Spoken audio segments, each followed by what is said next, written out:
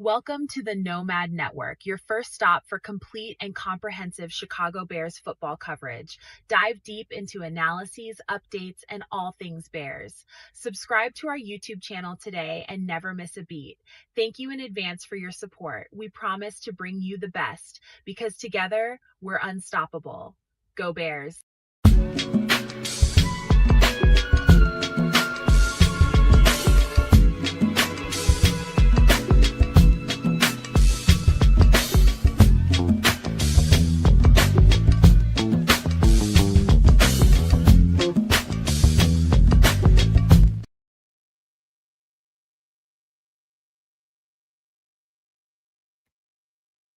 Yo, welcome to Wednesday night and some extra sauce where we got a bunch covered for you. And we are definitely into the Bears part of the season, man. I think the summer is just when the summer is about to wind down and wane and the Bears are in the building and hot ass July. And yeah, man, it's fun. Just knowing they're out there. I've seen a couple little clips here and there. They're just throwing the ball around, going through reps. Sound like it wasn't too much of a practice today. They just went through some stuff they probably was talking about in the classroom, got out there, did their thing. But that part, we'll get to that when we get to it. I heard some interesting nuggets, which I will bring up. And I'm sorry about that noise out there. I got my window open. Heard some interesting nuggets, some stuff that we've been talking about kind of all off season and wondering about. The day before I heard Ben Johnson put some clarity to some stuff. I heard Ryan Poles put some clarity to some stuff. And the day I got to hear Dennis Allen put some clarity on some stuff. And we're going to talk about all that tonight when we get on the section for the Bears, man. We got a lot to cover, a lot of ground to talk about. We got a little food. We got a chef in the building that's waiting to come right after me and Kez kick the Bobos real quick. We got food. We got a drink or two to talk about tonight, a couple of movies, album to talk about, man. We got a full show for you guys, man. It's going to be very entertaining. So just buckle on in and let me pass this rock on over to Canada. I'm going to throw him a bounce pass. I feel lazy today. Oh, had that spin on that one. Look, it's Wednesday. What it do? Time for some extra sauce. Y'all good to see y'all. I hate the fact that he kind of brought up the fact that this thing is winding down. This summer thing, I only get a couple months of it a year. It's mostly just freezing bloody cold and me complaining about how freezing bloody cold it is. But he's right. I wish I could say he's lying. It's been raining for the last couple of days where I'm at. And I was outside just kicking it for a minute. I was like, man, this summer thing's already winding down. We jumping right into fall. So I'm a fall baby. I ain't complaining. But all fall means is that eventually at some point, it's going to be winter again. Anyways, on more positive stuff, there's Bear stuff all over the place. People are talking. People are excited. Other people are in denial and angry and disdainful. All I know is football's coming back, and at least we got a football conversation to be had. So I'm pretty hype and happy about the whole situation. Hopefully you are too. We'll get right up into all of that. But yeah, man, there's a man with a red hat at some point that we're going to get to, and he's going to do some fantastic things for us, as he always does. So one more again, welcome in, welcome home. Time for some extra sauce. Man. Let me tell you, this week, as I told you guys, my girlfriend's vacation started Friday, man. We've been having a good time, man, just relaxing in between me going to do stuff and taking care of some work. In between that and getting home and, in between doing stuff for the shows, we've been having a pretty good time, man. We saw some real good movies, man. Getting into a series just now, man, called Paradise. I don't know if you guys heard of that on Hulu, but that is she swears that the season before was better than this season, but I disagree. This is you haven't checked that out, you probably want to look at that. Anybody in the chat listening to my voice, man, if you haven't checked out Paradise on Hulu, it's worth a look-see, especially if you like let's just say thrillers, shows that take you for a twist and a turn. And the kind of genre it is like this season is like a massive EMP. I'll just say that. And it's kind of centered around the president and his cabinet or her cabinet. I can't remember if it's him or her. and Secret Service members and how they operate in and around that. I'm telling you, if you like that kind of thing, this is the show for you. You muted, kids. Damn it. Under normal pretenses, I might say I don't like it, but it reminded me, your description that reminded me of a show that I didn't think I would like and wound up loving and watched every episode all the way through to the end. And that's 24. At some point in the series 24, they had something very similar go down with an EMP and shut everything down, and good old 24-hour Jack Bauer had to go and do all kinds of madness. Loved it. Big ups to Juju, Liberty, and the Kings with us, and Corny Squaws. Good. What up, man? But did you ever watch? You ever get into 24? I've seen an episode or two. Oh no! Me and my girlfriend, we bounce around on so many different things, man. It's trying to get us drilled down into and finishing something. I know 24 has been out there for what, a decade? Oh, it's probably longer than that. It might even be 20 years now. But it was dope. It's all get out, man. It was just, and it was one of them things where I was like, I don't even really, I don't really want to get in. You know what? 24 is like the show that that turned me on to TV again. So I'd kind of stopped watching TV for a few years and really got into the movie thing, and I was becoming a real legit movie buff. Like at that point I'd basically seen like every movie of note, and then I was chilling at home, and very similar, like somebody blessed me with the first season on like just a rip DVD, and was like, here man, I think you're gonna love this. And I was like, huh? I don't know. And yeah, Jack Bauer's not in 24 hours, man. You don't need no charger. You know what I'm saying? It's just soul powered, that shit. But anyways, I was chilling, and I'll never forget. I was just watching. I threw this thing on. I was eating dinner, enjoying some ribs at the time. And man, as this first episode went down, I was like, yo, this is pretty powerful. And I powered through the first 4 episodes in 4 hours flat. I was like, yo, this show is wild, man. And I had to go all the way through that whole season. I burned through that season in maybe 2 days. Like I just killed it on a weekend, unalived it. And man, after that, I was in. I had to see all the stuff that was going down, and it was probably 4 or 5 seasons in at that point. So I watched all 5 seasons and then caught right up to where they were and watched the last couple seasons, after the fact. But dope show, real dope, but similar. Just the premise that you put down, the exact same thing happens in a major way. To be honest with you, I think it happens twice. I think it happens 2 times in the series, but something very similar. And you have to go down and figure out, what the president is going to do. I think the president might even get bumped off. Might have gotten bumped off after the EMP. Don't tell him too much now. I'm just saying, there's presidents get bumped off in 24. Like that's like a Wednesday. You know what I mean? It's a wild series, man. It's a wild series, but it's pretty cool, man. I didn't think I would be into all that, like, government FBI type subterfuge. I'm down. Like I really enjoyed the series. Me either. I'm the same way. I'm like, yeah, I ain't with that. And one day we just decided, and watching it with my girlfriend, she's kind of nervy and gets nerved up, and she gets into it. And it's like she looks like she's emotionally hurting fucking cats or something, or trying to hurt cats. I mean, I'm just like, it does take you for a lot of twists and turns. It's always got a got you moment. Who stars in it, man? Do you know? I can't remember the guy's name. Not it's a sure. black guy. It's a black guy. I can't think of his name. But lately, he's a real hot actor right now, man. He's in some of everything. Can't think of it. He might be. He might be. I don't know what he is, man. But yeah, it's a good show. And I thought the same of 24. What little bit I did see of it, I just like that. That can be a real good show. Oh, it's this cat. Snap. What do I know you from, man? I know this cat from something, and it might, I feel like it's actually 24 in the end. One of the best shows I've seen in a long time is called The Pit. Last thing before we get the chef up in here is The Pit, man. That is one of those. Yeah, I'll just say that it's a hospital drama, emergency room drama. You if you like that kind of thing, y'all gonna love that show.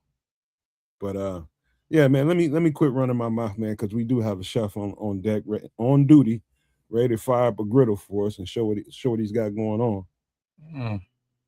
All right, I guess we can do something like this then. Chef Trips. Chef Trips. Chef Trips. Chef Trips. A motherfucker in the kitchen. And it will be beautiful. Ah, man, let's bring that guy out here. There he is. Yo, chef, what up, man? Hello. Hello. Can you see me? Can you hear me? Yeah, we got you, chef. Welcome to the kitchen of Chef Trips. I am your owner and proprietor, Chef Trips. But for the segment here on some extra sauce, I am that a MFer in the kitchen as well. Welcome to the segment. And on the menu tonight will be whole wheat loaded pancakes. And what are they loaded with, do you ask? Well, I have the answer for you. The loadedness is with some crispy hash brown potatoes, some crispy bacon that we will crumble up, and some breakfast sausage that we will also slice up, and then also some shredded cheese. And so all of that is going into the pancake batter and going into the cakes. And so you customize this as you will, but let's get to the kitchen cam that you go live, and we can get the process going, and we will converse throughout the cooking. Chef, I don't know if I love you or if I hate you, man. I haven't had pancakes in so long, and this sounds like it's right up Captain Maple Syrup's alley, if you know what I mean. Well, what we will do here, as you can see here, before we start this firing up, we will utilize our whole wheat flour. Oh, you're going sift. That's a professional right there. Well, you have to put some aeration into the flour. Gonna need a gallon of OJ to wash all that down, chef, but I'll give it a try. You know what I'm saying, Paul? I'm so with you, Paul. Man. What did the Paul say? Paul's saying you need to bless us. You need to bless yourself as well as all of us with some OJ, because that's a requirement. Oh, I do understand.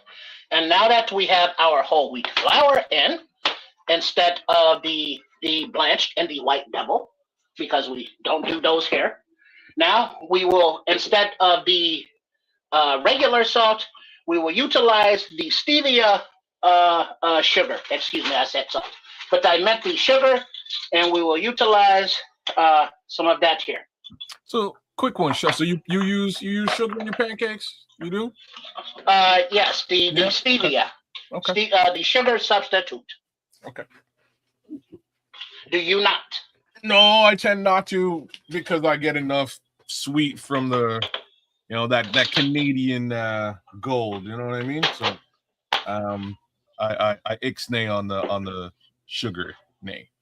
Right on. So, chef, soon as your segment came on, my girlfriend be cheating on me with you. She loves this segment right here. Well, don't ask, don't tell, and it's not cheating if no one knows. So we don't know, and we won't tell. And so now we will add the salt, and I welcome everyone into the MF in the kitchen, into the kitchen here, and I hope that I am encouraging you to try some of these recipes in your kitchen. And so now we will use our baking soda. So we do that here, and then we do quarter they do there, and we put another one into there like that. And then for our last of the almost of our last of the dry ingredients is the baking powder. I don't think I've ever made pancakes from scratch ever in my life. Are you for real? Never. Wow. Well, So- this is something that you have to try. And remember that if you do try the stuffed or the pancakes with the fillings in them, you could always use fruits and of whatever variety that your garden may offer. Damn, King Book, I can't even repeat that one. And so now for our final, we will top it off with a little bit of cinnamon. Okay, yeah, you went real with it though. Nutmeg. And so now we will put a little Ooh. aeration into our dry ingredients and shake them into our bowl here. So what's just for like the layman, what's the purpose of the sift, the aeration? Like, what does that really do? See all them knots that came up? Yeah. That's why. So now these are not in your mix. So you don't have the crunchy crunchies. Now what you do if you do have the crunchy crunchies and you don't have a sifter, use the back of the spoon and just smush them down. Yeah, that's what I always do too. My girlfriend says also it helps make the pancake more fluffy when you sift it out a little bit. That's what I thought he was that's gonna that's say. that's what I was getting to. But the aeration makes help the fluffiness. Okay. And that is very, very true. It's funny. As a kid, I never learned to do that. We used to make pancakes from scratch all the time. Like my mom makes a badass pancake though. But as an adult, when I kind of learned how to do it myself, I started doing the sift. I also make waffles, man, from scratch. Woo, my waffles is crazy, bro. That sounds lovely. Yeah. Okay, so now these are all of our dry ingredients. Let's put those to the side for 1 second. And then here, you can utilize buttermilk or regular milk. But if you do not have buttermilk, you can use regular milk. But I used a almond milk or a nut milk, and you mix 1 cup of milk with a tablespoon of vinegar, and then you let that sit, and it will replicate or replace a healthier version of buttermilk. Outside of the bedroom, I've never heard the term nut milk more than on this particular on this particular part of the show. 7? Huh. Nuts milk in the bedroom. I wonder what that could be. I don't know. So we will add a little bit of vanilla. Hey, you know what, Chef? I wonder what would happen if you didn't have milk of any kind and all you had in there was heavy cream or something. You know what? I would substitute. I have substituted it with heavy cream. I've also substituted it with water. Would you believe it? But butter must be used. I'd melt down butter and put that in there. Well, these yes, you can use heavy cream, any kind of the dairy varieties.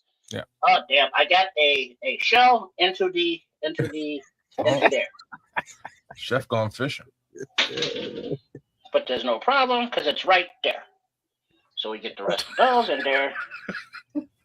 Those brown eggs are a little crumblier, ain't they? Some things happen. The white egg. It won't come out. There we go. It refused to leave its little shell. Poor little chickie. Now, somebody just mentioned of the butter. Yeah, and of the butter, we melt it a little bit so it is melted. Okay. Put that in there as well. Oh, we're gonna give this a good mix. Oh, you didn't. This is not your first rodeo. No, he knows what he's doing, man. Once he got into the vanilla, I knew it was legit. Now that we have the wet, and we now do like sometimes in the bedroom when the partners are together, and now they are two, but they become one. And we don't want to mix it up too much. We just want to make sure that all of the flour is being no plumpies and absorbed. So we just want to get them wet. Get your mind out of the gutter.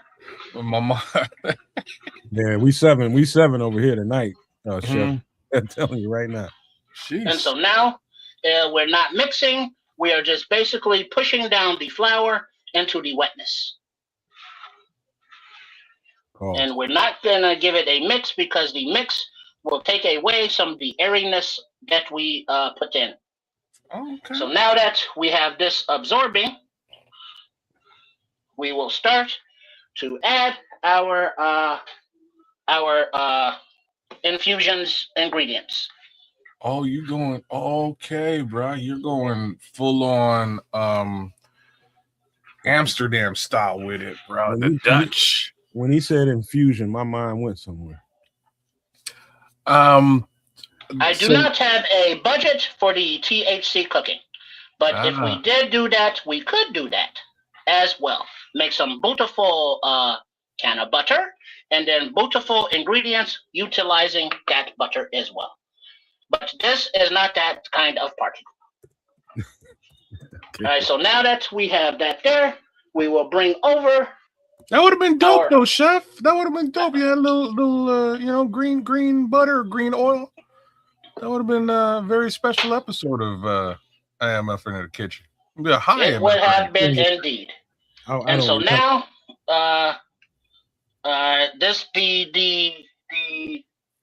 these accoutrements I prepared earlier in the day, as not to have them cooking right now. If it was a time during the summer, maybe, but camp has started, and there are other business for you all to discuss. So we can pre-bake this a little bit at a time. And so now we're going to crunch up our little bacon in there. And I tried my bestest not to eat all of the bacon earlier, which, as you can see, I was successful at. Slightly. And now that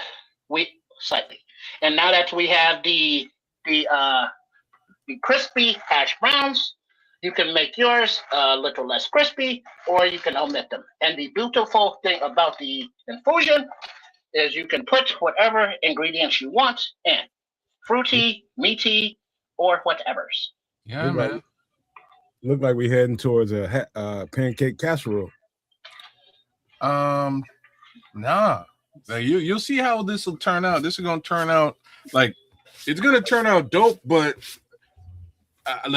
you would have to take I wish you could taste it, because the way that it's gonna, especially with the sausage and the bacon, for some reason, I'm no scientist, but for some reason, sausage, bacon, and maple syrup are a beautiful combination. It's the weirdest.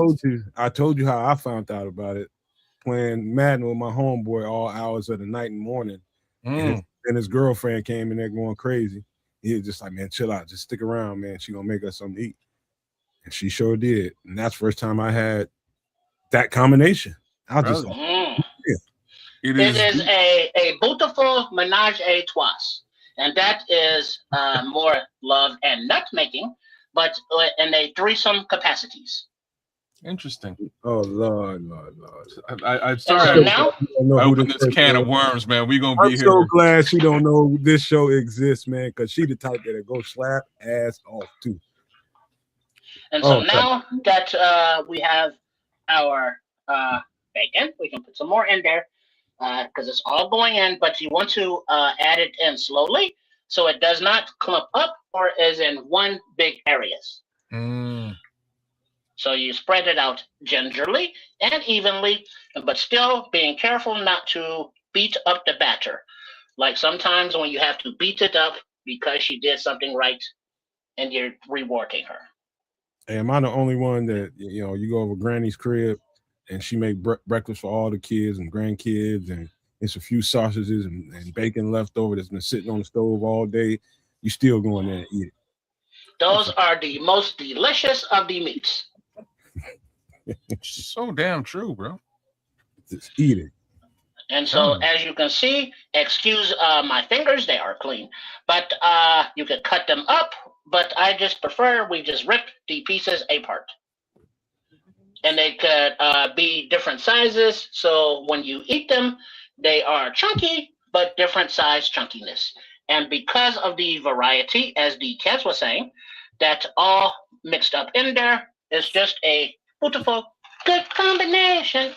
Mm-hmm. And then we get the rest of our hash browns in there as well. Hey, better not nobody waste it. I know that, Booker. Ain't better not nobody waste that leftover sausage and bacon, man. We'll eat it the next day. You damn straight, bro. No question. And so now that we will press this in, and we want to make sure that all of the dough is moist and wet, not the dough, the flour, the ingredients, and that all of the additional infused ingredients are in there as well. So we fold them over gently a few times, and we can see that they are now all incorporated. And so we have a beautiful pancake batter. Now, as the kids were saying, you can do something like this for waffles as well. Yes, sir. And so now we will start to heat up our skillet. And we want to, let's see, 375 degrees. Oh, that man. Is medium high. Scrolls is being Scrolls, man. He said you be cooking for them big broads. I couldn't even, man. Oh, too funny. Well, the Red Baron knows the deal. Because there are plenty of times where he had Miss Wright now, but not Miss Wright. Hey, I'll take that ham sandwich any day of the week, man. Especially when it gets cold outside. It's a good sandwich. Yes, it is. And so now you see the thickness of our batter there. And so now we want to make sure that the griddle surface is hot when we put them in.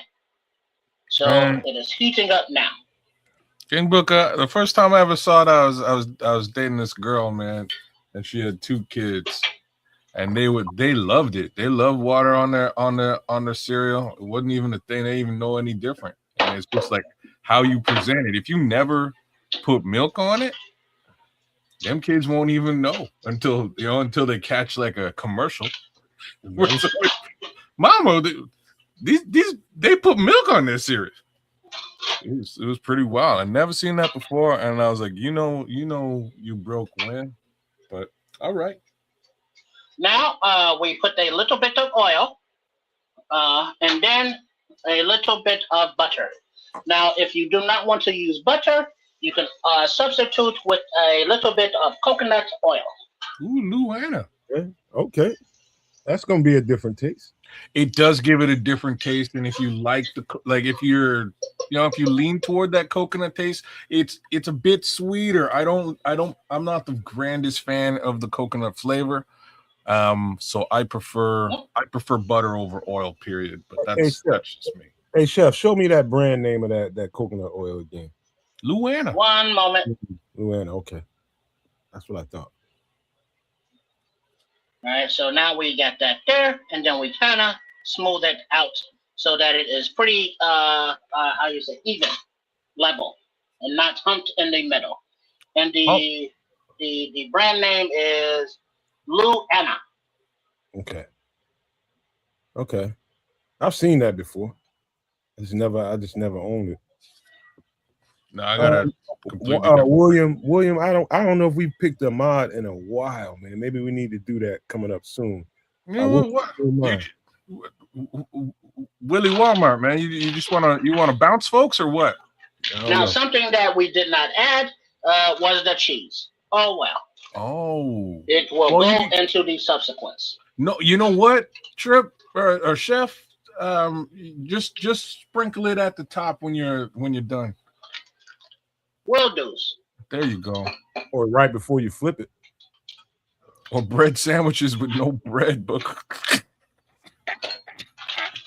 yo. Call it air sandwich. We call it air sandwiches. That's broke. On keto, it was just lettuce. It was just lettuce sandwiches, no bread. It was they turned out all right. The first one I had, I was real mad, but after a while, you kind of get used to it. It's all right. I had a romaine lettuce cheeseburger before. I have them all the time, man. To be honest with you, just lettuce wrap to get away from some of the carbs, some of the bread. But for a minute, that's all I was eating was just, deli meat on lettuce with a couple of condiments, no ketchup, and away you go. It was actually real good. Wasn't bad. Get used to it. Wasn't bad at all. I knew I was missing something, but I wasn't mad. Make me want to eat 2 burgers. You're damn straight. You need at least 2. But it's actually way better for you like that. For me, you're right. I would like easily a double burger in a wrap. Yeah. Or else I'm hungry after. Yeah. You're gonna need it. You're gonna need that extra burger. Yeah.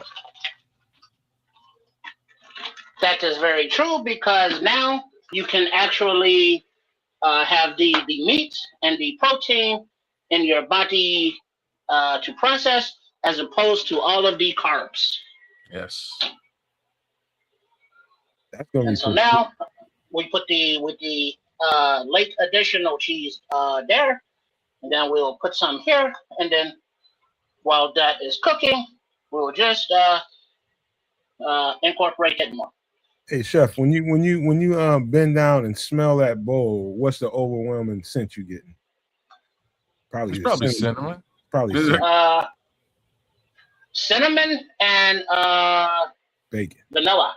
Oh, and vanilla. Yeah, okay, yeah. That's right then. That would have been my guess. That's gonna really taste like a pancake. Yeah.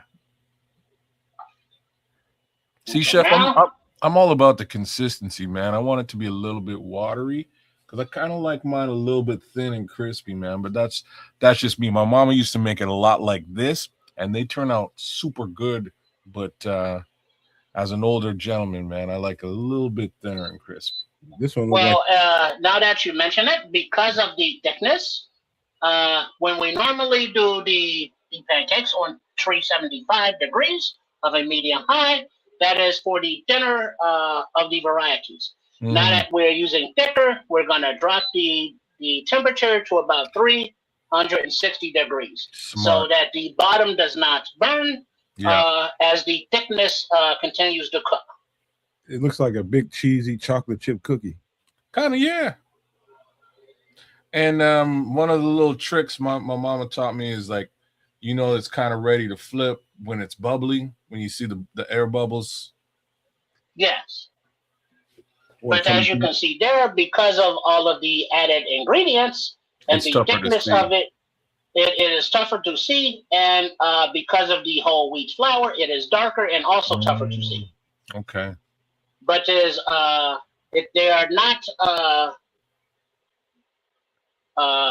plentiful yet, but they are forming along the thinner sides as they cook. So that tells me that the center is still cooking, because the bubbles are starting to rise from the bottom up.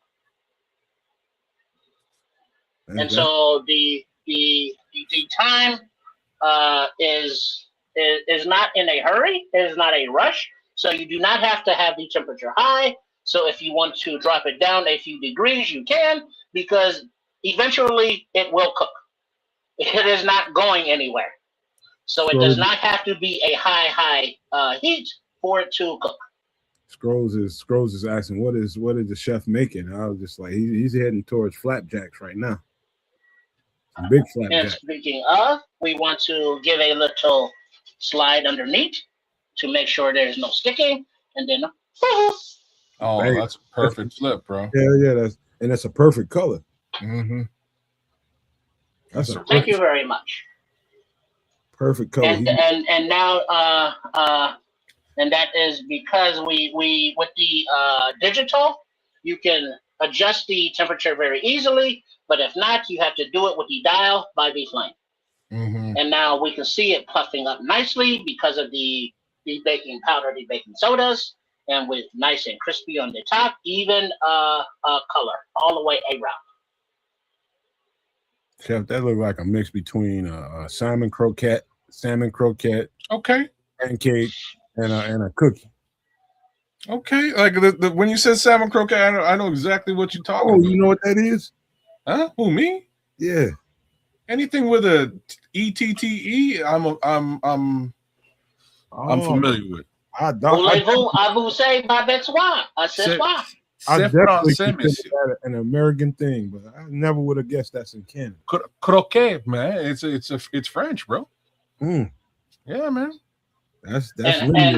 what is it? And they say in the Creole, the voulez-vous let the good times roll. Say that again. How do they say in the New Orleans to let the good times roll? Oh, There's an expression. c'est la vie, no? Hey, Ron. No. It is Jelu Bon Tom say or Bon Tom. Somebody in the chat help us out. How do they say let the good times roll in the New Orleans? I don't know. That's a whole other thing. Don't go saying that. Don't That's go the saying that queen to of everybody. soul. Don't go saying that to everybody. And Hey. now that the flip does not take as long to finish on the other side. Hey, Ron, you So- came in just too late. He just did the cheese. He just put the cheese on. So you can see the cheese right there. there. There we go. And then I don't know about you, but while that is very pretty, I still prefer to A little bit put more my crispy, huh? pancakes on the plate upside down. Okay. Because usually where those air holes and air bubbles are allows the syrup and the butter to flow into the side, as opposed to putting them on top where it just rolls off. Man, I'm curious what this is going to taste like. I gotta hit some waffles this week before things go the other way, man. I now you done did it, chef. And then now we're only gonna make two for lack of time and for an order. But so now we increase the heat back up to heat it back up. So, Ron, there's cheese in there, there's sausage, there's bacon, there's hash browns, everything all in the flapjack. Oh boy, that butter's so important, man. The whole breakfast, all I in don't the know why. And this is why we smear it around, because now it can go in all of the little nooks and crannies. And if you want, you can stick your fork in a little bit to just give a little more space for the butter to melt into. Man, Missy, if you're watching, can you make me some pancakes, man? If you watching, make some pancakes, damn it. I'm so Don't make me no pancakes, man. Well, we can just make this one. That's fine. All right, so now that this one is made, here are ready. Now that it is made, we don't need to make a stack for demonstration purposes, but we will go with our grade A maple syrups. You know, also visually, this also looks like a large English muffin too. I see what you mean by that. Yeah, okay. I applaud the realness of that maple syrup. That's the real deal. No substitutes, no BS. Straight out the damn tree. That's how you do it, man. You put the tap right to the bark. And so now that we have the butter, and then we have the maple syrup, let's see what it looks like on the inside. Give it a little cut down the middle there. Mm. And so now see up close. Oh, yeah. You can see the layers in there now. You see the sausage right there. I see some bacon, and the cheese is there on top. So for the taste test, we need to go to my close-up screen. I'm going to do that now.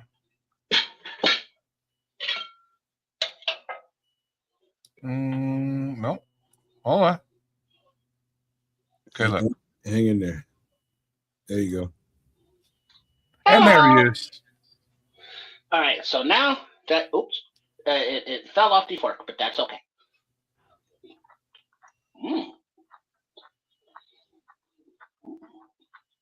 What's coming through as far as the taste? Probably the sausage and bacon, ain't it?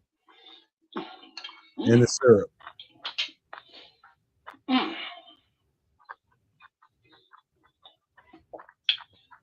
Need that orange juice stacked.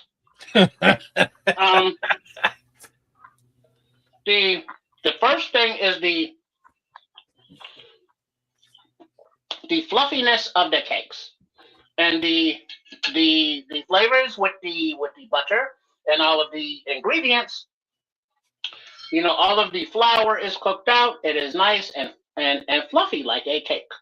And then there's a crunch of bacon, and then there's sausage, and then there's a little bit of cheese, not as much. And then the hash browns are in there. So there are many different flavors for every bite, and every bite is different, even though they all have the same basic flavors. But there is of course, a natural sweetness to it. A little bit of salt as well, I bet you. But it does not taste salty. No, not salty, but just a little bit of salt. Well, we did put salt in there, yes. Mm-hmm. A little savory. Yeah, and then the savoriness, and then the complement of the maple syrup. So True Pilgrim is saying substitute turkey bacon and turkey sausage, and I'm with you. He ain't with that pork, I guess. And that's cool. And our boy Ron Winarski says, does it taste like Victory, Chef? By the way, it does. It does taste like Victory, and that is what we hope to smell on many of the Sunday, Monday, Thursday, and Saturday game days for the Bears. By the way, talking about turkey bacon, man, Costco got some of the best turkey bacon in the game. Best turkey bacon in the game. If you're gonna go that route, man, they got some of the best in the game. You know, it is very distinct flavor when you bite into the breakfast sausage. Mm-hmm. Oh yeah. And it's so meaty and juicy. You know, because the sausage retains all of its moisture on the inside, and so when you bite into it, it is like taking a bite of sausage, except that it's already mixed into the batter of the infused pancakes. And they are loaded. Oh, maybe I should say not infused, but loaded pancakes. I like it. Because infused makes, like Nomad said, makes people want to go get the munchies. Hey, by the way, man, anybody, you ever want to get a breakfast sausage and get something that's going to taste different? If you in the sage breakfast sausage, the Sage Fresh, I think it's either Jimmy, it's Bob Evans. It's Bob Evans. Get Bob Evans Sage Fresh. That's what breakfast sausage is supposed to taste like. It is very, very distinctive. But I do encourage you to load your pancakes and or waffles with whatever ingredients you have. This could be more of a heavier meat lovers pancake of the loaded varieties. But if you have some blueberries or bananas or strawberries or whatever kind of fruits, you can incorporate them and load them into your pancakes as well. Maybe some chocolate chips with some bananas. So just think of all of the combinations of ingredients, and then if you are with someone else and they have their own request, you can separate the batter very easily, and then add your own individual ingredients. So you can both use the same batter, but then you customize each of the cakes for use on eating pleasure. So you do not all have to eat all of the same. 100%. So this is what they do in the Netherlands. Like I was saying, they do exactly this. This is like if you're going to a coffee shop that's not selling you weed, for lack of a better thing to say, that's what they're serving. They're serving you pancakes that are infused, all kinds of good stuff in there, man. Now the wheat flour, it does tend to make things a little bit more crumbly if you don't smooth the batter out a little bit more. If you whip the batter out until it's really, really smooth, it comes out kind of smooth. But like if it's kind of dense, like the chef just did, it'll come out a little bit crumbly. But it don't Well, bother me. also with the wheat flour that the Nomad is saying, is that also you will notice that at times the liquids for the wheat flour are a little bit more than they would have been for the devil flour. And it's a thicker, denser product. So the flakiness is there, but it is not. There's a word for it that I cannot think of now because all I can think of is menage a trois. But that reduces some of the flakiness, and it is not as light and as airy as the enriched bleached flour. So it is heavier, and so that heaviness makes more crumbly. What about buckwheat? You ever use buckwheat instead? Okay. Okay, I lined that one right up for you, but that was awesome.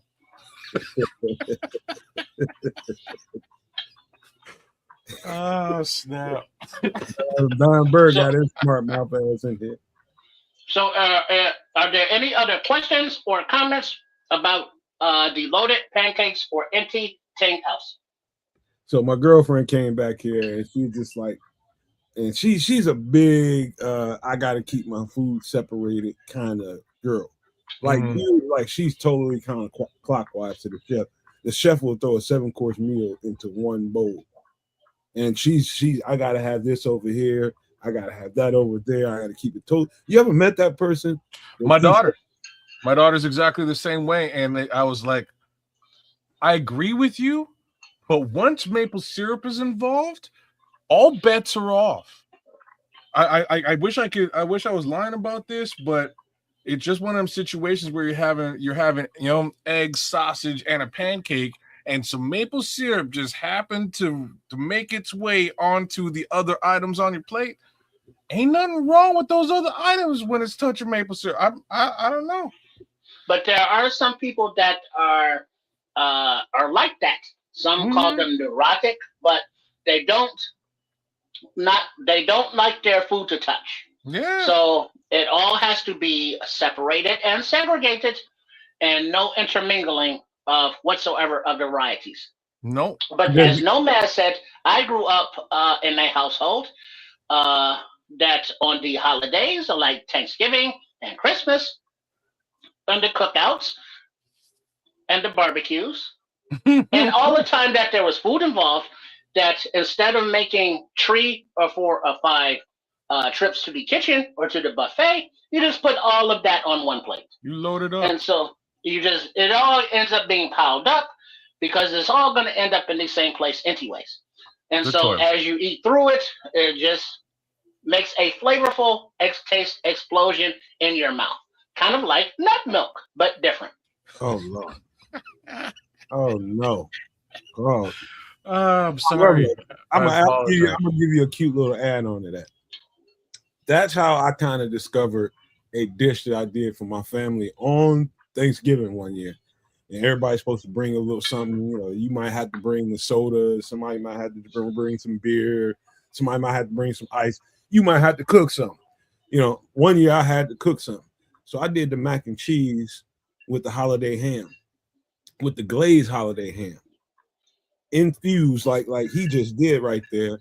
And everybody was just like, "What's this, man? What you done did to the macaroni and cheese, man? What you doing?" I thought I was gonna have to throw down up in that motherfucker, man. But yeah, it ended up being one of the top dishes. That thing got cleaned out real good. And I just threw some pineapples on top of the mac and cheese. And they didn't know I put a little hot sauce in it and everything. But that was some of the best mac and cheese I ever had, with some cubed up ham and some homemade macaroni and cheese, probably about 3 or 4 cheeses in that thing. Throw it in the oven. Man. So you made it like Hawaiian pizza. Like Hawaiian macaroni and cheese. Yeah. And it was off the chain. Like I ate my own food. I usually make something and I don't want nothing to do with it, but I ate the hell out of that. Because that's my favorite things for Thanksgiving. The versatility of the pineapple is to be amazed. Mm-hmm. They are good if you grill them. They are good if you bake them. They are good if you roast them. They are totally delicious on top of pork chops. The pizza. Yeah, bro, he's right. And they have the natural sweetness about them that gets even more flavorful and deeper, like when they are roasted and cooked. Yeah, 100%, man. One of my best dishes is a stir fry, sweet and sour stir fry. But pineapples are the star of the dish, man. 100%. They provide the sweet and the sour. Boom. Right. So if there are no more questions and or comments, I will get out of here for this month. Any more questions and or comments? Well, no, man, I'm hungry like an MF is really all I got to say. Thanks again, Chef. Appreciate it.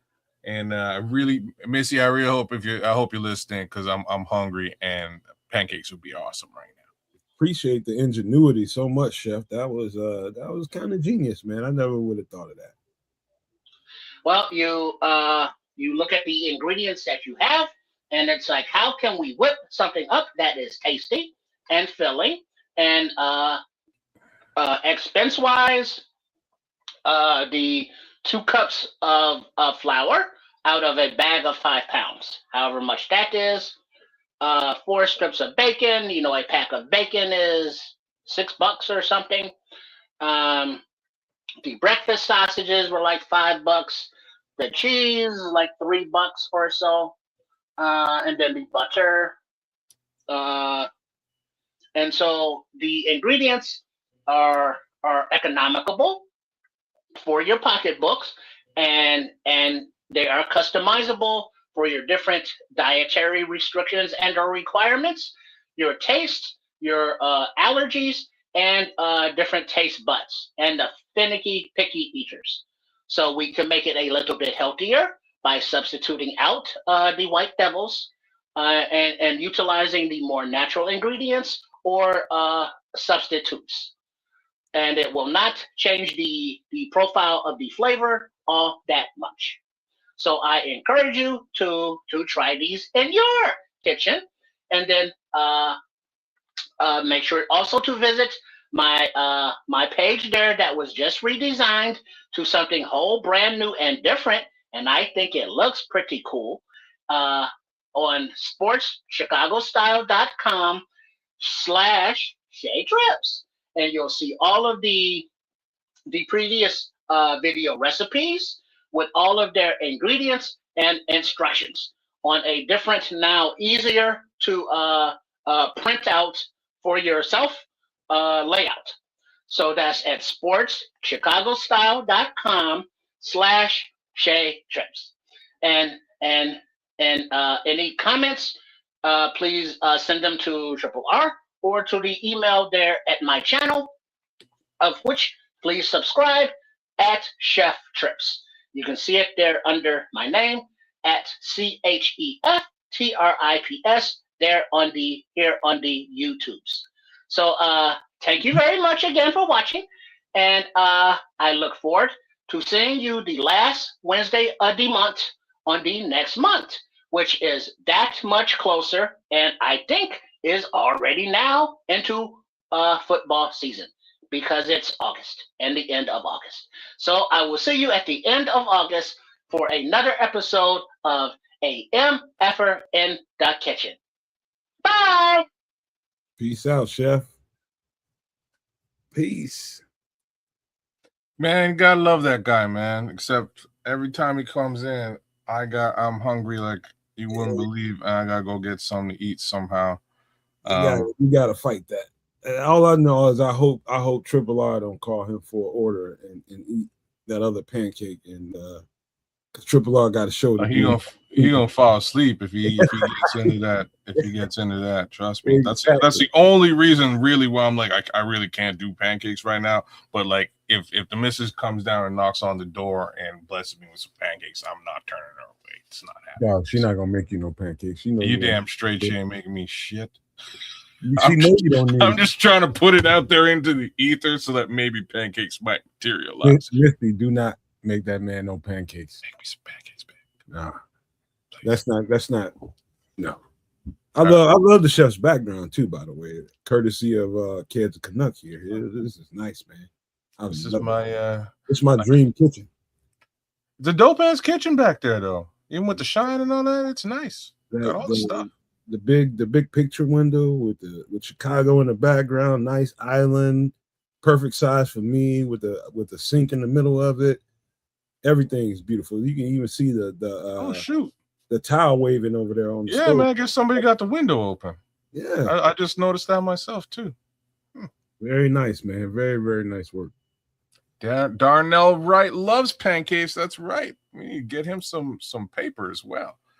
But yeah, let me switch everything up right quick, and we'll just talk a little bit and see what time Triple R shows up. Okay. Give me a second. I'll switch this out. I got you. All right. But yeah, man, this I want you know what? Let's go with the drink right quick. Let's do drinks. All right. Hold on, let me pull that up. This is just some summertime stuff. I think very, very simple, very, very easy. Anybody should consider. I mean, tomorrow, or if you like kids and you don't want to turn into Ike Turner and you don't drink wine, you just don't drink this, but you make it for your party, for everybody else. Check this out. Frozen Sangria Margarita. Ingredients: red wine, lime, squeezed oranges, limeade. That's some badass limeade this weekend too, man. Did you? Ice and a blender. You're gonna need a blender to chop all that stuff up, mix it up real nice. Yeah. What was you doing with limeade this weekend?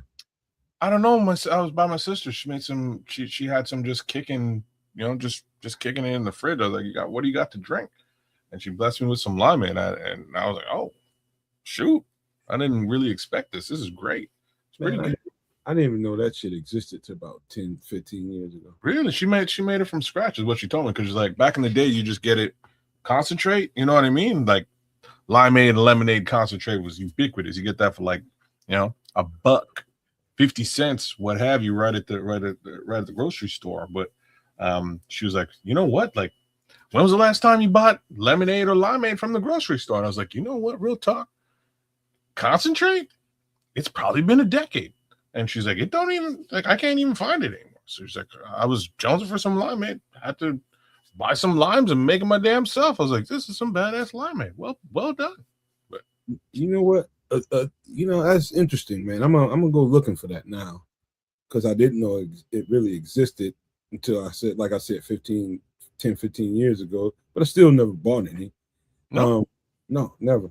And don't remember seeing it at someone's house. I was at a bar or somebody's party, and I oversaw. I'm like, what is that? It's a limeade. And I'm just like, limeade. I never heard of that. But anyway, man, it's a good tasting stuff. It came in a mixed drink. It was really good. However, this right here, like, picture yourself on vacation, and you at I don't know about you kids, but when I go on vacation, I ain't big on eating a whole lot. You ever been on a cruise now? No, I never want to go on a cruise either. Really? Why? I cruise. You're not a water. You don't like dog. I got so sick. You get seasick, huh? I got so sick. I took a cruise from Miami, Fort Lauderdale to the Bahamas, and that little. Yeah, bro, I did the same cruise. Oh, dog. Oh, wait. Mine was from Orlando though. Mine was actually from Orlando. Well, that's a much longer ride. Yeah, it was a longer ride. Never want to be on a cruise again. Damn. Cruises ain't all healthy either, man. Too many people, and it's just not right, man. It's just not right. Too many bad things happen. And I ain't talking about like fatal things. I'm just talking about spread of disease and things not being clean just because the rush and so many people. I hear so many bad stories about cruises, man. I don't know about you, but it makes me never want to get on one. So I can't argue with what you're saying because there was some, there was some stuff that was a little bit questionable for me, but that seasickness thing does creep up on certain people. Apparently, I'm fine with it. The only reason I ask you about the cruise is because on my cruise from Orlando, it was all expenses paid. Booze included, and it was just wild debauchery. And when I say that, it was. And there was two kitchens, and those things went 24 hours, bro. So I'm just drunk, fed, and fucking. Like that was my couple of days, man. It was awesome.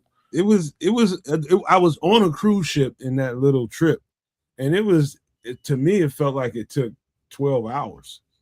It wasn't that long.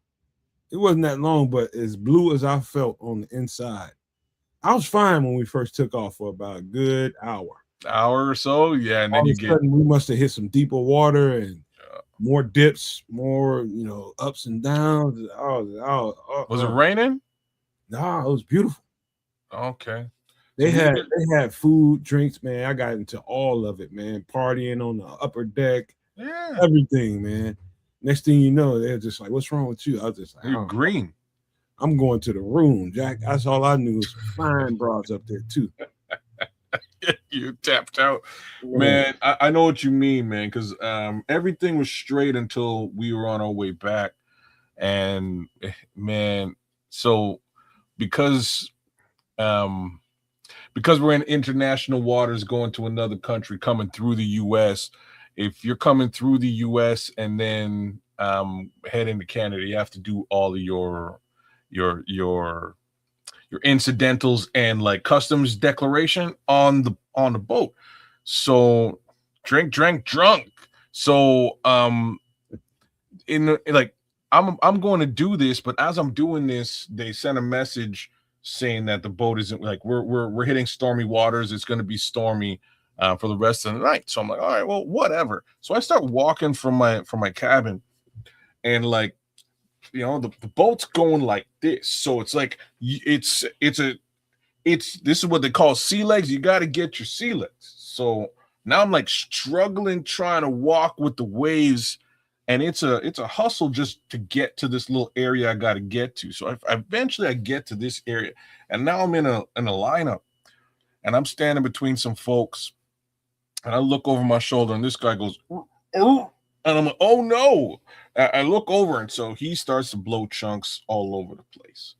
I'm like, "This is nasty." So I kind of step away from him, and as I'm stepping away, the dude in front of me catches like a whiff of this guy's stuff, and off he goes, bro. This whole line starts blowing chunks all over the place, and I'm like, this is crazy. I never seen anything like this in my life.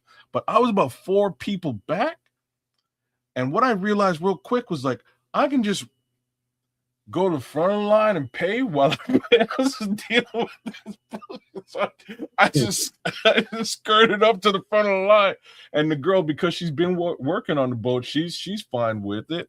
I was like, okay, well, you may want to call a janitor, but in the meantime, let me just square up my incidentals and get the F out of here. So thank you very much. And I squared up and I bailed. I went back to the room. Real talk, the wife was feeling it too, man. She was in the room puking too, man. It was pretty crazy, man. But there's nothing worse than the smell of stomach bile. No, nothing worse than that. But honest to gosh, like even that didn't bother me. The sea legs didn't bother me. I was fine the whole way through. I had no problems, man. Dog, this right here, the only thing I would want to add to this, and I wouldn't do it pre-blender because it would just break the ice down a whole lot faster. But some kind of sparkling water or maybe a lemonade, not a lemonade, but a Sprite or something like that would definitely do this motherfucker real good. And it's almost like you're not drinking wine at that point. I think a sparkling water will be best because it'll just take a little bit of the sweetness out of it, but it would be very nice. This is a nice drink, man. A little bit of sour kick with the lime and the oranges. Oh, hey, man, what's happening? What's happening? You need that pancake, huh? You ain't go over there and pick up that order. Nah, I was on the horn there with Chef Trips, and saw that everything went off good, you know, from his remote location there in the kitchen of Shea Trips. But yeah, it's looks good. That looks like something I would definitely eat, the loaded pancake, you know, loaded with all kind of different fun stuff. You know, top it off with definitely maple syrup and not any kind of nut milk. Man, you know like red wine, squeeze oranges. You didn't call the chef for an order, man. I'm just like, oh, he ain't gonna make it if he calls. Yeah, see, I'm trying to be like Caleb and not eat after 7. Okay. Is that what that's his thing now? I guess. Take it down a couple more hours. I don't eat after about 5. Yeah, he well, then it gets kind of like a long night. You know, and it's like, damn, I can't wait till breakfast. But yeah, he lost 15, 20 pounds. He's leaner. He's growing up. I mean, he is an adult, but you know, these kids, they're growing up, you know, into their man body and weight and stuff. And so yeah, he doesn't eat after 7. So it's like, oh, okay, cool. You know, but yeah, that doesn't always happen on like real life or IRL, as the kids say. But yeah, it's something to strive for. I tell you what, let's finish talking about this margarita, and we'll swerve. We'll take a little U-turn take a little trip over into the Bears territory before we get into the food again. Is this something you might do a trip? Because I like stuff like this in the summertime, and when it's party time, like let's just say my homies is gonna be here for the weekend. Some of the homies come in town, they're gonna be here for the weekend. Really ain't gonna be. It's gonna be some eating, but some selective eating. Well, if it's gonna be some frozen sangria margaritas, there better be some tapas being served. This is like a breakfast drink in my world. Breakfast tapas. This is what you eat. This is what you eat for breakfast right here. Damn. That's a way to get the day started. Wow.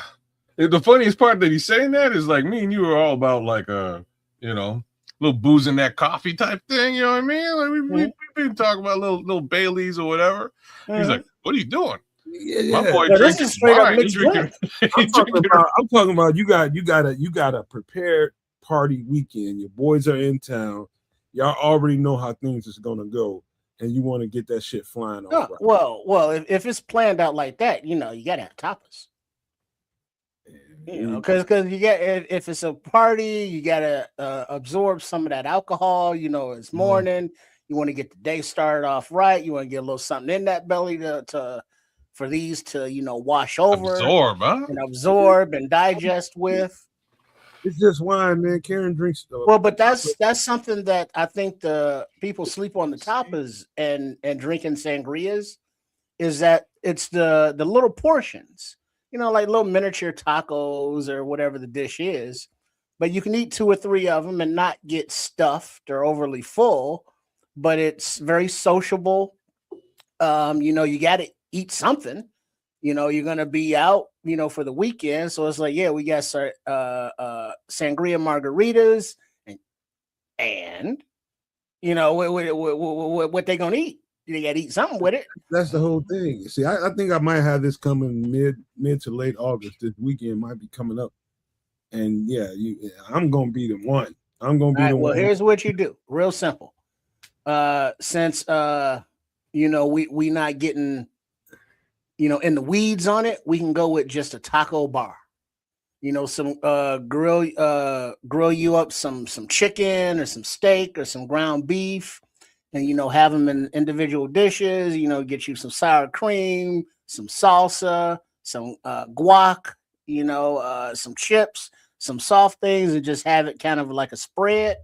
All the taco bar accoutrements, if you will. This ain't in my house this time. This is gonna be in a hotel.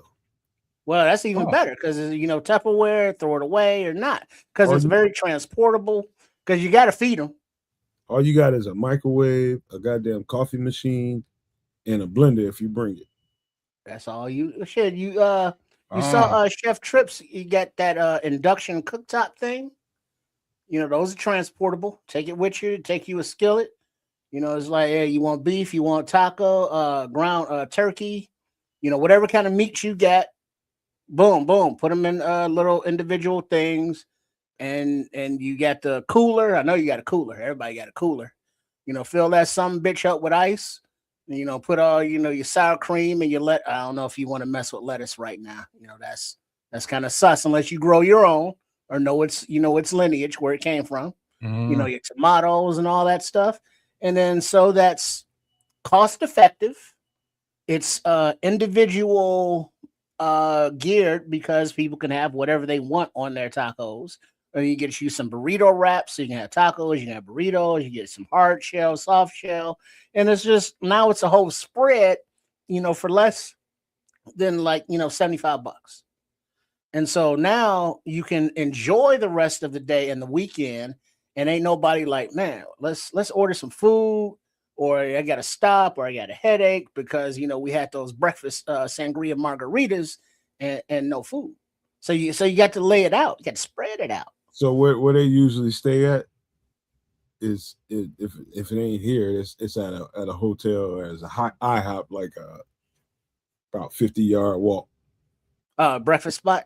Yeah, that's all you gotta do. See, now you're going in public alcohol related. They rowdy in the motherfucker too.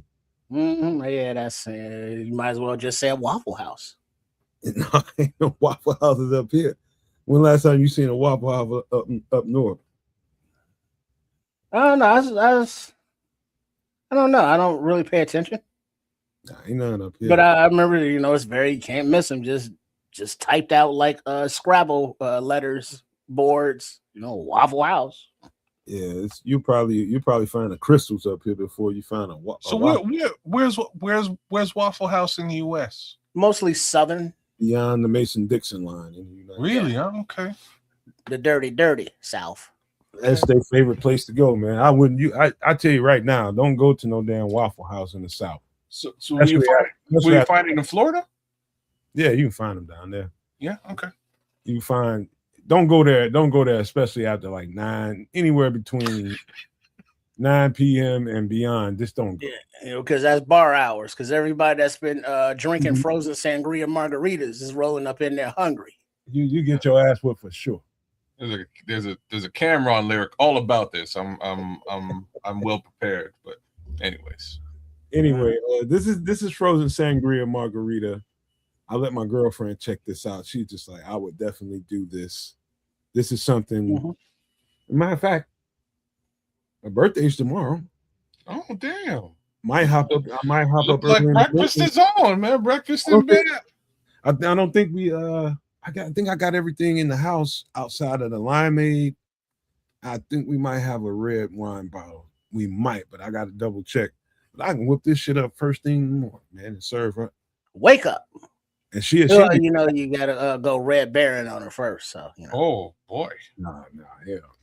Good morning. Happy birthday. It got to be showers and all that activities going on first. Ain't doing all that. But, yeah. So she's got let me pull this down right quick. So she's been bugging me for 2 weeks about that ribeye she wants. And I started marinating it last night. And yeah, that's what she wants for her birthday, man. That's all she wants. And I'm just like, whew. I know she lying, but That's what she told me. She's definitely lying, but she do want the ribeye though. Like I'm with her. Real talk. That's kind of all I need, but I may complain afterwards when I don't get nothing else. You know what I mean? I might be honest. So we supposed to be going to Belize next year. Oh, nice. She's a let me just say she's got body parts. She's got bottom and a upper body too, man. She's well endowed. Let's just say that. But she thinks she's too well endowed. She wants to trim down because me and my family are supposed to be going to Belize next year. And she wants in on that. And she wants her body to be a certain way. And so I offered, I was going to make her the loaded baked potato. Any other time she'd be like, oh, fuck yeah. And she's just like, no. I was like, can we split one? She's like, no, I'm not eating it. We're not eating it. Now it's not just me now. She's talking about herself. Now it's we ain't eating that. I think that's kind of a couple's thing. Is if one of y'all on a diet, both of y'all on a diet. Oh man, hell no, shit. Kids, I do enough of that, man. We ain't. I know all about that shit, bro. What are you talking about? I know all about that. Hey, dog, one of y'all on keto, y'all both on keto. So you better hear these motherfuckers talking about when a girl get pregnant, some dude come out talking about we pregnant. No, fuck, we ain't pregnant. No, that's different. I ain't never been pregnant. We ain't on no diet. I give a rat's ass. But the diet thing is legit, and the only advice I can give you goes a little something like this. Like me and you have had this conversation before, and it's like, UCA's goddamn all-star. Well, you can't you can't go out and sort of eat on your own and leave her without any food. You may have to do this. All right. Like I'm just being real. You may have to go get your own stuff to eat because you don't want to be eating regular stuff in front of her. It will piss her off. Mm-hmm. Drive crazy, bro. Dog, she's making a sacrifice. You got to make a sacrifice. She will bring up stuff that you didn't even realize happened. just telling you. That happened the other night with a bag of chips I had. You go. I had some sour cream and cheddar Lay's. Them are the best chips in the game. If you don't know, you don't know. Okay. I had a bag of those, and I was eating them. It's not a big bag; it's just a little bag. And you can tell when somebody just looking at you. I was just like, "You want some?" So she said, "Give me one. Just give me one." One. That's all you want is one. Just give me one. Chip. And I start back eating my shit. And I get down towards the end. I said, "You want some more? You can get some more." She's just like, "No, I'm good." And then I don't know if you ever noticed that when I got done with the bag, I seen her body let out a sigh, and it was a breathe heavy, like it's over. Yeah. That one, just enough to get the little taste, little flavor, get the little satiation. And then it's like, oh, thank God it's over. Because, she was over there like, he's still eating. Not just he's still eating. This motherfucker knows I'm on a diet, and he's over there snacking on chips in front of me. Right, what's wrong with this motherfucker? So it's hey, I give her plenty of opportunities to come and do things with me so she can lose weight faster by sweating a whole lot more, which she did, a couple once a week.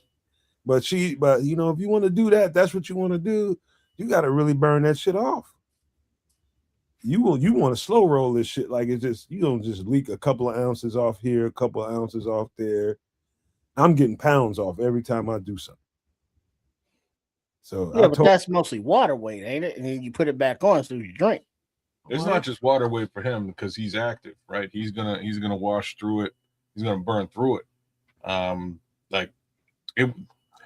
Obviously, activity and exercise will help her and work as well, but at the same time,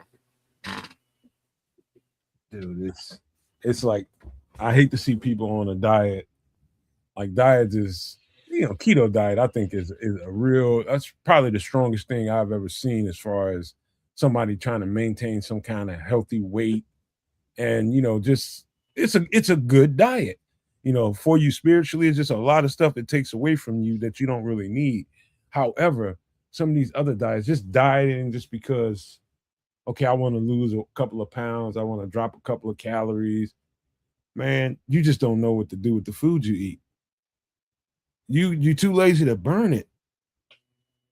You got to burn the shit. That's what food is for. Energy, nutrients. Get all that in you, and what your body don't use as far as the nutrients go through your waste. Just burn it. Get no nutrients. Mm-hmm. Anyway. And you gotta just little things like mentioned before. Don't eat after 7 p.m. Don't feed them after dark. As You your know, metabolism- well, that changes. You know, daylight savings time and such. And if you don't eat after dark, you know, in the wintertime, if you don't eat by 4:30, you done for the night. So that could be a little difficult. Or some people, like Red Baron is saying, you know, 1 meal a day. You know, within you know, that certain window, you make sure that you eat, or you eat just within a certain, you know, window, you know, from noon till 5 p.m. or whatever. Changes like make sure you drink more water. However much water you drink a night, drink more. You know, before your morning coffee, drink a bottle of water. You know, 2 hours later or an hour later, drink another bottle of water. Just drink a lot of water. And then exercising. And if not exercising at a gym, just walking. You know, nothing strenuous, just to get over 20, over 30 minutes of just walking at a decent pace, you know, will burn. You know, cutting out the sweets, you know, cutting out the cookies, everything in moderation, you know. So sure, you want to cut it out is one thing, or cut back. You know, you want to enjoy stuff, right? It's like, I like cookies. You know, can I eat a fucking cookie? You know, I want to live longer, but I can't enjoy cookies. You know, it's like, have a cookie a month or something. You know, enjoy things, but just don't overdo it. And you just take little changes can add up. I ate a what do they call avocado, wheat avocado chocolate chip cookie that this woman made in Atlanta. Sounds different. These are vegetarian people. No kidding. Those Yeah. freaks. Oh, the whole. It was a big, huge party, and there were chefs out there catering all vegetarian food. I got to try like 30 or 40 different things that I never would have imagined. And one of the things that stuck out to me, even though I'm not a sweets eater, was some avocado chocolate chip cookies. And the way that lady made that chocolate chip cookie, you'll be like, oh, I can just forget about these regular cookies everybody's buying from the store. It tasted that good. Well, yeah, but those are gonna be awful hard to find. No, you'd have to. Yeah, Now- you'd have to learn now how to make it. You got people that's out here selling that. You just got to go on social media and find them. They're out here. I don't like They're gonna- ordering off of social media. That's how people get axe murdered. But you know, that's the thing about the vegetarians or the vegans or whatever. They have, the ones that have been doing it for a while, have put together the different ingredients to make the flavors, and it's like, hey, this tastes like a real cookie. It's like, it's avocado. Stop right there. Avocados don't go in cookies. You know, the devil, you say. You know what made you shut you up about that trip? It was the vanilla in it, which is what she told me later on. Mm-hmm. So you didn't know you was eating avocado? Yeah, if you don't know, you don't know. There's stuff like that though, and you'll catch it on like TikTok or even YouTube or Facebook. But there's stuff like that. Like my wife, she made me like a chocolate cake, a little mini chocolate cake out of apples. There goes Samo up in this piece. Hey, Big Sam. What up? We getting close, brother. We getting close, man. Mm-hmm. But she made me a chocolate cake out of apples, and I swear to God, it was delicious. It was super good. and you would never. I would like she gave it to me, and I was like, "Oh, what's this?" She's like, "Oh, it's dessert." She didn't say nothing, and then I started eating it. I was like, "Oh, this is good." And she's like, "You know what it's made out of?" I was like, wheat. You know what I mean? Like, what else do you make? You know, like flour and shit. Like, what do you make cake out of? She's like, apples. I was like, oh my, you're kidding me. Right? You are. But like I had that the pinto bean pie. You know, pinto beans. Mm-hmm. You don't think of that as a dessert.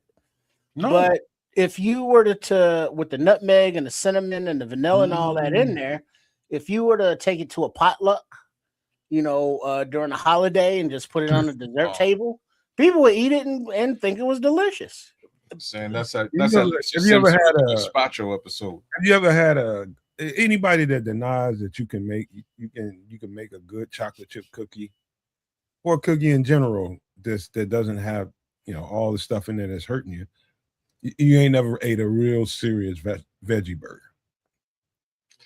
Fair. So, like, things to note. I don't think I will ever do that on purpose. Like, somebody would have to trick me.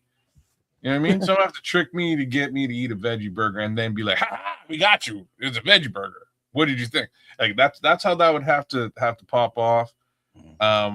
Kids, if you eat it, if somebody's making you a veggie burger on a flame broiled grill, I'm talking about with coals or wood or something like that, not your little boy gas grill that you gotta grow up, man. You gotta get rid of that shit. What the fuck are you talking about? That shit costs like that's all $1,000. You can't get in the real guys club. You cannot get into the real guys club. Man, if it take me a half hour to 45 minutes to an hour just to start cooking, fuck just lazy, that shit. Man. That's just lazy. Yeah. Lazy. It doesn't matter. There's only 24 hours in the day. Well, all you gotta do is get a small grill and start off there. Just a little.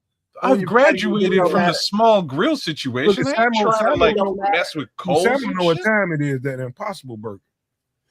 Well, no, but that's the thing though. The Impossible Burger, the vegetarian stuff. You know, I don't know if it's tofu, but I got one on purpose. It's a place in Hyde Park on 53rd.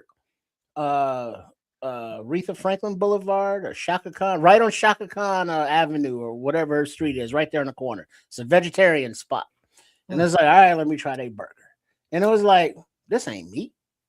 I mean, it's like, all right, you got lettuce, you got the tomato, you got the mayo, you got the bun, all that stuff's on there. But the star of the show is like, yeah, this ain't meat. And it's just noticeable.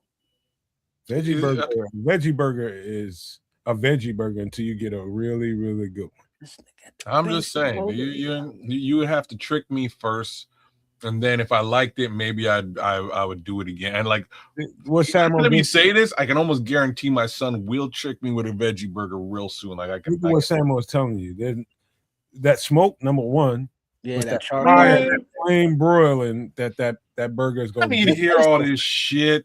I mean, it's like, you know, the difference between a flame broiled and the shit at McDonald's. Look, I get it. I know I ain't spending no 45. When I'm going to my grill, I'm turning that motherfucker on. I'm coming out with a steak in 10 minutes flat. The steak only took 7 minutes to cook. We're good to go. I don't need to be messing with smoke and wood and all kinds of bullshit. You're missing flavor, bro. Get you a funnel. Just fill it up with charcoal. You use some newspaper under there, light the shit. Let it newspaper, light, you know, to ignite the underneath. A funnel is like a chimney, and you have the charcoal in there, and then underneath there's air and holes that you can put paper and shit in to burn, and so it burns and it catches the charcoal on fire, and then the charcoal gets white. All you gotta do is come back, dump it into your grill, spread it out. I'm just telling you, I would have been eating my goddamn steak already while y'all fucking with newspaper. Hold on, kids. You flavor corners now. I believe you. I believe you, and I agree with the flavor piece. But when you go down this road, kids, let me tell you something. You're going to go down the smoke road one of these days. No, I'm not gonna. I come from the smoke road. I've been done that for years, I spent a lot of time fucking with a grill, man. I spent a lot of time. I've graduated. I'm at another place. I marinate. That's what I do. I marinate my food. I give it a nice flavor and marinate. I let it sit down. I don't need smoke too on top of the marinade. So I got to tell you, man, just for all the people that's listening to us right now, we're talking about grilling and smoking. The first thing to know, if you're using any kind of wood, when you first put that wood on there, give that shit some time. You can tell when you close the lid and you letting it get hot, letting the grill get hot, look at the smoke coming out of there.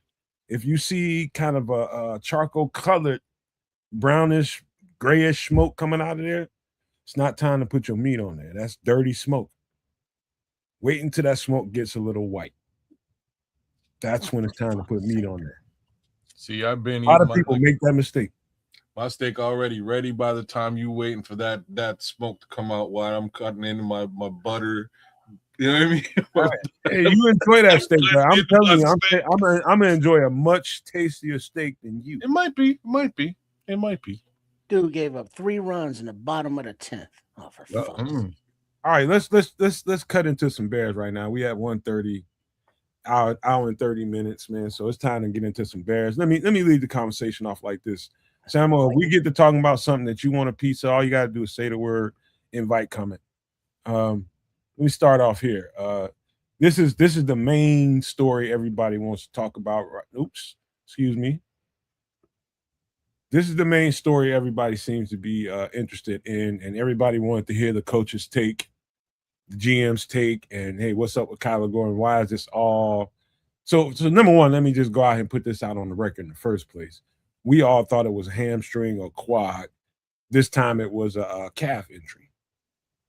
And so I think they're hearing the oohing and ahhing in the fan base about, hey, what's going on with Kyler Gordon? We just paid this guy $40 million. How come he ain't on the field? Kind of attitudes everybody seems to have. And, you know, I appreciate the responses that they gave. They tried to satisfy the fans. And, you know, let's just open this bad boy back up one more time, and hopefully we'll put this shit to rest for the rest of the season. Hopefully we'll put this behind us. But what's you guys' thoughts? What did y'all think about the responses given from Ryan Poles and the rest and Ben Johnson and Dennis Allen for that matter? Much like Degeneration X used to say, I got 2 words for you: get healthy, not suck it. This is what Ben Johnson had to say about this whole situation and about scrolls. That's cold. But this is get healthy, man. It looks like from what you're saying, this has really been a plethora of different things. It's not just one thing. It's not the same injury. It's different things that are going on with this guy. And that's really unfortunate because we need him like I say we, but Dennis Allen needs you, Doc. Let me jump in here real quick before you finish it because I forgot to say, kids, I apologize. Mm-hmm. He's been here. He gave up his whole offseason to be here to get right. So he's been in that building working. All offseason, he did not take a vacation. He was here trying to get right. So I think that should be noted. Put that on the record too. I don't know how to take that. You know what I mean? Like you're putting in work, but you still. That's how to take it. That's an unfortunate reality. And here's the thing, you know, if this wasn't just a like revolving door recurring case scenario, I'm sure everybody would feel just terrible about it and have all kinds of sympathy. But sympathy, you know, kind of runs thin, and there's just too many times. Like we were exactly where we were with Kyler Gordon this time as we were last year this time. It's really unfortunate. I love this player. I hate talking ill about him. My thing is this. I don't know. I just don't. Just for me, this is just my personal perspective. I get nothing out of being upset about it. You know, absolutely nothing. The guy's been here working, trying to get right, and something happens. You going through a workout regimen every day, you're trying to keep your shit right. Shit don't happen to you because you're working out. You're gonna have some, it's unfortunate, but there's no reason to me, especially in July, for anybody to be upset about this. And then Well, here's the thing, because he though. got paid, that's another thing. But just let this play out, is my opinion here. Well, yeah, but the upsetness from the fans isn't just from the fans. Listen to the words out of the head coach's mouth. Listen to the words out of Ryan Poles' mouth. It's like, yeah, cool. Kyler's been in Hallis Hall all summer working out, but it's time for camp, and he ain't ready. So yeah, we need a nickelback. We don't need somebody who's a hard worker in the off season. And injuries happen, and Lord knows, goddamn Carolina Panthers know that. Jesus.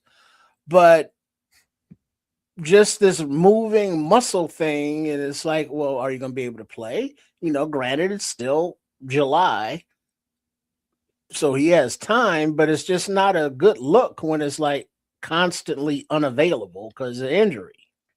So I just want to touch on these two things in the chat. So Book is bang on. It like we've been seeing this movie before, and that's exactly where my headspace is.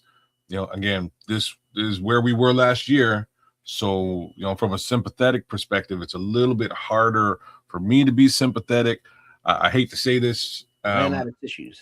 You know what I mean? I also hate to say it because Ben ain't all that sympathetic about it either. Yeah. And he shouldn't be. He's like, dude, you played 3 games last season. One of them was trash because you weren't ready. But now you're supposed to be ready and you're not ready again. Where do we go from this? This is a new regime. You really haven't spent any time with DA to really, make your impression felt. It's a problem. And then there's Leo who's saying, I hope it isn't a Nate Davis case where the money came in and they checked out. Now, I don't believe that's the case at all, Leo. I believe this player is quite a bit different than Nate Davis in mentality. Here's where they might be similar. I'm just going to put it out there. Sometimes when the money comes in, you may not take things quite as seriously as you may have taken it before. You may you may get into, you may be less about your health regimen and things along those lines. Other people are, double and triple down with the health regimen and things become more sustainable. I can't really speak to what he's actually doing out there. But I wouldn't really paint him with the Nate Davis brush at all. Like I just wouldn't. I believe this player is a little bit different in that respect. Whenever I'm no different than anybody else when it comes to this. Do I have a different sensibility because of what I've been through in my life and in the football aspect of it? Probably. I'll probably come off different. However, do I think the fan base is getting hyperbolic? Yeah, I do. And I understand it, though. I understand. I've been doing this stuff long enough to understand fan bases a whole lot more. Before I got into this podcasting thing, it was just me and my thoughts. See some homies here, see some homies there. But now we have a diaspora of Chicago Bears fans with all kinds of different sensibilities about this stuff. So I've learned to understand why people feel a certain way. All I'm saying is I would just, for me, I think it's wise to just let this play out, let this, come to whatever conclusion it's going to come to. But I don't have a bad feeling about this whatsoever. And that's my message in a nutshell. I don't have a real bad feeling about it. Only thing I would add to that, and that is this guy right here is getting first team reps because of it. And I absolutely love it for him. I absolutely love it. Jalen Jones, quietly, when given opportunities, is a effing pit bull. And I know Dennis Allen likes his play style because that's the reason why they brought him back. That's the reason why he came back here for a second stint. Let's get that guy back in the building. Jalen Jones, it behooved me last year that it took them so long to put him on the field. But I think that came down to a trust issue with Dennis Allen. He wanted somebody to play that pivotal role of nickel cornerback that he could trust. And that didn't happen until CJ got here. And so that's a coach player relationship type of thing. But seeing this guy get that opportunity again here in Chicago, I love it for him. I love it for him. We're gonna get back to Kyler Gordon, but I just wanted to point that out that he's getting the first team reps at nickel. Everybody's talking about Malik Muhammad, and Dennis Allen put that to bed the same way I did on the show. It's a complicated job, and it's really not one for a rookie unless you have to put him there. And we don't have to put Malik Muhammad in that spot right now. Of course, you're gonna get some reps over there. That's just called rotation stuff. But to have him put that responsibility on him as a rookie right now, it's not necessary. I'm glad like hell we got Jalen Jones right now. You know, I mentioned Ben Johnson and Ryan Poles talking about Kyler Gordon, but Dennis Allen also spoke on him. And being that Jalen Jones has been around for a while now, you know, special teams guy, depth piece, injuries sometimes open the door for opportunity for, you know, those type players. And if he can gain the trust, he being Jalen Jones, of Dennis Allen and, you know, the rest of the staff and all, to, you know, to say, all right, if Kyler Gordon isn't available, we can trust Jalen Jones. And I just don't want it to get to a point that it's like, well, you know, now Kyler is just an afterthought and is looking at all Jalen Jones or Josh Blackwell or Malik Muhammad or Cam Lewis, you know, whoever it is, not Kyler. And we were all, well, the majority of us were behind, you know, Kyler getting his extension. Is like, yeah, he's a baller. But all of that goes to crap when you can't stay on the field. And that's kind of, you know, where the lost love has gone for him. You know, it's not that he's a bad player, but it's like, well, dude, you make a hell of a difference when you're on the field. Dennis Allen can do a whole lot with you because of your intelligence and versatility, but you not being on the field just kind of throws all that to crap. So, you know, it's like, what do you do with that? You know, you just got to wait to see if he's on field. And if he's not, you know, what are your plan B, C, D, E, and F's? I'm not excited about the Jalen Jones thing. That throws me for a little bit of a loop, and I almost can't stand. What's that? He's a pit, man. I'm not trying to take anything away from Jalen Jones, though. Like, don't get me sideways. It's more of a, you know, it's more of a question of how important this role is in this defense for this iteration of the Chicago Bears.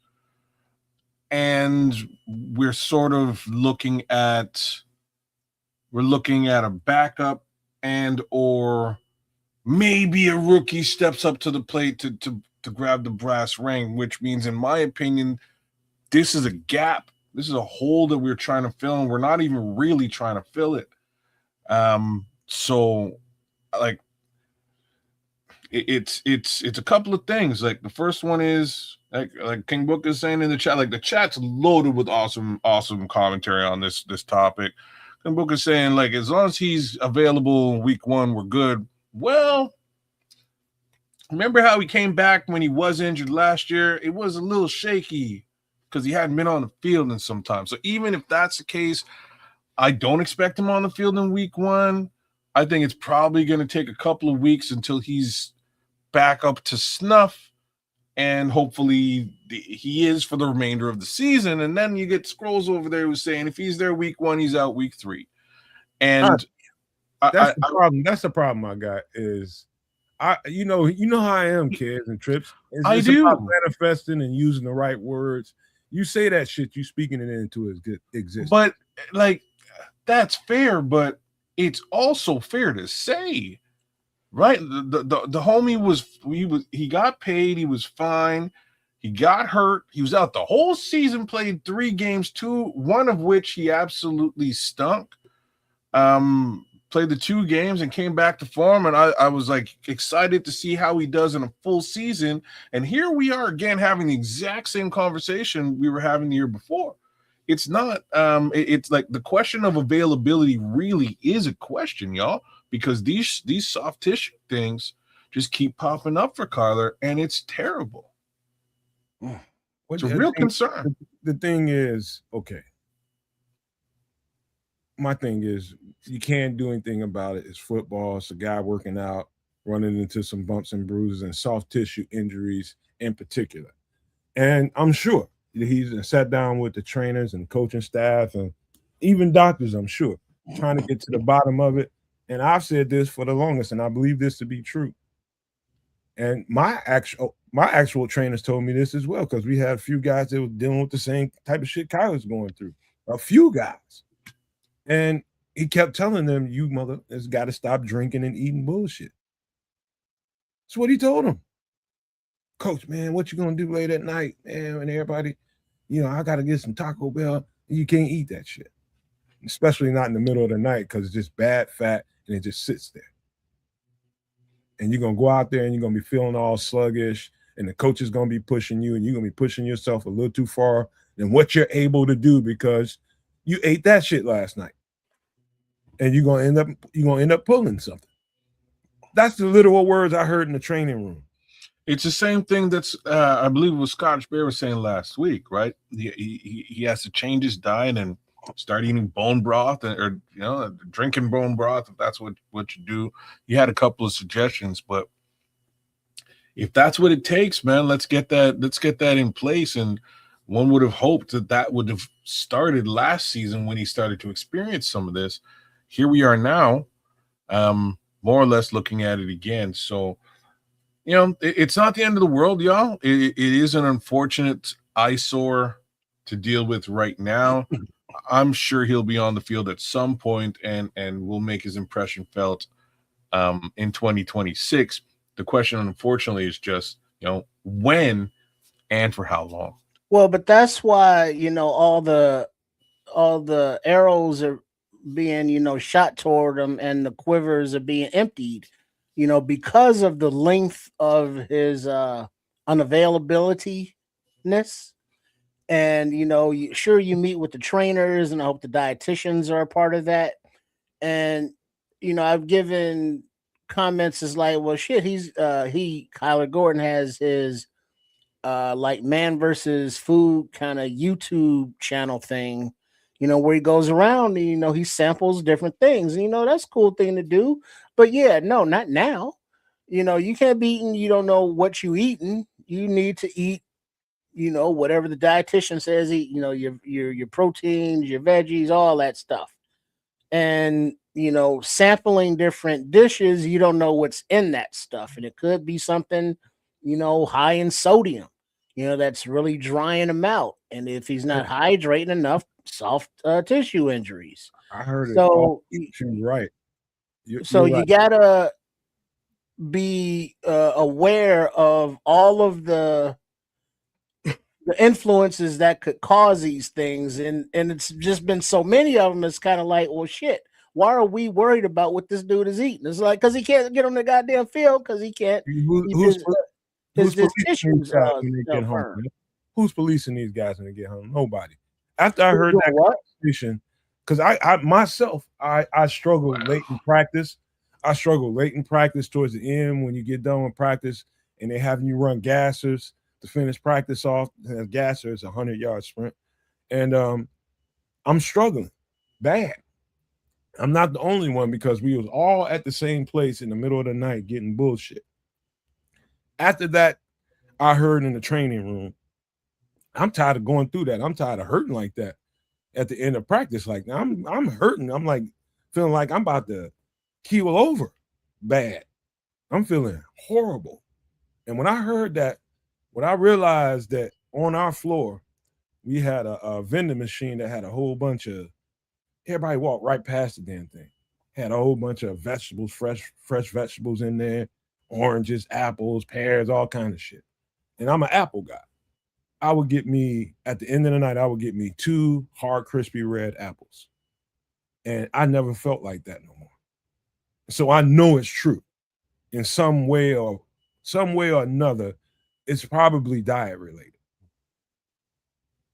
I know that you feel so drastically different after eating a couple of apples in the middle of the night than a couple of burgers or tacos or something, whatever you're eating, burritos, whatever it is. You feel way better when you go out there and have to run that shit off. It's a different kind of energy. Well, yeah, garbage in, garbage out. Yep. So I know it's probably something like that. The problem is nobody's policing nobody when they're at the house, man. When you want to get up in the middle of the night and go get you 2 honey buns or something like that, or a roll of cookies or whatever it is that you got in your cabinet, you're not in house hall. There ain't nobody monitoring your ass. Well, but that's the thing, though. I kind of gotten to the point where it's like, all right, if I get like, a little pack of cookies, the strawberry, the straight up artificial stuff that's totally bad for you, but they got them for $1.50. It's like 3 rolls of them. And I'll get a taste. It's like, all right, I'll eat a cookie or 2 cookies like Wednesday. Then I won't eat none until like Saturday. And, so a pack will last a few weeks. Whereas, guess what? If I don't buy them, now even if I want them, I can't have them because there's none here, unless I make some, and then those are going to be healthier, of course. You get you some just jar of peanut butter, roll that, bake those out. Yeah, beautiful. But his cabinets should not have any junk food in it or anything that's bad for you. Good luck telling him not to be human. Sure, No, but his that's where contract, he's an adult, he's got agents. He's wow. got agents. So here's the thing that I don't get about some of these decisions that these guys make, because their agents are paid through and because of these guys. So you want, your people to be healthy. You want them to not be in trouble. You want them to be on the field to maximize their pay potential, maximizing your pay potential. And so it's like, hey, all of my clients, we have a dietitian. Our dietitian meets with everybody. We have financial advisors who meets with everybody, security advisors, so I am looking out for my clients as a stepdaddy, a step uncle, somebody who's looking out for their best interest. So they're at their healthy, athletic peak, so they can make the most. So I make the most. So it's an investment. So it's very altruistic of you. Agents. Your boy just made $40 million. I made 15% of that. That's real good cheese, and I can go do the same thing with another dude over here. I'm probably going to go pay attention to that other dude. Who's going to probably make me another, X amount of $1 million too.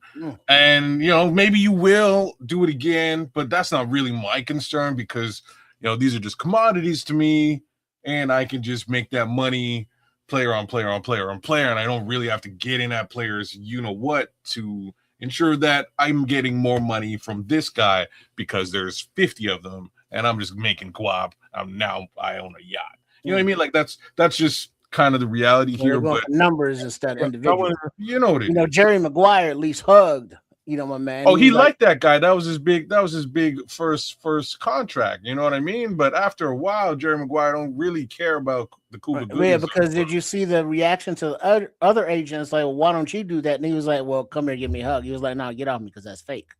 But what is Frazier saying? He doesn't buy cookies or sweets because he don't know how to eat just one. No willpower. You're smart cat. That's called wisdom right there, bro. Don't buy them. Hey, y'all want to hear a funny story? My freshman year about this very topic we talking about. So we had a 7-Eleven. We had a 7-Eleven that was open 24/7. It wasn't no regular 7-Eleven. They cooked everything in there. There's a whole goddamn on buffet of shit. And normally, when I came there in the summertime before school, that the students actually got there, and start working out and doing all that kind of stuff, they were just doing regular store hours. They'd have some of that shit in there sometimes. But once the students got there and the along with the football players, that thing was open round the clock. They had cooks up in there cooking all day, every day. And I'm talking about pork chops, fried chicken, shrimp, everything you can, potato logs, potato wedges, everything in there, mashed potato gravy, everything you can think of. And coaches always told us stay away from that. They weren't wrong. Right? Don't fuck So around. one night, I'm still green now. I'm up in there. We at the club, and we got to get up early in the morning to hit the weight. So we trying to get up out of there. We should have got out of there at 12 o'clock, but we stayed there till 2, 3, sometimes 4 in the morning. Then we end up over there, getting something to eat. Then we run back to the dorm and do whatever and try to sleep for an hour or two. Get up and go lift weights and start your day all over. That's how we burn the candle. And so during that time, while we in there eating, everybody got a plate or whatever. Remember I told you kids and trips that we had a guy on the team that was like the wolf in Pulp Fiction, that he took care of problems. I saw the wolf. Yeah, the cleaner. He came and creeped past the 7-Eleven, and I saw him. But I didn't think nothing of it. I thought it was just like, okay, what you doing out here? I'm green still. And so we get done eating, we get in the car, and I'm talking to one of the. Oh, he was keeping an eye on y'all. So yeah, so I told we packed in this motherfucker like 5, 6 deep in this little ass car. We riding back to the campus, and I was just like, man, you see this? We gonna just call him Wolf. I said I saw Wolf creeping by here like a motherfucker. It's just like, what? You saw Wolf? They're like, what? Why you ain't say nothing, motherfucker? We weren't supposed to be out there. You saw Wolf? I said, yeah, he just came creeping. Hey, everybody's like, oh, fuck. They just knew we was getting dogged the next day. And we got dogged. You got ran, huh? When I say dog, you don't understand, man. Even like little drills that you supposed to be just warming up in, we got fucking dragged, bro. We had to do them over and over and over and over and over again to get to the next drill. And you're doing them over and over and over. It was so bad that dudes was like dehydrating right out there in the middle of the field. They had IV units on the sidelines. Mm-hmm. So that means they knew and they prepared. They gonna pass y'all out. They intended to F us over to teach us a lesson. We told y'all at the beginning, don't let me catch your ass out there. And that's what happened. And then we had to run gases at the end of it. It was people throwing up, people passing out. It was an ambulance at the top of the stadium. I was just like, oh shit, this is bad. I saw that when we came in. Laughing their ass off. I saw the ambulance when we came in. I said, what the ambulance doing here? And everybody knew but my green ass. Freshman. What's the ambulance doing here? It's like we about to it's here for you, bro. We about to get murked up in this motherfucker. That's why. Told you not to mess with that mac and cheese. Man, dude, it was the worst. That probably is the worst day of my life. Physically. Well, right now, today, could you do 40 up downs? Yeah. I can do 40 up downs. You could? I don't know. I ain't tried. I can do 40 up down. Because I used to be able to do them easy, but then I would go down, and then that up became an issue. The up downs, man, it's about your core and your arms. And can your legs after you get through, like, okay, so a normal up down, for a normal coach is just go down, touch your belly, get back up. That's it. And well, I was always taught to lead with the chest. Well, some up downs is you got to chop your feet.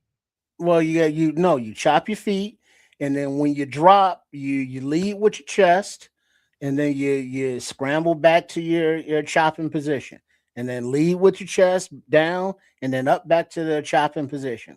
And like the gravity going down, Yeah, I'm aces with that shit.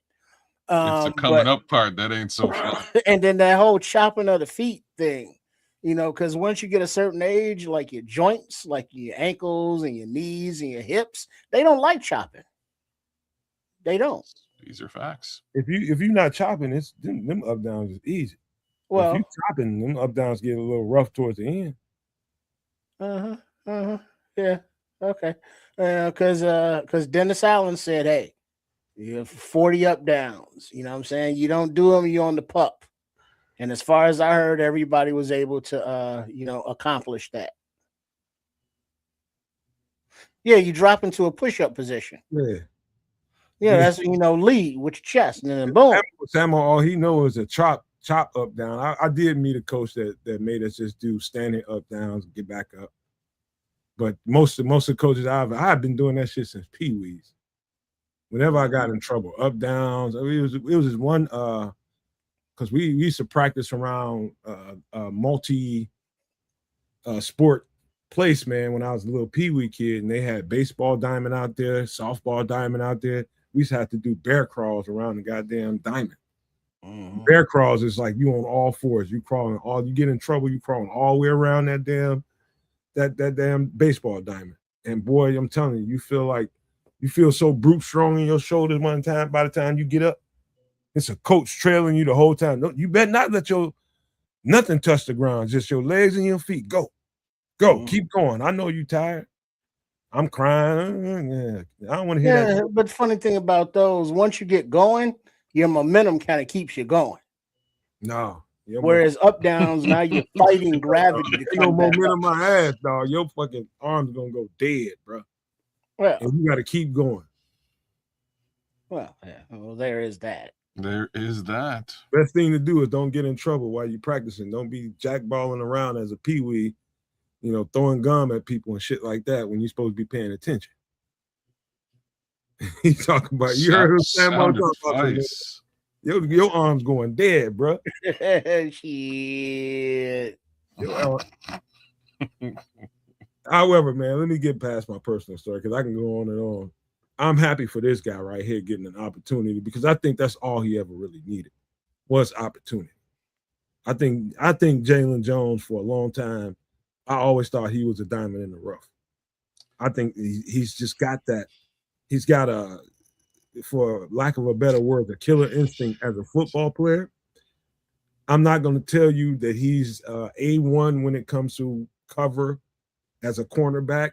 I think he's gotten better, and that's what you're supposed to do as an NFL cornerback, get better at NFL cornerback. You can expect that from him. But I think his tenacity and the way he approaches the game and the vigor he plays with, that's some Dennis Allen shit right there. That's why he's back with this team. I'm telling you, this guy right here, if he does have to go out there and play an extended period of time, I feel confident in him. I don't know what happened last year, but I feel confident in this cat right here. Well, I think last year he got hurt early, I thought. And that kind of derailed him. I'm not sure if he was hurt. I don't think he was on the team early in the season. I think they brought him back later in the season after a bunch of injury. Okay. I think that's what went down. Hey, Miguel. Miguel? But that's what I think went down. Cool. Right? Yeah, I think that, again, I think all this cat needs is opportunity. And so, hope the best for Kyler. But if this guy keeps getting extended reps, man, this guy's he's going to make a name for himself. I guarantee you, when them pads come on, probably next week, the way they're talking. Yeah, I heard Monday. Was it Monday? Yeah, because this week is the ramp-up period, as denoted by the league. And so Monday morning, pop, pop, pop. And I don't mean like the hood popping, I mean the pads. That's quicker than I thought. Maybe they're probably just thud. And what I mean by thud, that's like quarter speed. And I bring nobody. Think so? Ben Johnson's about that action, boss. Yeah, he ain't about that quarter speed life. Yeah, well, you only get a certain amount of them practices in a training camp. So I think the first one is Monday because you get so many. And I think like that very first one is Monday. So I guarantee they don't go full contact Monday. There's just gonna be a thud, and then maybe Wednesday is a full contact. Okay, well maybe you're right. I'm just saying they went at it early last season. Last season was like, okay, I'm here. I'm your new coach. We're just hit each other. Damn it, we'll see what happens. And everything went. You know what I mean? Let's play some damn football. Everything went great outside of that. I think that was sort of the impetus to good things happening in on this team. But yeah, we'll see how it all shakes out with this cornerback situation, nickelback more specifically. Man, just wish we weren't talking about all this. Wish this was all right. It wasn't a subject to be had. Let's swerve from DB conversation for a second and get to here. That is Braxton Jones is as expected taking the first team reps in tighty whiteys and helmets, and it's what you would have thought. He's healthy. He's been working hard, and I think anybody that hasn't heard this, I know it's a lot of people that don't feel the way they think they ought to be feeling about Braxton Jones right now because of the history, and they don't really care for him. But if you care about the team and you care about that left tackle being solidified with this young quarterback in the second year with Ben Johnson, you probably want to listen to the Terran Armstead podcast and listen to what he's saying about Braxton Jones as he's been training him. You probably want to turn that on. And he glows about this guy, man. And so, as we expected, Braxton is taking first team reps, and we know he's a fighter, man. We know he's going to give it everything he has. Even if his best ain't good enough, he's going to give it his all. And whoever, if anybody dethrones Braxton Jones for that left tackle spot, is going to have to take it out of his cold, dead-ass hands. Honestly, that's just how you.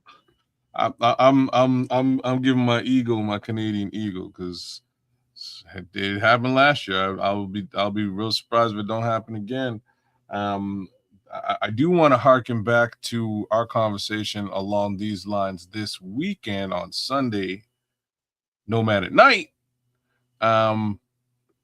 There's one name that we're not hearing at all in this position, isn't there?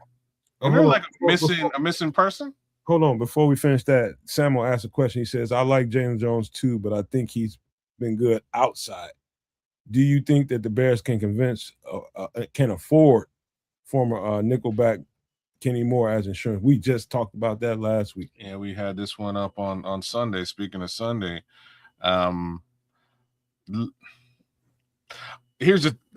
the answer to that is not really. They don't want to. Like Kenny Moore's in and around the entire cap room that they have right now. They don't want to $9 million or so. It's 8 and change in both cases, right? Like, so they don't really want to do the Kenny Moore thing if they can avoid it. If they can get Kenny Moore to take some sort of a friendly deal, I don't know why he would, because he's damn good. But maybe they go do the Kenny Moore thing. We made this exact suggestion, and just the dollars were a little bit like steep. What we think it is that's a break glass moment. Yeah, it's emergency case scenario in that respect. I think if they're gonna do that, we're gonna see we're gonna see some level of a cut. Somebody gonna get cut that we didn't expect in order to free up cap room for a Kenny Moore move. I don't know about cut, maybe a trade, and then a move on Kenny Moore, or something. That's possible too. A lot of it is dependent on Kyler's injury because of its nature. It's not like, well, we know he's going to be out, this amount of time. This is like a week to week kind of thing. But the real problem though is can he be trusted? Like, I hate this conversation, bro. Can he be trusted? We don't know if he's not going to pop another something in 3 weeks, 6 weeks, 8 weeks, 9 weeks in the season? Like who knows? Well, but that leads us into Braxton Jones and the fed up nature of the fans, because we've always given Braxton credit, for being coming out of nowhere in what was it, Wyoming or fifth round pick or Utah or whatever, and become a starting left tackle. And it's like, all right, well, what kind of quality is his left tackle prowess? It's like, well, he has to work on his anchor. And it's like, okay, and then he got hurt. All right. So now he's back.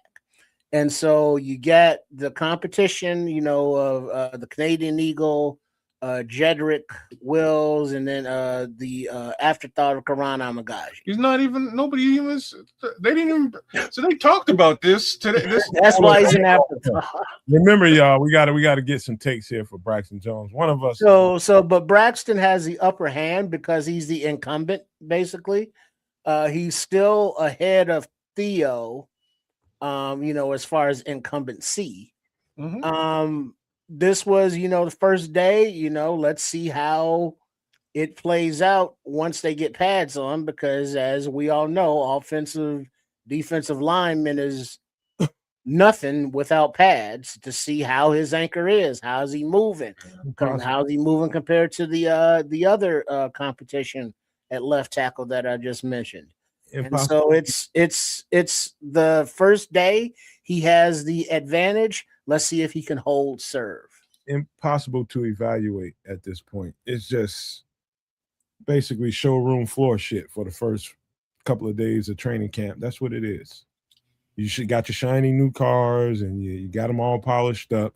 Ain't nobody really doing nothing to them. Next thing you know, you got to put them on the road. When they get on the road, that's when all the action happens.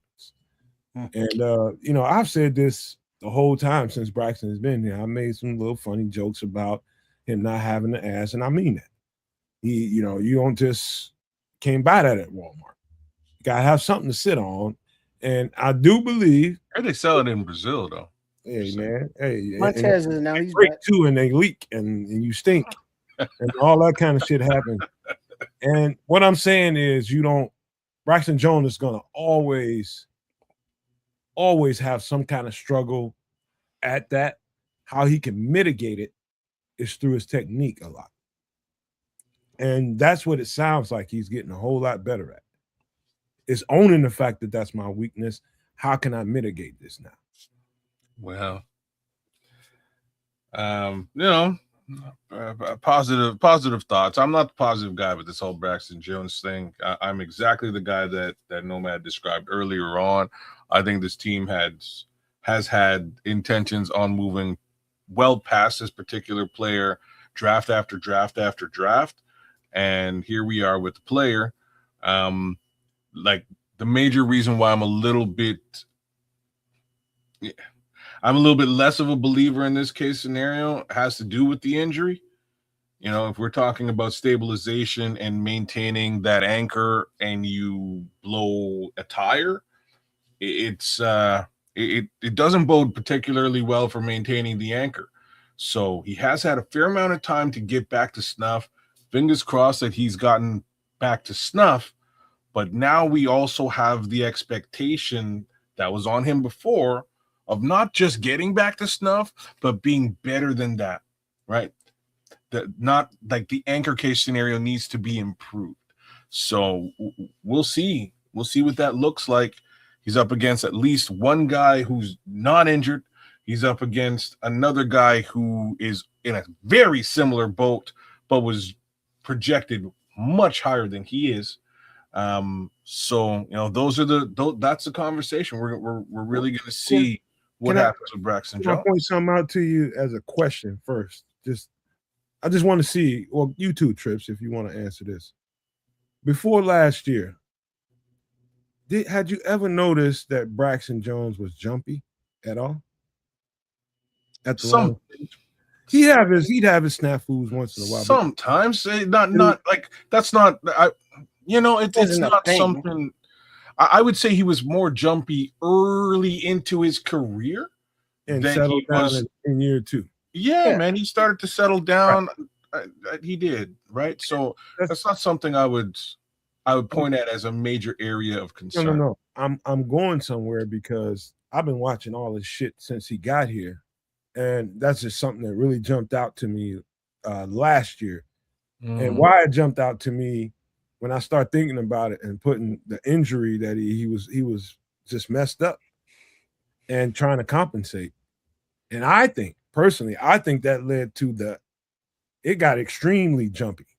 Like he was jumping off way too many times. And what he was trying to do in my eyes was get ahead of use the cadence to his advantage. And so he didn't have to use all that power from being in a defense position so often. And with the bull rushes and all that kind of stuff, he can get ahead technically and get an advantage on a defender if he knows the snap count. He was a little jumpy. That's just me, what I took from the tape. Does that make any kind of sense? No, it does, and that might also it might also lean towards some of the pre-snap penalties that we were getting early into the season as well. Because not just Braxton, but Caleb also wasn't really, he was still learning cadence and things along those lines, right? So it makes a little bit of sense to me. Because that's the only advantage offensive lineman has. Well, but then that's what goes to Leo Factor's comment there. Said Braxton now has a good vet O-line coach that might help. No Mo Simo, we got Dan Rochar. And by all accounts, he's more better than Simo, let's say, at being an offensive line coach and teaching and development of, linemen, of players. So Braxton also has that going for him. But also remember, Braxton has been battling his ass off since he's been here. Yeah. And so he's always, stepped up to the challenge. And so let's not, write him off or discount him. It's just now that he's healthy, he's had the experience and knowledge of a few seasons under his belt. So it's time for him to, put it all together and see what he got. And you know what, Trip? Even though he got thrust into the number one spot when he got here, he was still the underdog. But that was supposed to be Tevin. To be Tevin, but they threw Braxton out there, and Braxton has really been fighting an uphill battle since then, trying to maintain it. You know what I mean? His maturity probably helped him go there for him because he learns fast, he picks up well, and understands things quite a bit. I ain't gonna say better than anybody else, but you can tell by the way he articulates himself that he gets the details. And you also got that's the one area that I really like about this player, to be honest with you. He's no dummy. He's very articulate, very intelligent, very aware, right? Like I to give the kid, to give Braxton some kudos. All of those things can be truly applied to him. I know after seasons, I believe after season 2, he was asked, "Hey, what do you think your shortcomings were?" And he knew exactly what way he can articulate all of it in detail. Exactly what it is. Here's what I think it is. Here's what my coaching has suggested that I do to correct this, and off he goes. But again, unfortunately, not only have we not seen improvement there, but there has been injury to that general area. So he had a very long ladder to climb to get back to snuff and maybe potentially become better than where he left off. And all we can do is keep our fingers crossed and hope that he actually is. In the chat there, Sam's saying that Ben actually, Ben's been talking a lot about this guy. I agree, but Ben kind of has to. So we'll see what this one looks like as we move forward, because this is a very important battle here in this particular position. Well, this is one of 2 battles on the O-line, but this one is more questionable because of lack of experience battling for it. All right. I do believe in my instincts and what my instincts tell me. I trust them 100%. And the jumpy to me, Samo, was him trying to get ahead on the snap count so he didn't have to be in a defensive position and fighting all the time. And to me, that's smart. However, that can lead you to be jumpy when you're in a new system, new offense, and the quarterback is learning.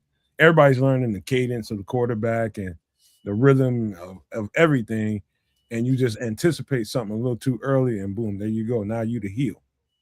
So I understood it. And that's just what my conclusion came out to at the end was he's favoring that leg and he wants to get ahead so he doesn't, end up in defensive position. And so that was smart, but you ended up looking like a heel in the end because you jumped and cost the team. So that was my conclusion. But here's another story that's been talked about all off season that people have been questioning. This guy right here. And word is from Dennis Allen, right? Probably within the first 3-4 questions that he got, people asked about Tyreek Stevenson, what's his status, and what do we expect out of Tyreek Stevenson kind of questions. And he came flat out and said he's a starting caliber cornerback in the NFL. And basically we plan to get that out of him. And the only thing was kids and trips, what I've been saying the whole time, him being inconsistent, being a little ball greedy, and just just foregoing technique and what the defense is, the principles to the defense, and trying to go after the ball and getting himself out of position and getting cooked. That's what Dennis Allen was saying without having to say. I can say it because we're here on the podcast. But when I look at it on tape, I know exactly what it is. He gets ball hungry and wants to get the stat instead of staying true to the principles of the defense and maintaining your job. And sometimes he looks bad when he does it. Can't do that. Can't do that. You get your damn trophies. What I mean by trophies in your WWF belt within the construct of the defense. Don't go rogue. Is what Dennis Allen was trying to tell him subliminally in that message. Stay true to it. Don't go rogue, and everything you're gonna get is gonna come to you. If he does that, he's a Pro Bowl cornerback. Well, I heard the Dennis Allen message as well, and he's like, "Yeah, Tyreek Stevenson, we could put together clips of him being awesome." But then I also read between the lines and kind of heard, or I don't know if I heard it in real life, IRL, but is that we can also put together a cut up reel of brain farts. Where he's out there being ball greedy. Pause. He didn't say that. He said I can put together a cut up of how good he was last year. Right. Yeah, but between the lines is also a cut up of why we didn't trust him, why he was out of position, why he had to get benched late in the season because of his not being in the right place when his ability to be trusted. So putting the good plays together, putting it all together maturity wise, he could be a Pro Bowl player, but I don't think they think he's there yet because of the lack of maturity and the being out of place. Also, I love, and this was another I wouldn't even say a podcast. I think it was when the coaches first got into the building, they let the reporters in and they was talking to Al Harris and some of these other assistants, man, and what he said about Tyreek glowed to me. He said, I know what everybody's saying about Tyreek. Trust me, when I got him one-on-one, we got to the bottom of that. And I'm just kind of paraphrasing what I heard. And he said, the Chicago Bears fans are going to get the Tyreek Stevenson they've been looking for this year. And that's all I need to hear. And that just goes to what I was trying to say the entire offseason was just all you got to do is stay. Every badass football player. I'm talking about when we coming out of high school, kids and trips, every badass football player has Tyreek Stevenson's mindset. And then you get it's a level up. Now you get entrusted with knowing the principles of the defense and staying true to it. The core construct of the defense is you do this on this play. And if you see an opportunity that's within the play where you're supposed to be, take the opportunity. But you don't go rogue and get out of position. That's what Tyreek Stevenson did. Probably about 3 or 4 times I can think of right off the top of my head. I was just like, oh, that's going to cost you. And if he makes the play, we're not even having the conversation. If he makes all those plays, 3 or 4 of them, we're not going to have this conversation. But he made none of them. I think we would still, like I defer to you when it comes to the, to really truly evaluating corners and DBs, man, because you've been there, done it, and know it very well. I thought when given the opportunity, Tyreek Stevenson played admirably last season. After getting benched.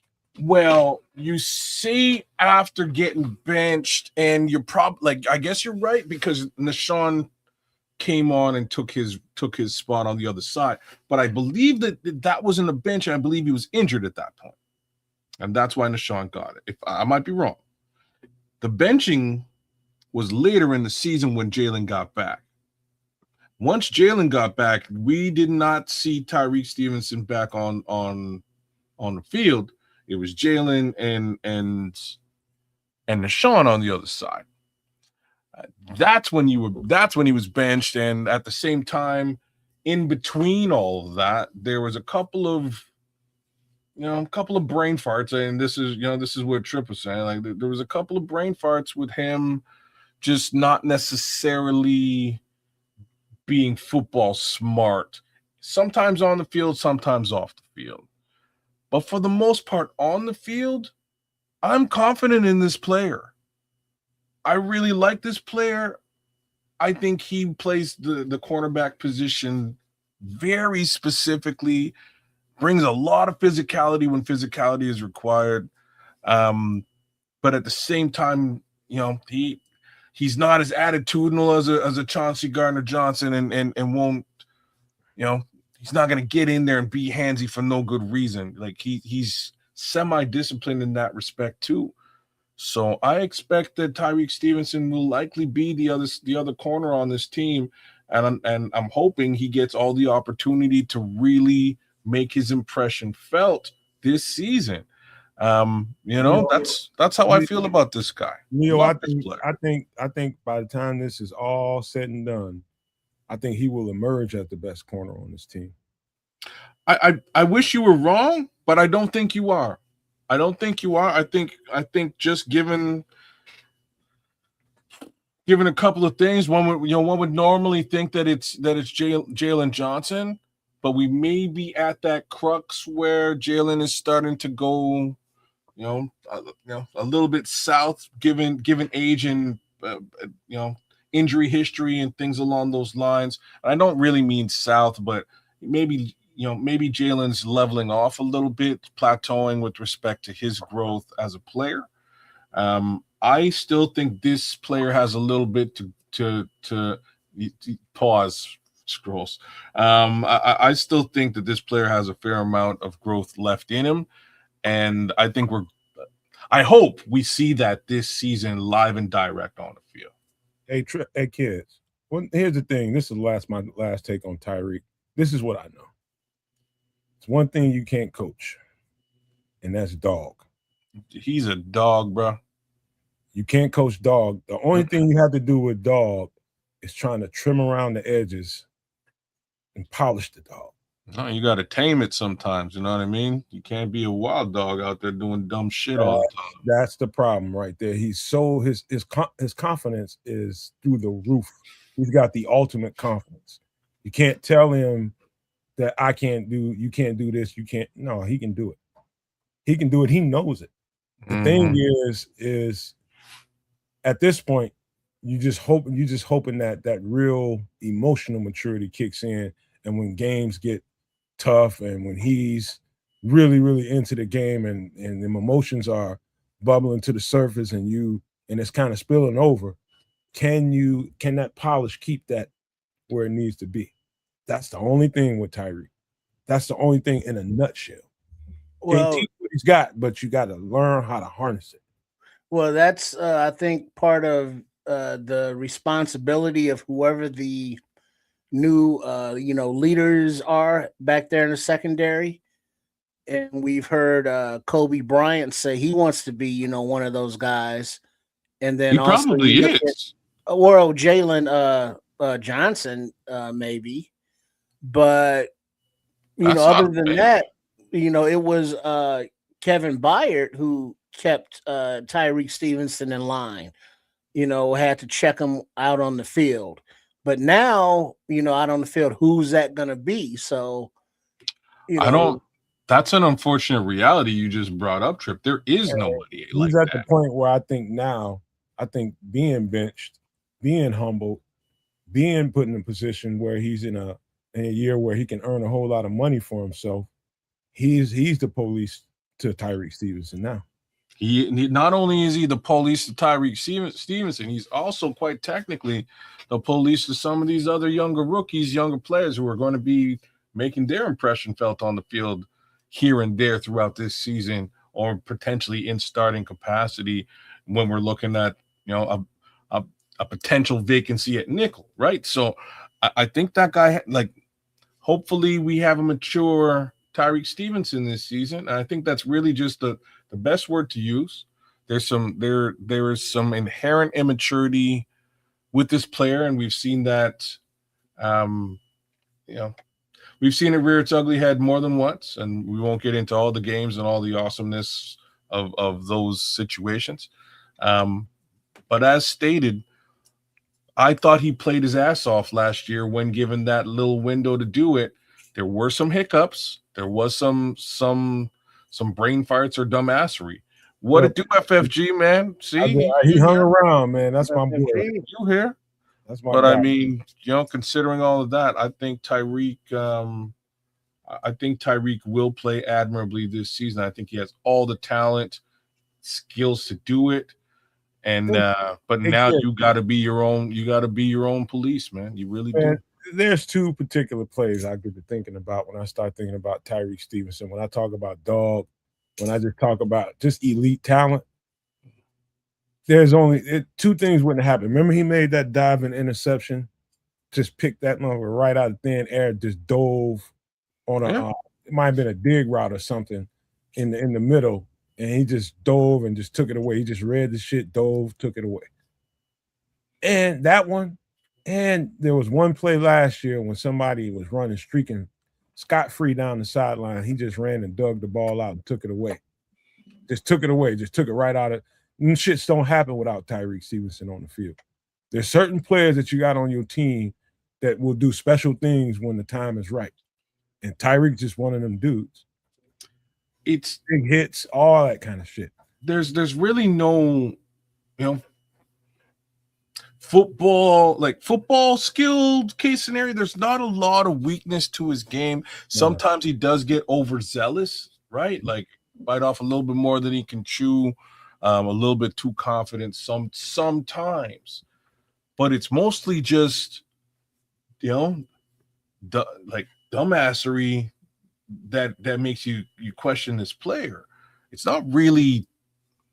not so much skill set on the field, man. He has it. He's that, in my opinion, he's that good, and partnering him with Jalen is a great thing. I'm confident when teams target him versus targeting Jalen Johnson. I'm just as confident, and just looking at last year, because he not only was he on the field, but he was on the field in Jalen's position. Teams did not target Tyreek in that situation. They were gunning at Nashawn, which put Nashawn in a position to really outplay Tyreek and get a bunch of interceptions, even in situations where he was technically burnt, but was able to make his way back in and make a play on the ball. So it's like the way that the secondary played last year was very interesting. I was personally a little bit worried when I saw this player on the sidelines, but Nashawn stepped up and he played very well. There's no Nashawn anymore, Tariq. It's your job to lose. Kids, one thing I can tell you, especially about South Florida DBs. And I know this from just running the circuit, high school shit, meeting up with motherfuckers down in South Carolina, North Carolina, down in Atlanta. Some of the Miami boys come up there for some of those 7-on-7s and 11-on-11s. I know this about Florida boys. Them boys is tough when they backs against the wall. Them DBs, when they got something to fight for, they come. And I'm telling you, Tyreek's got that in him. He's got that in him, and that's what you're gonna see this year. I think so too. You're gonna see the best Tyree Stevenson you ever saw. I think so too. Putting it all together, and that's what you expect in year 4. What is this, year 3 or year 4? Whatever year it is, this is what you expect. This is what you expect. And I'm glad. I think his path has taken him here. All the stuff that he's, being criticized for, all that's warranted. But now it's time to go ahead and put it all in the gumbo, bro. Put it all in the gumbo and be the best dude we know you are. Yeah, we drafted a Pro Bowl type of cornerback, and I think we're gonna see that this year. I don't think there's any. I don't really think that there's any question. I think at this point, not only is, and maybe this is what he needs, right? Like, not only is he thrust into the position to compete for this position and likely win it, but he's also thrust into a leadership position haphazardly, right? Like it's either Jalen or him really, everybody else is a rookie to the team, not necessarily a rookie football player. They're new to the team, as in Kobe Bryant, as along the lines of what Sam is saying. I think Tyreek has to step up, and I think he's going to do so with his play on the field and lead by example. Tyreek came out in the same draft. I think the same draft as Kobe. Maybe not. Maybe they might be 1 year apart, but I remember evaluating all of them tapes. All of it. And so here we are. This is when you expect a player to really turn that corner. This is exactly when you expect for him to turn that corner and earn that money. That's what I'm saying. This might be perfect for him because I don't think Jalen gets another contract with us. And so that money might be available to him. Well, I'm not. Man, that's imagine me not being on the contract conversation, because it's valid. It's a valid conversation to be had with this particular player as well. But I'm very interested in leadership. Tariq Stevenson. I want to know what that looks like. That might be exactly what he needs as a player to be more disciplined, to be more controlled. I'm just not down on him like everybody. I know he's just going through some young boy shit, and he just gotta trim them edges a little bit, man. That's all. He'll be all right. Well, this is isn't this contract year? Or is that next year? Might be next year. Because it's getting to the gentlemen. I think it's contract year, boys. While you're talking, Trevor, I'm gonna look. I think he's going into year 3. I think this is contract year, man. So either way, it's getting to the point now where it's like, all right, you've been given the opportunity to grow up, mature, if you will, but you only get so long to do that, and if you're gonna have those same issues going forward, now that's gonna be a problem. But if he can straighten up, fly right, and get it right between the ears, he could be that Pro Bowl guy. So either way, it's very precarious right now, razor's edge, if you will.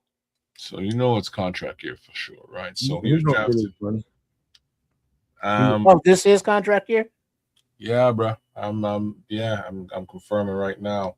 It'd be a fool to let this guy go. Well, you know what it is, man. They'd be stupid. He go anywhere. He's gonna be a stud star. Let's have this conversation, because I thought they were stupid for letting go of Kevin Byard. I thought they might be stupid of letting go of Nashawn Wright. I thought they found a diamond in the rough. They had no bones and let both those guys go. They did not. I guess polls drafted Tyreek, but the regime did not. So I'm just saying we are in year 4 now. 2026 is his 4th year. Sorry. Yeah, it's year 4. There's been no attempt to re-sign this player or really have that conversation. So he has to go and have a season this season. And his contract was backloaded, as most rookie deals are backloaded. He stands to make the most money in his career this year. And if he blows it up, maybe they extend him because, hell, they need to have a secondary on this team. But I'll tell you a weakness, kids, and this is just me being real transparent right now, as much as I love this kid. One of the things I see as a weakness, and I can tell when somebody is got their feet kicked up in the off season and when somebody's been out there grinding. This sounds weird, especially for a DB. When you see flab and fat around the butt, that dude ain't really done a whole lot in the off season. Let me tell you why. Because when you get out on the field, when that thing is moving around, jumping around, and you're a cornerback, that's supposed to be grade A ham right there. You know what I mean? He was a little hammy, not last year, but the year before that. And I was just like, oh, he's relaxed. He's comfortable out there. This is before Dennis Allen got here. And I noticed that this is just me watching tape, and I'm just like, so you're talking about how DB, what kind of shape you need to be in to be traveling with all these receivers, whatever position you got to travel with them from, how many snaps you got to be in A1 shape. And I'm looking at Tyreek, and I'm just like, oh, he's a little hammy out there. He looked like a safety at times. And he's heavy. That boy was well over 205 pounds at times. I'm watching him on the field. And for a corner, that's not ideal weight for somebody that needs to be swift, flip his hips, and be able to transition really, really well and chase down the field for 40, 50 yards. You need to be real, let's just say as light as you can be without being fragile when it comes to tackle. And so you have to really concentrate and make sure you maintain the proper weight. I can see he was overweight. Well, that was the season. That was the Hail Mary season. But I think not only do I think, I know he came back last season and looked great. Was he a little bit immature still last season? Yeah, he was. But he did play admirably when given the opportunity. I think I think this player will be a bit of a difference maker on this team if given the opportunity to really play the season out. There's the other guy I want to see, but I don't know how. Like, if they're not giving that guy reps and he's just not a nickel, I don't know how he gets on the field, man. Terrell, but love this player, Tariq. I think I think the world of Tariq. And like I'm saying, I think really all he needed, maybe, I'm hoping, was just, hey, now you're the lead, you're the captain now, bro. You're the leader of that secondary to a certain degree, because Jalen is a leader, but not like that. He's just a leader by example. I think this guy may become the vocal leader of this secondary, which is surprising, but I think it's what he probably needs to calm down. Well, the money's there to be had. You know what I'm saying? It's going to be on the table. It's up to him if he's going to, get up to the table to get it, and how much it's going to be. You're right. Like Nomad's saying, of course, if it's not here for the Bears, he'll be in the league someplace. Yep. But I'm sure, hometown or the team that drafted you, is kind of a goal for these guys. They're gonna be a fool. They'll be a fool not to. We'll let this play out, but I gotta curb this conversation because we run a little bit overtime with the Bears conversation, so we can get to some other stuff. Remember, you guys, we got plenty more where this came from. We just got started. Plenty more in-depth conversation about the Bears and these position groups, the battles that's going to happen during camp, because there's going to be plenty of them. There's going to be a lot of good news, and I'm sure some stuff that we wish we didn't hear, but here we go. Here we go. So let's get to some food real quick, because we got to talk about some of that. I can't wait to hear what Samuel, stop staring at this boy's backside, man. What's wrong with you? Talking about how jiggly and delicious it looks. Don't be taking no advice from no man. Hey, I watch people get told that during camps, man. So people had to get their shit right. Well, ignore that. So let's get to some. Girls, can you put this brother on pause for me, man? Right. Tell him Mojo Jojo Loco. Anyway, anybody want to read this? Sam will put you up. All right. He said we got Mississippi spaghetti. The ingredients: ground beef, angel hair pasta, that's that very thin one, ranch powder, peppercini juice, beef broth, what's that? Peppercinis, butter au jus gravy mix, and smoked sausage, which is optional. Okay, what's missing? I don't know. I never had this before. What is it? Beef broth, butter. I can dig it. They know no tomatoes of any kind, no red sauce. This is similar to the dirty spaghetti we did the other day. I mean, weeks ago. But this, I think, is even better. What's pepperoni juice? What's that? I don't know what pepperoni is. It's a pepper. That green thing on the spoon there. Okay. Comes in a jar. Yeah. They're kind of sweet, kind of. They got their own individual flavor. They're not hot. Like they're sweet and spicy at the same time. Is sort of kind of, yeah. Okay, yeah. I got you. No, you got to get you some of these. Yeah. And you use the juice. Yeah, so this is a different way of pasta. No tomato paste, no tomato sauce. So nothing red up in there. You know, you got all the light colored stuff. But with that ranch powder and that au jus gravy, you know, you got some nice flavors going on up in there. That beef broth, bringing it all together. Yeah. Dog, this is a winner. This takes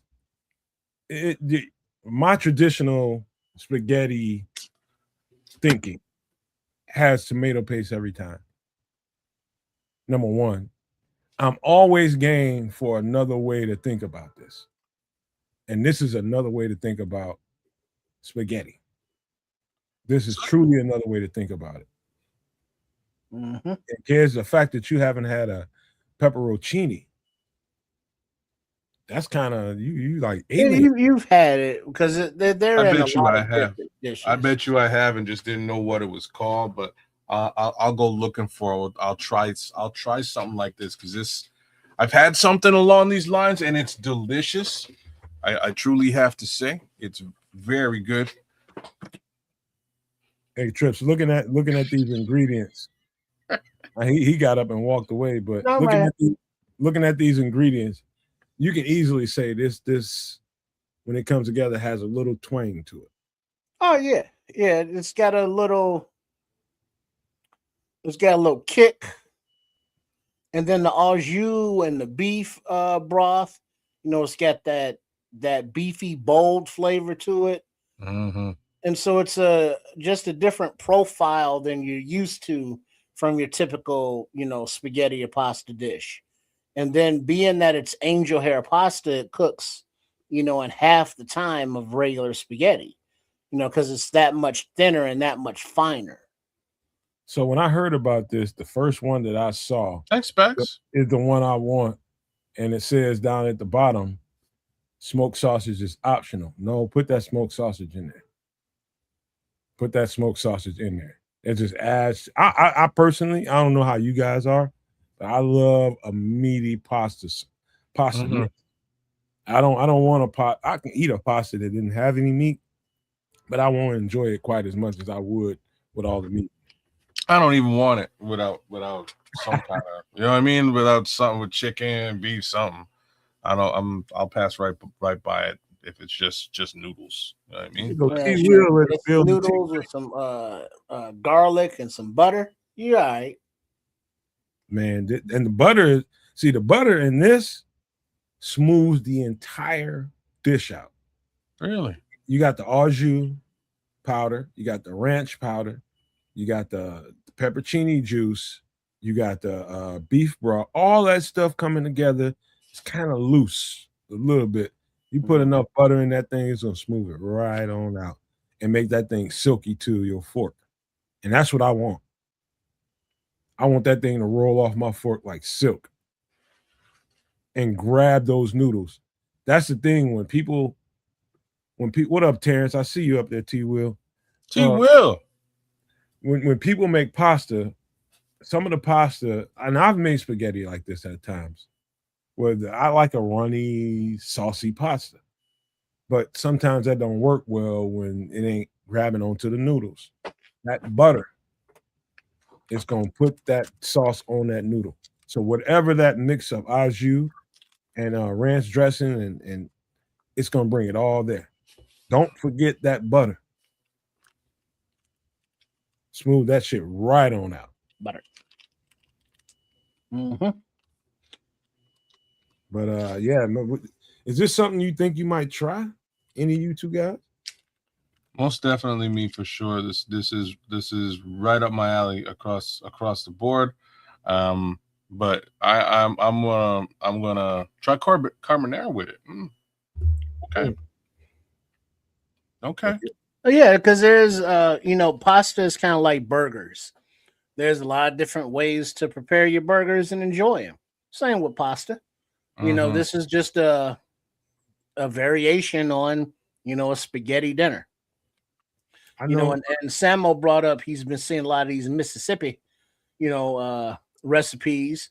What makes this Mississippi? I have no idea. That's how they do it in Mississippi. Okay, fair enough. And I'll say this too, man. I don't know, kids, if y'all have, if au jus mix is even in y'all's repertoire when y'all cooking shit in Canada. But that fucking powder right there. So remember that thing I said about ETTE? No, remind me. I was just saying it's French. Au jus is French, bro. So that y'all got that. It means with juice. That's what that actually. That's the direct translation. So 100% we have au jus out here. We can get that. We can get it at the store, but I would probably even go. There's a couple of spots where I can just get it pre-made for like $1 or $2. And la bon temps roulé. So au jus mix, I found. I'm only. Laissez le bon temps roulé. Okay, I'm with it. That's not the good. That is a direct translation of let the good times roll. That's well. I'm pointing this out because I mess around with some of these powders, whether it's turkey gravy, whether it's brown gravy, whether it's beef gravy, whatever gravy anybody can buy in a pack. The ranch powders and all this stuff. I mess with them all just to see what they bring to the table in different things. But there's nothing quite as powerful and as flavorful as an au jus mix. That I've come across yet. Now you put that shit in a mixture like this, and on top of that, you put some ranch. This is flavor to the max, I'm telling you. See, it's weird, man, because I've tried to make it a few times on my own with the mix, and it just never turns out the way I want it to turn out. So, like I'm saying, I have been. You might catch me going to a couple of spots and getting their au jus pre-made and running with that. Like there's, y'all have Quiznos. You guys got Quiznos. Yeah, Quiznos. Yeah, man, I ain't seen that in a while. Quiznos, like they're not quite as ubiquitous as they may have been a couple of years ago, but they do a decent au jus. Cost you like $2. Just FYI, there's a immediate back of the tongue spiciness, but there's also the sweetness, and so you could smell it as well.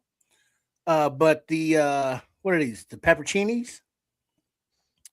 They're quite tasty. You can just. Oh, you got some right there. Okay. Yeah, right. You find those on the side of every gyro plate, Euro plate you get in the Chicago. Mhm. Oh, Yeah, is it more of because they look. like antipasto? Let me see if I can get one of these out. No, not No? quite. No, it's more like a banana pepper. Yeah, hold on. Okay, all right. That's kind of what I thought originally. All right, I'll go grab some and I'll throw it into something real soon to give it a good go. Yeah, It's here you more. go. It looks like this. Mhm. It's like a banana pepper. Oh, it's like a banana pepper Yeah. for real. Okay. Then like I say, I'm 90%. I've had some in different capacity, but all right. All right. Any last thoughts about this? I'm gonna make this soon. I have one final thought. Remind me to tell you to push the food right up next to the chef because I was hungry earlier, and then we started talking about bears, and I forgot I was hungry. It was good, and now I'm hungry all over again. But Well, I'm sorry, kid. It's all good. I'm just a little 2 cents. You know what I mean? Gotta make my I got the word scrolls, man. It was you can quote that one later on. It's Rose, if he's hungry now, wait until I show him this. Oh shit! Here we go. God damn it! Anybody want to read it? Go ahead. Oh yeah, I got you. This is interesting, bro. All right, peach buffalo wings. Ingredients: smoked paprika, garlic powder, salt, garlic, butter, soy sauce, peach preserves, wing portions, and an air fryer. Before you get to it, the only reason why this is gonna be best coming out of an air fryer is because you're using the peach preserves and you want that shit to stick.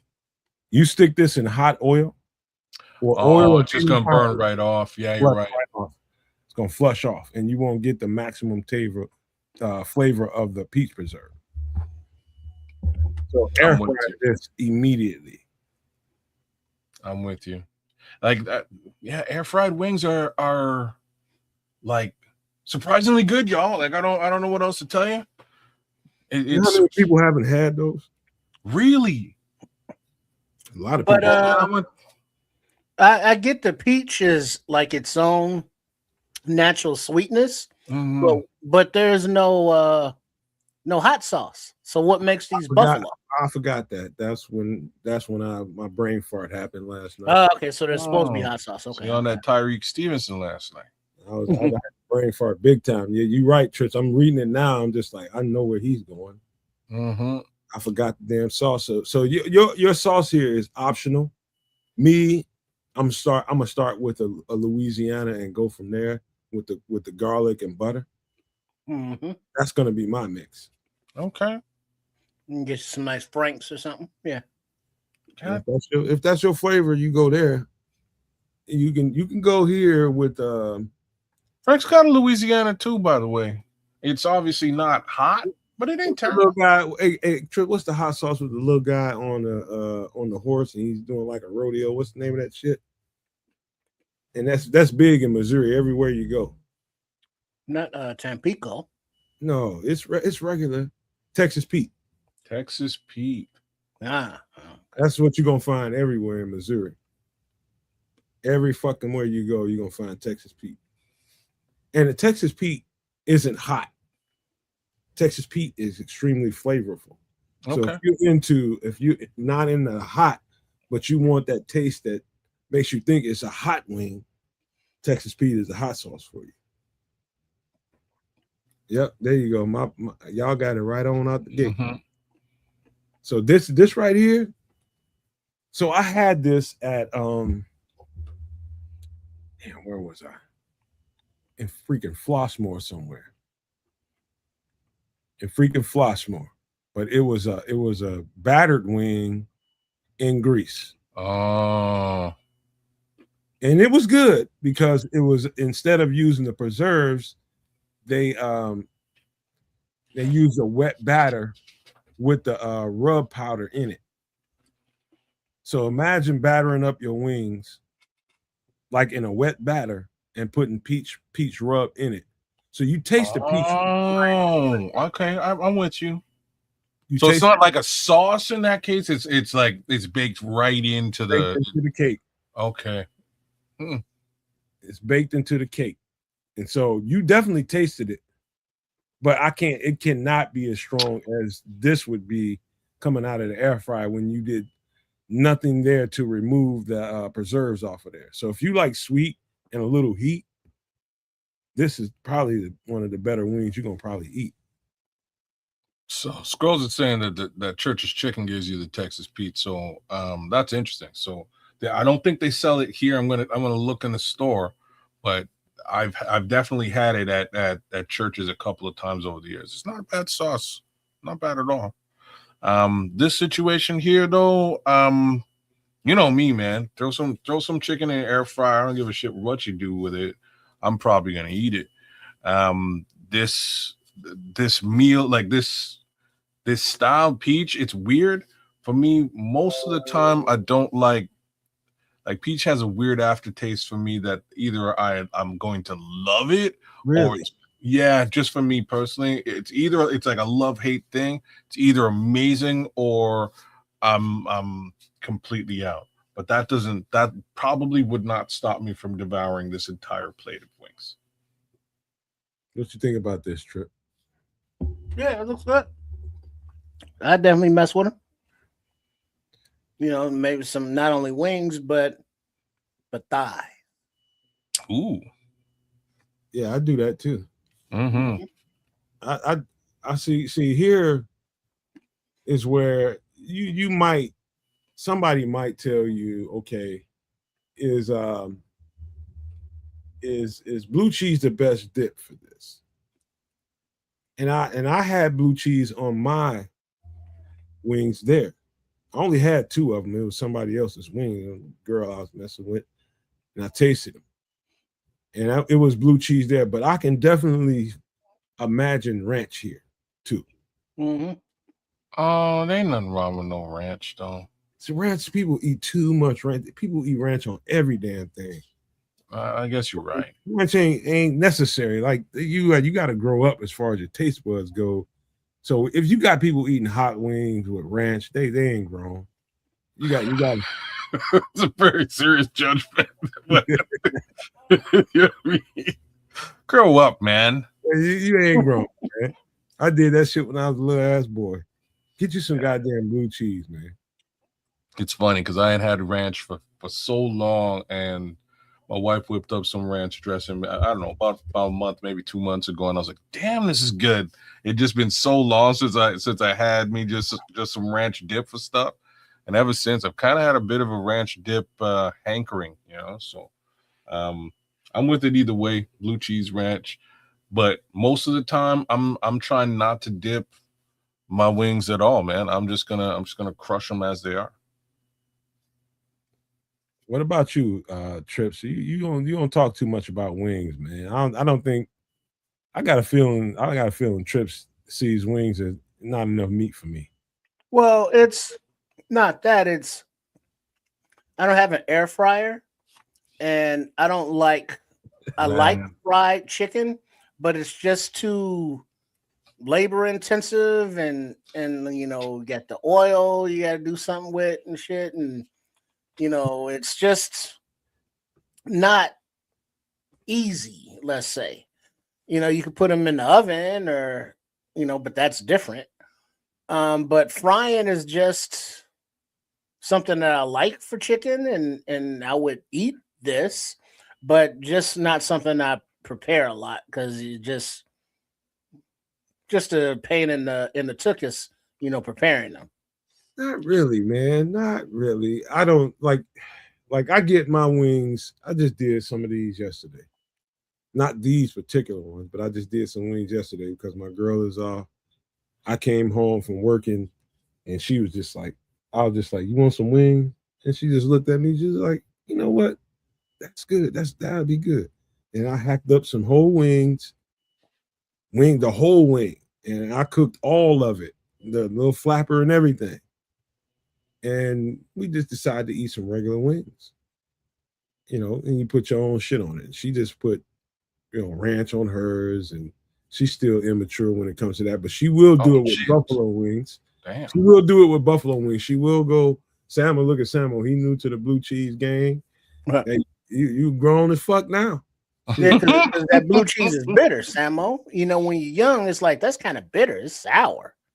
But now, your palates as they've matured.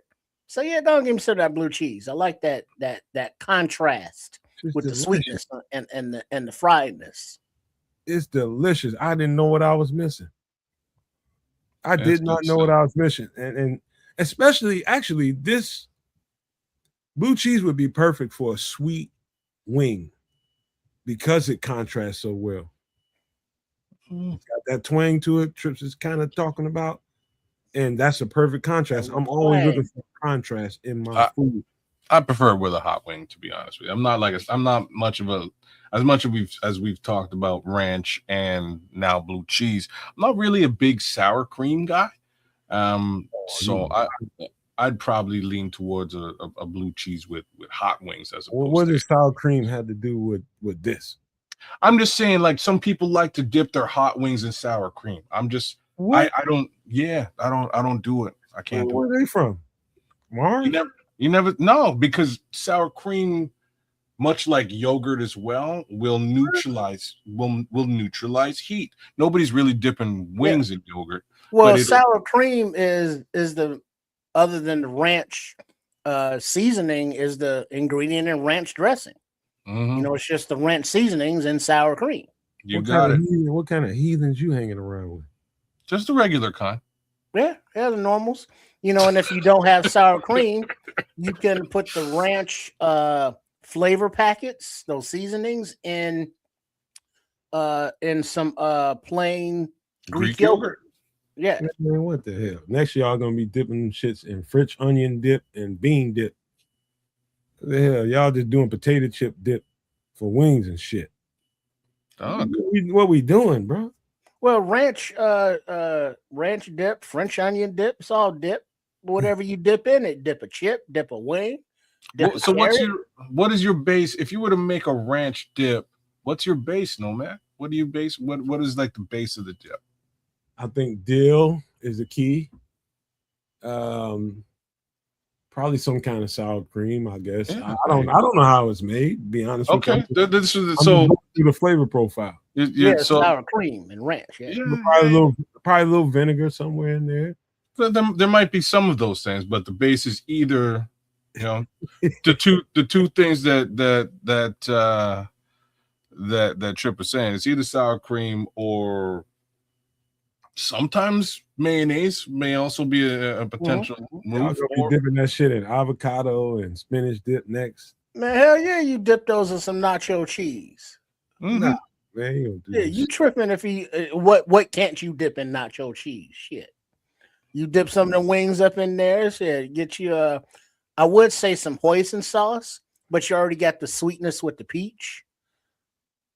So that would like maybe be a little overpowering with the sweetness, but also anything sauce related. You know what I mean? Trish, we already know. Like honey mustard would like contrast is nice. Tripp's ass ain't scared to cross no terrain as far as food goes. But you shouldn't be. Don't be scared now. You shouldn't be scared. Don't be scared. The man put goddamn sardines in his goddamn spaghetti. He ain't scared. Okay, all right. So like, anchovies going there. And sardines ain't nothing but anchovies' cousin. Thanks for reminding me, man. I was like, I was with him. Afraid to cross the range, bro. Look, I'm an adventurous guy, and I'm much like my boy underneath me here, man. But yes, there are some lines where I kind of have to, stand my ground. You know what I mean? So yeah, there's all a blur with him. Mm-hmm. Hey, man. I mean, even if you get like a puddle of ketchup, puddle of barbecue sauce, the old standbys. Yeah, he's right. Horseradish, you gonna go there too? Hey, Well, man. I'm not a horseradish kind of guy. So, That's just around Easter, with unleavened bread and all that. oh, okay. Man, how y'all make me Man so gonna be putting damn. mayonnaise on his wings and everything. No, man, you mix that up with your ranch mix, man, and you good to go, Now bro. dipping French fries in mayonnaise, that is delicious. See, you just wow for no goddamn reason. Oh, look, when in Rome, do as the Romans do. So when you are in Europe, you're gonna see MFs eating French fries with mayonnaise, and you go like, why? Right? Like, huh? Where they do that at? The entire continent of Europe does it. That's why they're in fucking Europe. That's why they're in Europe. That's what they need to say. It's delicious. You gotta try it. I'm letting you know. You need to move with them, Trip. When in Rome, do as the Romans do. If you're ever across the pond and you're looking at all the weird stuff that's going on over there, try some of the weird stuff. You'll be better for it. So, like, straight up, I'd never eaten like fries with mayonnaise before, but when I got to the spot, I had some of the best fries I've ever had in my whole life. I don't know what they make this shit out of. Like, I would just think potatoes. But these fries were so good. And it came with like a little thing of ketchup and a little thing of mayonnaise. That's how they served it. And I was like, let me eat my fries. And real talk, most of the time I'll just eat it with salt. And I'm enjoying these French fries. The thing is, I was just coming off of keto and I couldn't really eat ketchup because there's so much sugar content in the ketchup. So I was like, man, what the hell? And I dipped a chip and I was like, snap, like, they ain't lying. This is actually pretty good. This guy would come back from Europe and everybody be looking at him. We're like, what the fuck wrong with him? This fool out here trying to herd stray cats. I don't even particularly like cats, but look, I did a bunch of. I'll tell you that. I will not. I'm just saying. I did a bunch of things in Europe that were awesome, including something along the lines of what our friend the chef did today. I had a bunch of, as I was going through, people were like, bro, did you have the pancakes yet? Did you have the pancakes yet? And I'm like, what's up with y'all on the damn pancakes? What's with the pancakes? And then a homie kind of was like, yo, I'm going to show you what's up with the pancakes. We're going to breakfast tomorrow. So we went to breakfast and my pancake was massive. It was just this big old pancake, but much like Chef Trip did today, they come over there and they go, hey, like, what do you want in your pancake? And I was like, what do you mean? Like, just like, like wheat and shit. I don't know what you're mean. Like, just make my pancake. They're like, no, sir. You can have like chocolate chips, lemon, peaches, like you name it, sausages, bacon, you name it. We'll put it in your pancake. What would you like in your pancake, sir? Oh, snap. Okay, well, let's go with some lemon. Okay, we'll try lemon. Man, they baked the lemon. They fried right up in there, much like what Chef Trip did today, and it blew my mind. That's why when I saw it today, I was like, okay, Chef, you go, man. You go. But they've got different fare over there from a food perspective that would honestly surprise you. And the other thing that surprised me was how slim they were given the bullshit they eat. Honestly, I probably wouldn't eat most of it. Well, but as soon as they eat that pancake, they get on the bicycle and pedal their ass home.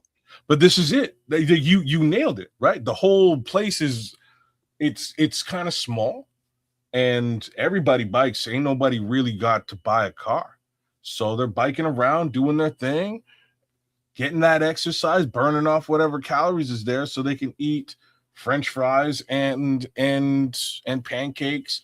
They use pancakes to wrap sandwiches like a Euro. Yeah. Wrap. You lay down a pancake, it ain't nothing but like a tortilla. That's what they do.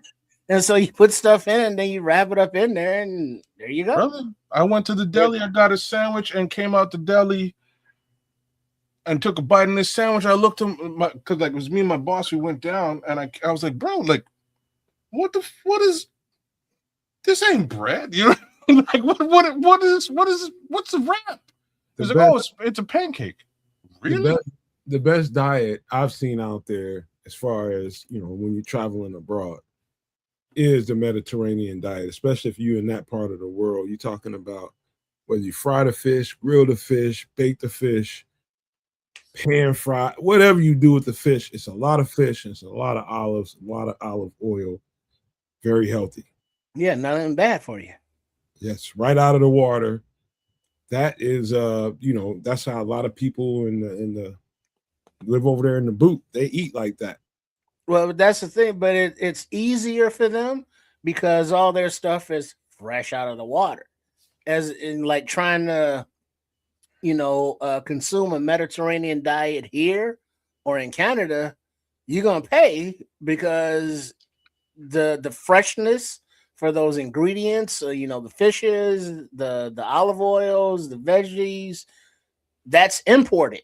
You know what I mean? So to try to be healthy, you got to be able to afford that. You ain't wrong, man. And like I was so, man, there's a lot of Mediterranean spots here, like a lot. And I remember talking to my uncle. I was like, hey, like, have you ever had like Mediterranean type food before? And he was like, why? You know what I mean? Like, he had no like that flavor profile, man. No, I don't think he was really introduced to it. And I was like, man, I gotta take you to go and have some of this food because it's a different thing. I think you'll love it, man. Unfortunately, I wasn't able to do that, but I've really started to fall in love with Mediterranean food as well. It is fantastic. I kind of go out of my way. There's a spot called Jimmy the Greek. I don't know if y'all have that out there. Look at that monkey run. Man, it's good, bro. They'll just give you a Greek salad and put awesomeness on top of it. A couple of skewers here, some beef there, some lamb. It is delicious. It has its own flavor profile. Like AC saying the olives, the Gouda cheese, roasted olives, and feta and the fetas, and tomatoes, the sake sauce, and roasted vegetables. I like to marinate chicken in Mediterranean marinades and put them on the grill. Mm-hmm. So my wife has figured out how to make hummus now, and terrible shit. Chickpeas. What's that? You're not a hummus fan? That shit is awful. Well, they got flavors of hummus. I mean, it depends on what you put in it. That's how it tastes. It's actually delicious. And you shouldn't have to put nothing in it. You're just supposed to get a chip and dip it in it. Well, but sometimes you got like roasted garlic or, roasted tomatoes or roasted tomato and garlic.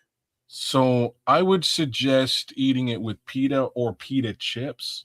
Very good, very healthy, very low BS, man.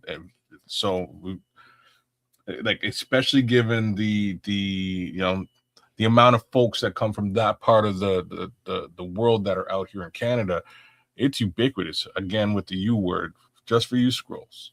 But it's hummus is everywhere, man. Chicken shawarma is the shit. Like, you got it. And you may get your chicken shawarma with a little bit of hummus on it. Yeah. You will enjoy it. But hummus and pita go together like nothing doing, man. Super because they like peanut butter and jelly. But hummus is made from chickpeas. Yeah. Which are, you grind them up or pound them down, whatever, and they're healthy. But you can change the flavors of your hummus. Just like dips. Like you got French onion dip, you can have like a French onion hummus. You got whatever nacho cheese flavored dip, you can have a nacho cheese flavored hummus. So it's very customizable. Man, I wish y'all had more access to shawarma because shawarma is all over Chicago. Is it? I'm so happy. There's gyro places that don't have shawarma, and then there's Greek places that get both. It's beef, right? Like, and I mean, like, it's a war. Because tomato. We got a whole place called Greek Town, bro. But like, so here's the thing: shawarma ain't Greek. It's kind of. Isn't it It Turkish? is kinda, and they would love to tell you that it is. Turkish. I'm just saying. So it's more Turkish? Turkish, Arab, Lebanese. Like that's more shawarma. Same thing with doner, which is a euro, but it's made by the again by the more Arabic peoples as opposed to Greek, all from Mediterranean. So like here, it really depends on what you're different trying parts to of the med. Yep, depends on where you're going. You'll either get you'll either get a euro, one thing, or you'll go get shawarma, which is very similar, but slight differences in what they put in it. But being from here, it's all the same shit to us. Well, especially if it's like you go to the Euro shop and they're also selling shawarma, right? Like the Greeks will pass this off as their own shit. I've seen it; they do it here all the time until like shawarma shops started popping up on their own, and they're sort of like, hey, like this is our own thing. This is you don't see us selling gyros in here, do you? Oh yeah, but that's what happened. And this is sort of this is what I'm saying. Like what happened was they're like, oh yeah, really? All right, so here's a doner, and the doners are basically. I gotta tell y'all this is some personal shit, and hopefully this don't expose me too much. But as a child, since about 11 years old, me and my teammates and shit, I've been playing football with the same cats forever. And we go to the place where everybody go to get their gyro right around my area. Euro every time. Get it the same way. I get mine with extra what is it, cucumber sauce? Extra tzatziki sauce. And the owner, the older guy, the dad, he had about like 3 sons working in there, and they used to deal with us all the time. And the dad would just be listening over. And then one day he said, and these are Greeks with fairly dark skin and kinky curly hair. And it's funny, it started off as an argument, but we ended up laughing when it was over. And he heard me say the same thing all the time: extra tzatziki. And I say cucumber sauce at the time. I'm saying cucumber. And he would just be over there on the side like cucumber. I was like, you nappy head mother. And I said that to him, and he just fucking fell out laughing. I said, you nappy head motherfucker. And he fell out laughing. And from that point on, every time I go in there, that man is old as dirt now. And every time I go in there, he said, hey, nappy head. I said, you nappy head mother. Every time I go in there. And he falls out laughing the same fucking way. He just, because nobody ever went in there and called him nappy headed, because, because it would be inappropriate and rude. Well, because he was mocking me, calling man, cucumber. He said, every time this guy, cucumber. I said, you nappy head motherfucker. Pepsi. I'm never indignant with people when I'm going to order food. That day he just indignant? No. Never. Ever. Well, no, he specified when he's going to order food. Hell no. He did put that little qualifier. I'll beat your ass in the street, but when you fucking with my food, I'm gonna be the polite motherfucker there. Trust me. And he just cucumber. What is this? I said, you nappy head motherfucker. And he just fell out laughing. And every time over the years, I gotta call him a nappy head motherfucker every time I go in there. I like you, Malakas. He just yeah, that's funny, man, because Greek people, they're very let's just say traditional when it comes to how they make stuff. Like if I go in there and ask for American cheese on my euro, they don't like that too much. But they do it because they know that's how I like it. Yeah, like shit, they ain't eating it. Some people go in there and order barbecue sauce on a euro. They piss them off. Oh, they damn sure charge you an extra $1.50 for that slice of cheese. Oh, they should too, man. If you're asking for it, like if you're at the Euro spot and you're looking and they got like the glass and they're gonna make it right in front of you, they ain't no, you know, 50 cents. They ain't gonna charge you $1.50 for that slice of cheese. Oh, they gotta go. Yeah. They ain't no Do they have American cheese behind the glass? They probably have to go fetch that shit. Oh no, it's there because they they use have it there. Oh, all okay. that shit. They But then just also, I mean, I order get it on your euro. I get that. All right, you want to add extra ingredients to a dish. All right, you got to pay a little extra for those ingredients. Fine.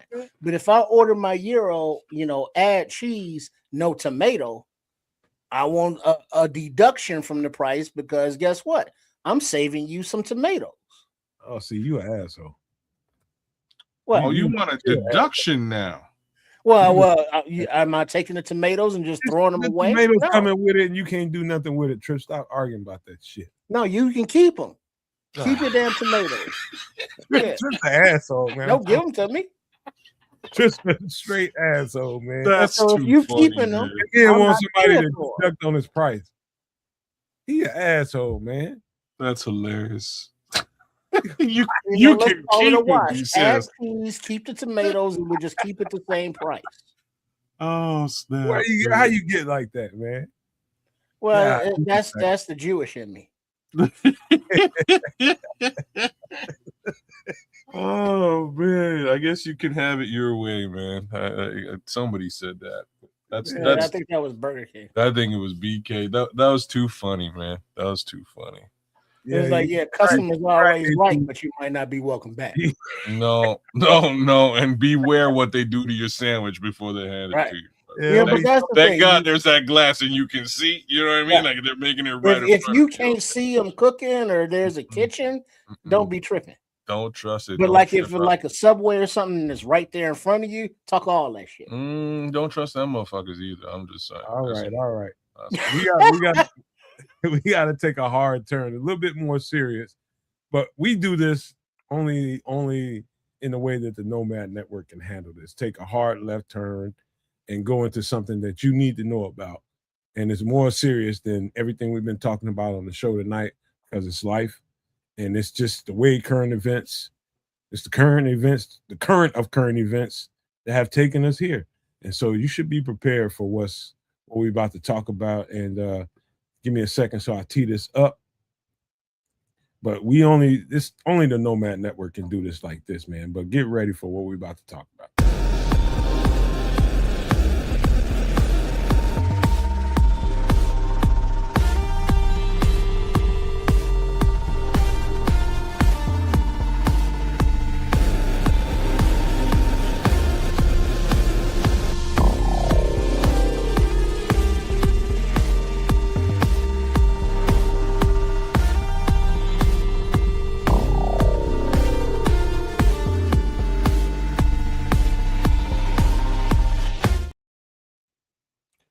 We are in a farming crisis here in the United States.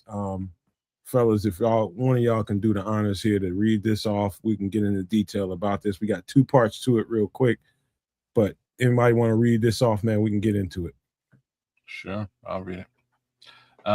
U.S. farming crisis. The farming crisis in the U.S. is severe. It is driven by record high costs and plunging market prices for crops. Agricultural groups such as Farm Aid, American Farm Bureau Federation, AFBF, report that cumulative financial losses are nearing $100 billion nationwide. So from afar, kids, what does that look like to you? I mean, just right off of its face, I ain't gonna say it's new to you, but I'm assuming you didn't know this data. This is technically new data for me. Long story short, sound like your price is about to go up, bro. Sound like grocery store gonna get you, man. We were on this a little bit last week. Yeah, I had to go ahead, Trip. Yeah, it's a crisis not because of one factor. There are multiple factors contributing, and they're all just kind of hitting at the same time. And it started with the Doge cuts when they cut, USAID, when they cut the school food programs. That was a lot of the grown material from the farmers right there from those two programs. All right. So now there's a tariff war with China, and China was like, all right, we ain't buying no more of your soybeans. We're buying from Argentina, Brazil, or some shit. And so that's, another factor because they bought so much of it, of the inventory. And then the food banks and all of the other social service programs, cut. So that's another customer, like the fourth customer that these farms would sell to. And then their inputs got higher, with their diesel costs and everything petrol related. Their fertilizers that they couldn't get because of the war of choice over there in the Middle East. And now the fertilizers they do have is higher priced. And then the restrictions on equipment like, your tractors, your Caterpillars, your John Deeres, and all that farm equipment that you couldn't work on yourself because of regulations that, you want to do a tune-up on your tractor, you got to take it to the dealership, and that'll be $20,000 or some shit, whatever it is. So there's a lot of elements contributing, to all of these independent farmers now having to sell out because they're bankrupt, and all of these individual properties are being snapped up by the corporate interests. And hold on right there, Trips, because I'm gonna let you finish, but kids, if you don't mind reading part 2, because it's going right where Trips is headed. Okay. Feel like it. Chapter 12 family farm bankruptcies have jumped by 46%. Up to 70% of producers have lost money and are operating well below break-even costs. As lenders have become hesitant to loan, so have opportunities to rent and or lease the land. Yikes. Multi-generational farmers are currently searching for employment opportunities to supplement their debts. Yeah, that's the private equity coming in, snapping up these distressed, properties, and they're not utilizing them to grow, individual crops like that.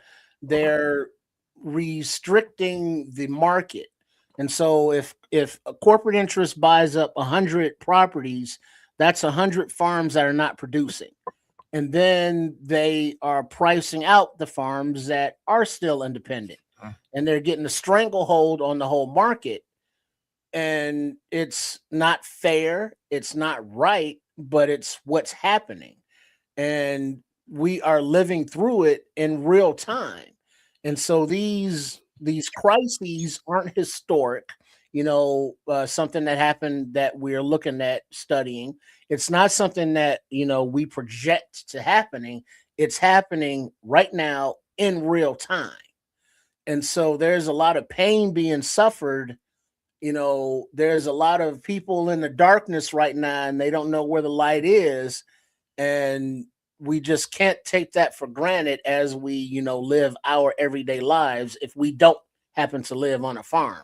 Because guess what? We still consume things that come from those farms. And right now, all of that's messed up too.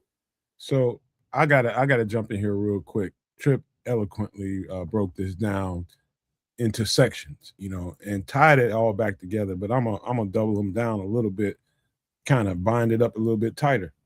There's a three-headed monster going on right here. There's a war in the Middle East for valuable resources that we need to be able to farm these crops. Number one, oil and gas prices all coupled into that so that people can travel and bring the products to and fro. All that being added into there. Also, the labor shortages because of ICE raids here in the United States. The people that do all that, that's the big, huge. And when I say the biggest, huge gut punch is the fact that we don't have people to farm the crops. Even the people that can farm the crops and get the produce there, we don't have the people to pick it and get it into, you got guys that farm tomatoes, bro, and you get you can ask for about $16 a box of those. You can take no less than 11 to be able to churn a profit. Samo nailed it, bro. Samo. We're gonna get into it. Hold on. We can't put it up there though. We can What? You can say it without saying it, but listen, the other thing is tariffs unalive the farmers. The tariff. Oh, okay, sorry. The tariffs. And on top of these people that can't, if you can't get at least $11 per box of tomatoes or olives or whatever you farming, they're getting like $3 and $4, man. They can't even pay salary. So I'm gonna go a little bit closer to back where I was last Wednesday, and we'll talk about some of this here. So, starting with what Samuel just said. So go ahead and read it. So he just said tariffs on alive the farmers. I'll give the other side. He's saying that's why government just passes laws that limit the number of properties that a corporation can own to 300, which is still high in my opinion. They also have transparency over ownership law. Interesting point, brother, because that actually leads to something that you were talking a little bit about last week, Wednesday, Nomad, and that was just sort of shell corporations. You can have any number of shell corporations, which would then also have access to 300. So it's still an unlimited number. Right, because you can have multiple shell corporations. You can have then none of that's not 300s. That's what I'm saying. The number is actually unlimited. But the thing is, kids, with that said, there should be laws, regulations, rules, and all that against it. But to Red Baron's comment, people in the upper echelons of the government, from the leadership on down, are doing insider, dealings and insider law, creation or insider regulation cutting, to take advantage of the situations they're creating. And so it becomes like just a ridiculous, circle, like, we're going down the drain of a toilet or something. You can't, kids, I think you muted. How the hell did I get muted? You nailed it, man. You put that together so well.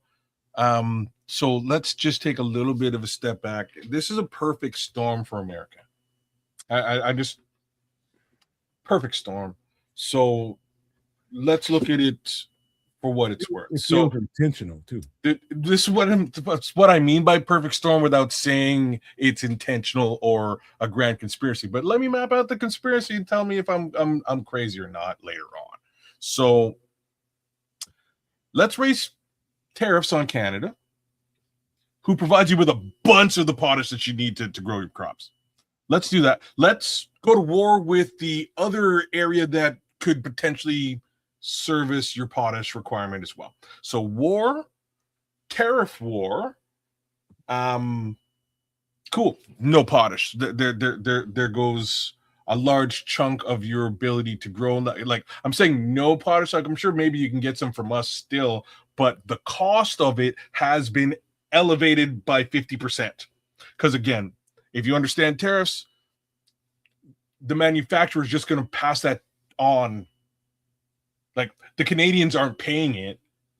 It's like, just like a relay race for the bill. Well, you know what I mean? Like we'll pay it, but we're going to pass that 50% on to your farmers who actually now can't afford it, right? Like now they can't afford it. So there's those two things.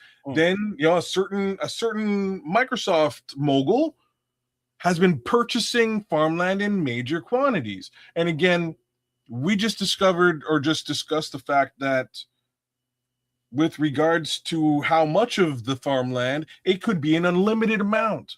It could be an unlimited amount. 300 by 300 by 300 to the amount of however many that guy decides to purchase or decides to create shell companies, shell corporations. It costs $300 to make an LLC, brother, and he's got millions of dollars to do it, right? So all of these things combined together. Now, puts you in a situation where he's created a perfect storm to squeeze out America to buy fake meat from him. Like, that's basically where you're headed. Yeah, Maybe this is crazy conspiracy shit, but it's not crazy, kids. I'll tell you why. It's the most sinister plan ever hatched by any group of men that have had a stranglehold over governments. And I'm not just talking about here in the United States, or I'm talking about anywhere. Any government. Anywhere. This is the most sinister plan, and this is basically their break glass moment. This is our chance to. I know that this is going to lose. This is going to fail miserably, but the end of it is the end of it. But in between here, where we're talking, you got farmers that 5, 6, 7 generations of people that have gone and left all this generational wealth to these people that are out there now in a food pantry line and also looking for a job because they cannot pay the people whoever they can get, because the normal people that they had to do this work ain't here no more. They're running from ICE raids. From ICE, and this is the other part of the perfect storm. Thank you so much for bringing that out, because it just fell out of my skull. But there's the next layer. So let's remove that working class, that underworking class below and or in and around minimum wage of illegals. Let's remove that. Without now, nobody's going to want to. That labor force is gone now. Nobody's going to want to field and or tend to those crops to make that lower portion of money that those guys were whopping up on. Like this, it's one of the parts of the whole. Like I'm not. I don't live there. Well, no, here's how they circumvent that, kids. They got the the H-1B1 visas, where there are certain qualifications for bringing in international quote unquote talent, for engineering positions all the way down to, I guess, labor. No. But part of the stipulations of these visas is that, let's say you are a business sponsoring them, and so basically you control these people's lives. They are your indentured servants because they work for you, and they're only in this country to work for you. Okay. So that means if they lose their job, or if they want to find different work, they got to go back home and find different job to come back. And so now you don't think people are going to take advantage of that situation with these people? Even that don't even work, because they got stupid people in federal uniforms running the streets, just going wild and just pulling anybody in. And then once they put them into the system, don't nobody know where they're going. Yeah, so the people that on those visas, they ain't giving no provisions to none of them. So let me just touch on some of that a little bit, because there's a couple of misconceptions. Idiots running this shit. Yes, you do. So nobody's. So H-1B1 visa has been in place for God knows how long. Well, it's one of those, whatever visa. No. It's they're the two kinds that you can have. But there's you would have to be sponsored by a company. Most of what you said is correct, except for the part where we're talking about labor. Ain't nobody moving to the United States of America for a labor job. Because nobody would.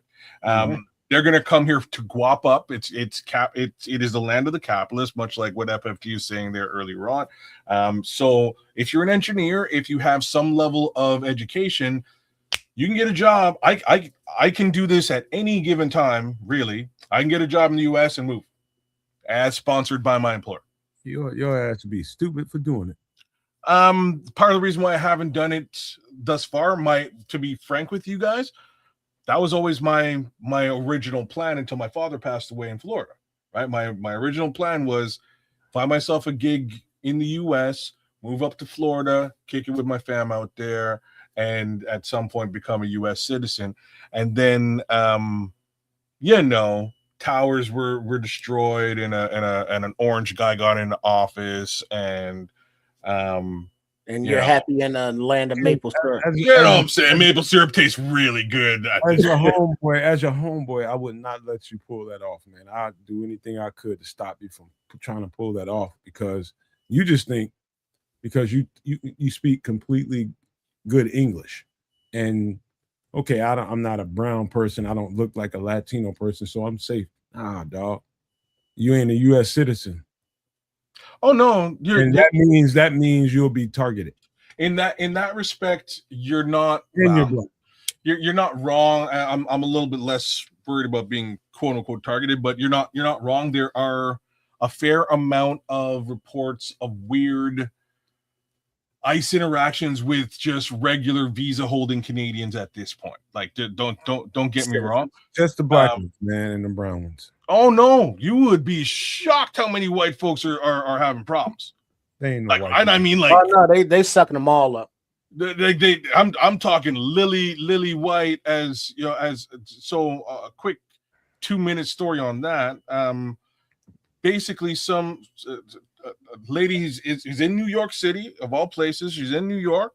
Her and her husband had moved there. She's on her visa. They've been there for, I believe, 2 years out of their 4-year stay or something like that. And some girl wearing a MAGA hat came up to her and was saying just dumb stuff. You know, I not to quote it, I don't remember what she had said. And the Canadian lady kind of lost her stuff and slapped her. And this was the end of it. Except that girl called the police. The Canadian lady was rightfully charged. Fair, right? Like, you can't just assault people. But after being charged, she was then corralled by ICE and detained. It is still in detainment right now. So they're revoking her visa and likely sending her back to Canada. But none of that is under discussion. She's just basically being held with no due process. With no due process. She's now lost the job that she had. What's happening to her? Right, so that voids the visa. Now the visa has been voided. It's a really funky, weird situation across the board. Yeah, but I got to tell it's you, happening. I got to tell you what's at risk here.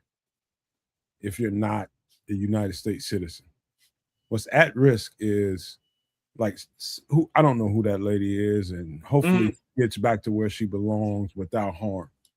But the problem is, not only are they violating rights, they're violating. If you know what I mean, they're violating people. Hey, literally out here violating them. Trips, don't go no further than that, because I know where your mind can go. But that's the risk. And you don't have to be a female to suffer that either. I can dig it. I hear everything you're saying. I knew things were a little bit weird when the orange guy got in the first time, and I quite frankly haven't been back to your country since. And that's 2016. That was my 2015 was my last trip across the border. I haven't been back since. Love your country. I used to go every year. But like I say, I haven't been back in quite some time because I was a little bit weirded about where things were going, and it's just gotten progressively weirder as the years have gone by. It's now been 10 years. Wow, that's crazy. I've been in the U.S. in 10 years. It's that kind of violation going on. Yeah. So, you know, I have no definite interest in moving over there. If I did, it would have to be in a very specific capacity, man. It would have to be very specific, because again, under no circumstances do you do that right now. No, I don't trust it, man. Unfortunately, I hate to say it. I don't. Zero circumstances. There's no money. There's no opportunity. There's no nothing here. You wait till this shit blows over, my boy. Don't you do that. Well, you know what? I don't know if it's gonna. And that's it's gonna blow over. It's gonna get better, but it's gonna get worse before it gets better.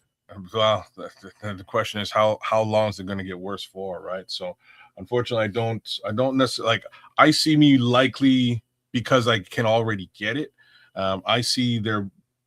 Shoot. Well, there's two things, right? Like, I have some property in Florida as it is, but I I will probably wind up going to Jamaica because I can just natively gain citizenship because my family's from Jamaica. So I that might just property in skip right. Florida. Have Yeah. you considered selling that? Because you know it's about to be like ocean property, not ocean front, but ocean. It's going to be underwater. Yeah. Why do you say that? Well, what do you call that? Climate change and the raising sea levels, and considering that Florida, is hanging down there, as America's It's on a dong, peninsula. Yeah. it's losing land, yearly. So what used to be beachfront property is now on the beach, and it's going to keep doing that. And considering it is a big ass swamp, you know what I mean? What else you gonna do down there? Well, I don't want to have that conversation yet. So like I may wind up letting it go. I may wind up letting it go. Unfortunately, I'm kind of getting taken to the cleaners with respect to what my take out of that would look like, and I don't like that. So I'm kind of just holding on to something right now for until somebody give me some good money. Samuel say, yes, South Florida sinking. Samuel and Scrolls is giving it to you indirectly. What I'm trying to tell you, don't come here. Oh no, you don't. Like I said, I didn't need that advice, or I'd be there already. I haven't been back to your country in 10 years, which is like, it's crazy. For me, that's crazy. Like since I was a child, I would go to I would come across the border and do some stuff every year on a yearly basis. Since my kids were born, I rekindled that general idea. I'm taking my kids over there for, they're now 22 and 25. So just since 2016, as soon as I saw things going a little bit weird, I haven't been by to visit you guys. And well, now you can drive them across the Gordie Howe Bridge, eh? No, not just that's I'm glad you brought that up too, because we are, and this is what I'm saying. Like, I don't know. I'm just gonna say this out loud, but none of these governments work. They're all frigged, and somebody needs to do something about it. I'm not talking about party level stuff. I'm talking like just top down. Like if you could stand above all the governments, sort of look down at what they're doing, it's fucked worldwide. Yeah. And this is just one of those examples where my prime minister, who I have little to no love for, he just ponied up on this one and gave that bridge to y'all. Gave it to the U.S. He's like, hey, we're spending $6 billion on this bridge. Cool. U.S. put no money in the bridge, and y'all gonna make 50% of the tolls just because. So, shout out to the orange guy. He definitely got one over on my prime minister in this conversation. My prime minister came back and he was like, "Oh yeah, we got a great deal on the bridge. Everything's cool." Talking about that right now. Well, he brought it up, and I'll end it real quick. Long story short, he's bullshit the entire Canadian population, and just want to put you on blast there, big guy. All right, I'll tell you a couple things I want to point out before we end this conversation. Is you can think about it in a way of somebody that's brown that's from somewhere else. You can actually get a visa and a passport. These days, you can bootjack that. You can get that and come over here, and nobody will bother you. As soon as you show that, people will just get away from you because these people are unprofessional. They are checking this stuff. They don't know if they're looking at a fake one or a real one. They don't. However, even if you go through the lengths of doing that for some of your employees that you had over here to get them back here, why in the hell would they take that job that you have paying that little bit of money? That's what I'm saying. That's what I was saying. So from a labor perspective, ain't nobody coming over and going through the process, quote unquote, to make under minimum wage. That's crazy. You know what I mean? That's crazy. You'll do that if you are, Well, illegal. Like if you're illegal, you will fill that void and But- make your money and stay off of what social they're doing insurance paychecks. to circumvent that is, instead of like bring or importing the lower wage laborers, they've lowered the age of working. And so, like, instead of That's being smart. 18 to, have to work in a factory or whatever, you can be 12. In certain states. Holy shit. Right. In certain 12? states. Yeah. In certain states. In certain states, yeah, they lowered it to like 12-year-olds, on the midnight shift, doing whatever the fuck. Holy shit. That's when I tell you, that's how you know it's this rule that we've been living under our entire existences. It's over. It's over. We just watching the fat lady singing like a motherfucker, and this just kicking and screaming on the way down. So I need you to time out. So what they did was they said, all right, so we don't like these people here.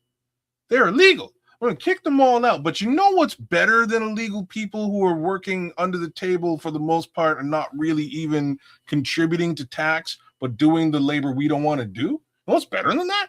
Child labor. Child labor is awesome. Let's get 12-year-olds to go and work the fields for less than minimum wage. That works for China. Only problem with that, have you met a 12-year-old in the United States?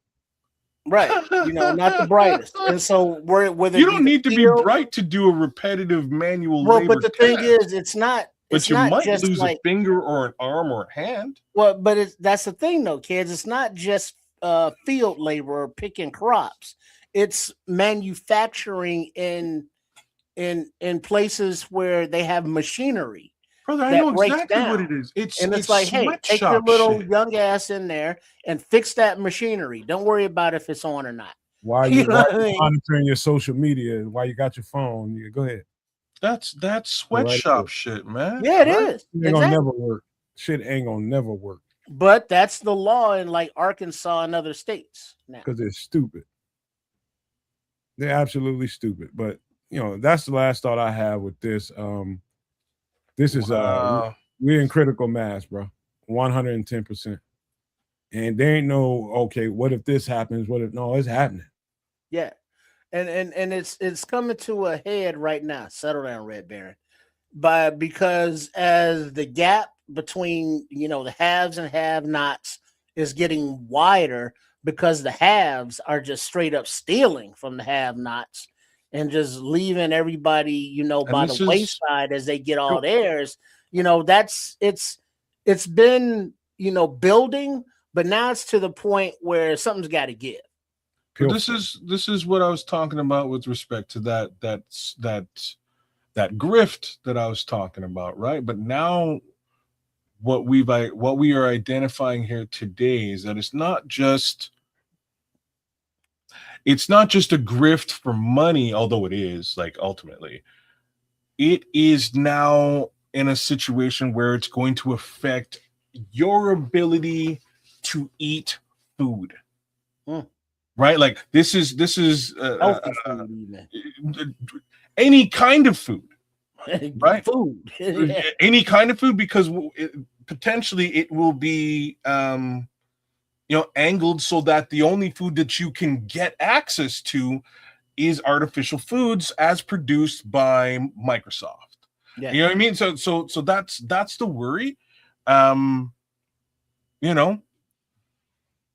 Keep your eyes peeled on this shit, but I don't know how you maneuver around something like this, because they are sanctioning it. Like, and when I say they, the government is allowing and sanctioning this and making shit like and ensuring this to go down. Like they're putting up the fences to herd all the population in like cattle. And it's like the fence posts are getting closer in and closer in and closer in. It's shrinking. There's no subterfuge here. This has to play out. Well, like I say, I don't know what you do or how you get around that. I'm not trying to say that where I'm at over here, they're not trying to do more or less the same shit. No, they're not. To a point, they all are. There's. Look, let's be clear about New something. World Order. Let's be clear about something. Here in this country, the people in leadership right now, and we're gonna end this after this because we have to. We only got a little bit of time left. There is something here that is causing this reaction to happen, and that is the billionaires, specifically in this country. I'm not saying the billionaires in other countries aren't in on it, but specifically here, since we're talking about here, they have put their lot into total domination. Instead of governing, instead of politics, instead of any of that kind of thing, they have put their lot in. We'll just control everything with our dumb asses. With all this money, I'm supposed to know exactly what to be doing with the world. I'm supposed to govern them because I have this much money and power. That was never going to work. That was never going to work. But this, again, there's no subterfuge here. This has to play out. You're going to find out. And I can't wait till this thing hits us. It's going to hit. People think it's going to be 4 years from now, 5 years, 6 years. Nah, this ain't going to take long. Promise you that. It ain't going to take long. It's already at needle point to begin with. And when it starts to go down, you're going to see all kind of scrambling roaches, rats, all kind of vermin running around, running the bunkers, trying to run to other countries that don't have dominion over, sending them back. That ain't going to work. People are going to change laws to make sure these people make sure they get what they got coming. So the people that don't have, extradition laws will have them. These rats and roaches ain't going nowhere. They will get held accountable, but we'll leave that there. I know you got a mouthful, kids. Go ahead real quick. I can see you leaning forward. I don't really want to say anything here because I just don't. I don't see the fix you're describing. I don't see there being a fix. I have a problem with the idea of the system fixing the system. The system has to it has to break. It's the only way to you would have to subvert the system to beat the system. I said nothing about the system fixing itself. I'm talking about how it's going to play out and how this thing is going to land. I know what the system may be completely fractured to the point where we have to make another system when this is over. But I'm talking about the people responsible. But this is what I'm saying. You're saying that's what I meant by the system, right? It was just you're saying that those people responsible will be held accountable. That requires a working system in order to do that. No, it doesn't. No, it doesn't. The pitchforks are already out, kids. Well, you want to do it legally by the system, or you want to do it, vigilante style? It won't even matter at that. Once that happens, the pitchforks are already out. They're out now, but it'll just get worse. So ain't nobody worrying about the thing about what's happening right now. We're seeing so much injustice. People that should be in prison for the rest of their lives, walking away, getting away with all kinds of heinous crimes against children and all this kind of stuff, just walking free. Nobody trusts that shit no more. That's why the pitchforks are out. And that's why the pitchforks are going to work. Because they ain't going to let it get to that point. That's what I'm talking about. Yeah. It's going to come to a head. How long it will be, what that will look like, I don't know. But guess what? They start with pads on Monday. Happy distractions. Yeah. Fuck. All right. God. I'll tell you what. You know what? There's only one way, and I had a plan for how to go about doing this last part of the show, and I was going to go somewhere, but there's only one good way to do this right now at this point. You guys are going to see.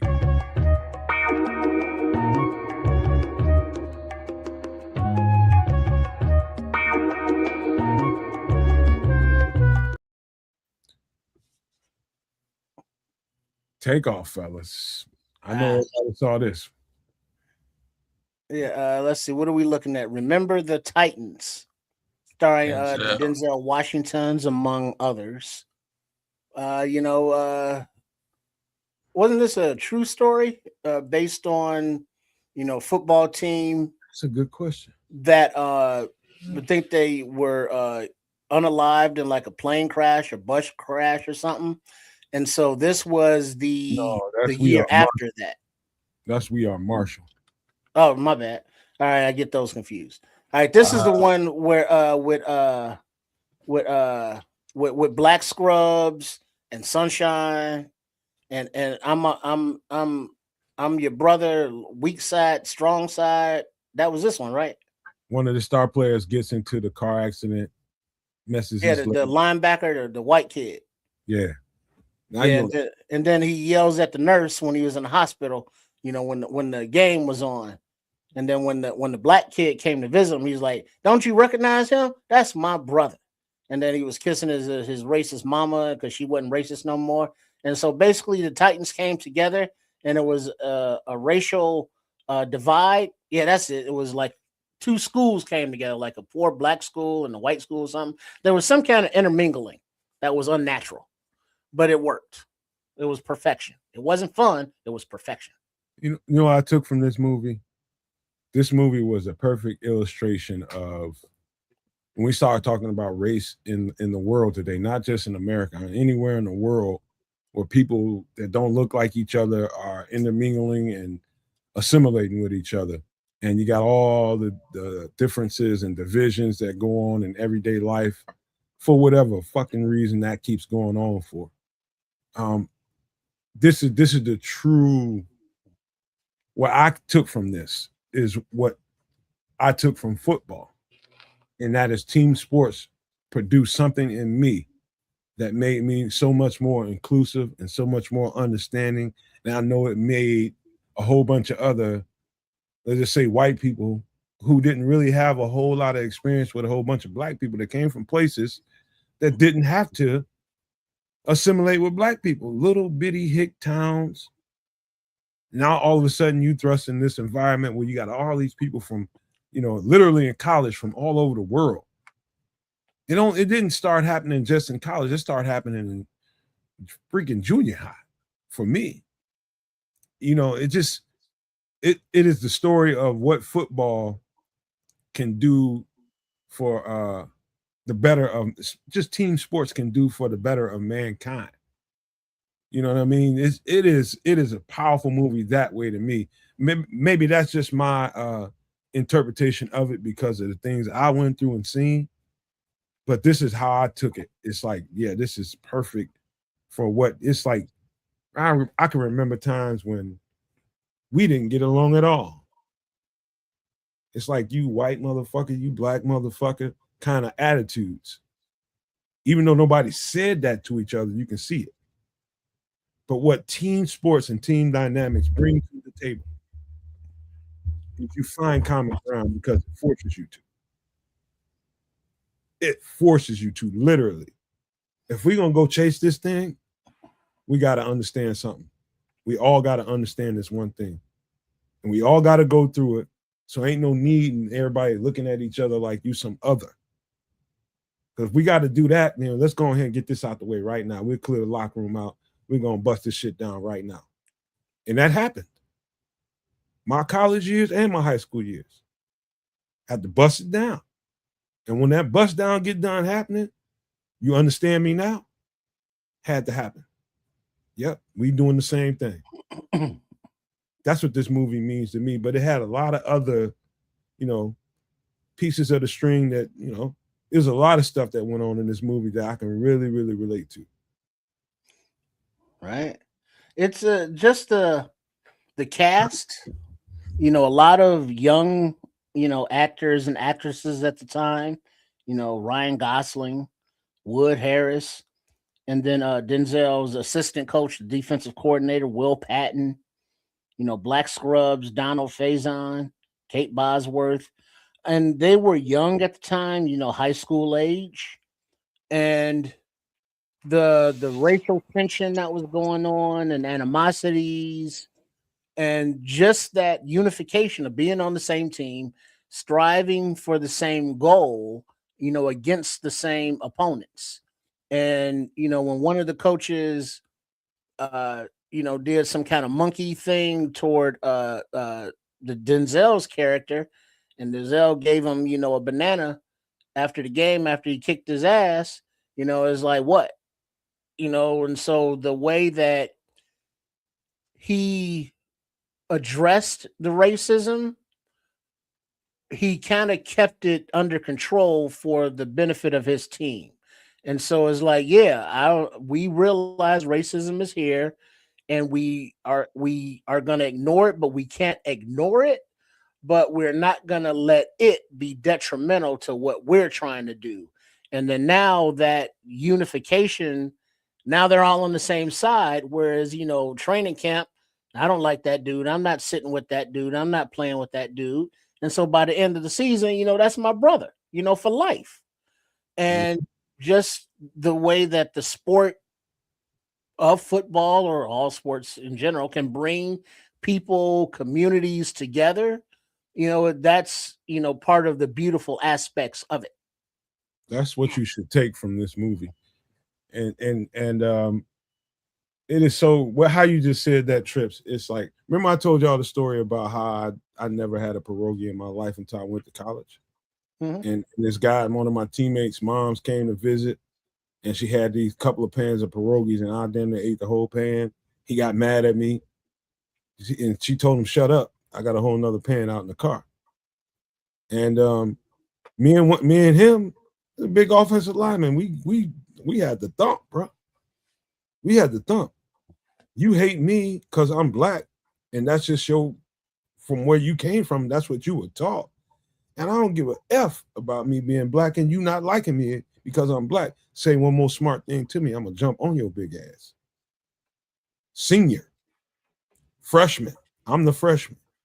And he grew to respect me because I wasn't afraid of him. And I dove right on his ass. And after that kerfuffle, the connection happened. And the connection went even further than that. Today, we're still friends. His mom came up. I didn't even know she was in town. He was just like, "Hey, yo, come up to the room. My mom just came in town, man. I want you to meet her." That happened from a battle between teammates. And he gained enough respect from me so that my race wasn't a factor to him no more. I was just his friend. And it went even deeper after that because we was all chasing the same things and became brothers, like Tris was talking about. So that's how it started. Went to pierogies and meeting mom and all that, and friends for life now. This is what the game can do for you if you see it that way. But you got to buy in. If you're not bought in, you ain't gonna be nothing other than somebody that's on the outskirts of what this thing can provide for you. And you probably ain't gonna make it. You're probably gonna transfer. You probably won't be with that team. But if you stay with this team and you buy into what this coach is dealing out, you ain't got no choice but to find brotherhood. That's the beauty of this movie. It's so I've watched this once. It bleeds into every other football movie. It's interesting. And I'm trying to find like another arena where it's the same, but I think sports is really the end all be all, where everything else is sort of bullshit and you have to just power forward and focus on the task and the goal at hand.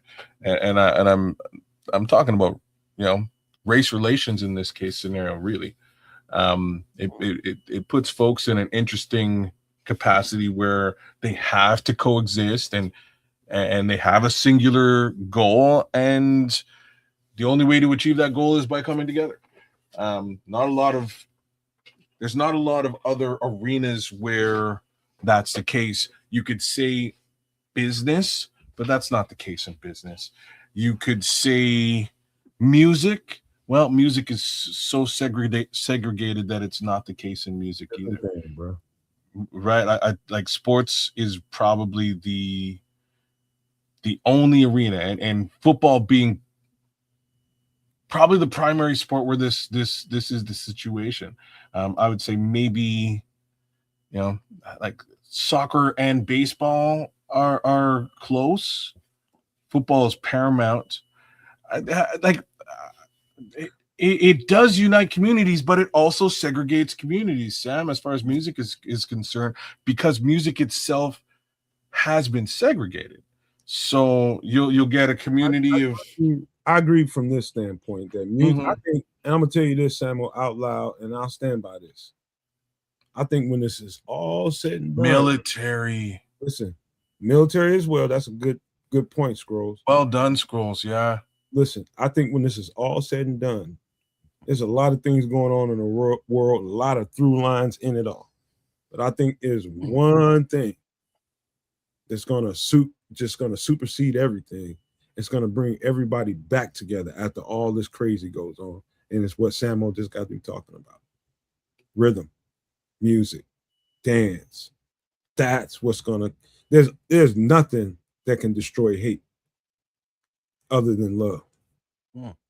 Yeah, and in this case, it was the love of the Titans, and love of football, the love of winning, and the factor that it's like, all right, you get all these different races on the team, but it also showed you in the heat of battle, during the games when emotions are running high, tensions are running high, you get guys that are in pain and tired and hurting, but you still have to have the mental capacity to think and to be in the moment and to be present. And to have a kid say, hey, look, this kid, Petey, he's better than me. Have him take my spot. That's a teammate right there, looking out for the team and not his own personal glory. And then have those lessons, go up into the stands. It's like, well, why is my son, sitting down for, oh, well, they won. Or don't ever do that again. You keep those boys in their place, because you see the other side of it, the ones that don't fall in love and remember, so it's just another reflection of growing up in America, spelled with 3 K's, kids. And it's something that you would think that is like, oh shit, this movie came out 20, 30 years ago. I'm sure we're well beyond those negative social issues. And it's like, no, we've gone, further the other way. Backwards. So I gotta kids, only because my girlfriend's birthday started about 25 minutes ago. Happy birthday. Yeah, I would love to keep talking about this because this is a right now conversation that should be. If she gets in the shower now, by the time we're done, she'll be ready. Oh boy, ain't nobody in the shower. Everybody got their shoes and socks on trip, so just relax. All right, so we'll move towards the close. I will just say that there is a couple of discrepancies, although this is based loosely on a true story. So much of what they're referring to, from a timepiece perspective, would have happened in like 1959, as opposed to the 1971 timeframe that they're talking about. In 1971, apparently this team just blew out other teams, and they more or less had amalgamated, integrated the races, if you will, because these teams were all segregated and different, but they'd integrated some. Hey, what's going on, FFG? They'd integrated these teams, a few years before when they're saying that this would have occurred. But in any event, it's a scrolls. It's a good synopsis and understanding to sort of come to that. It is I'm going to take it sort of the other way. It's almost an unfortunate reality that to really get over the racial divide, you sort of need to have that singular goal and unification in place to ignore that and just plow through and power forward to achieve that goal. I wish there was more areas where, you know, that could be achieved. Hey, Samo said happy birthday. Mm. She said thank you, Samo.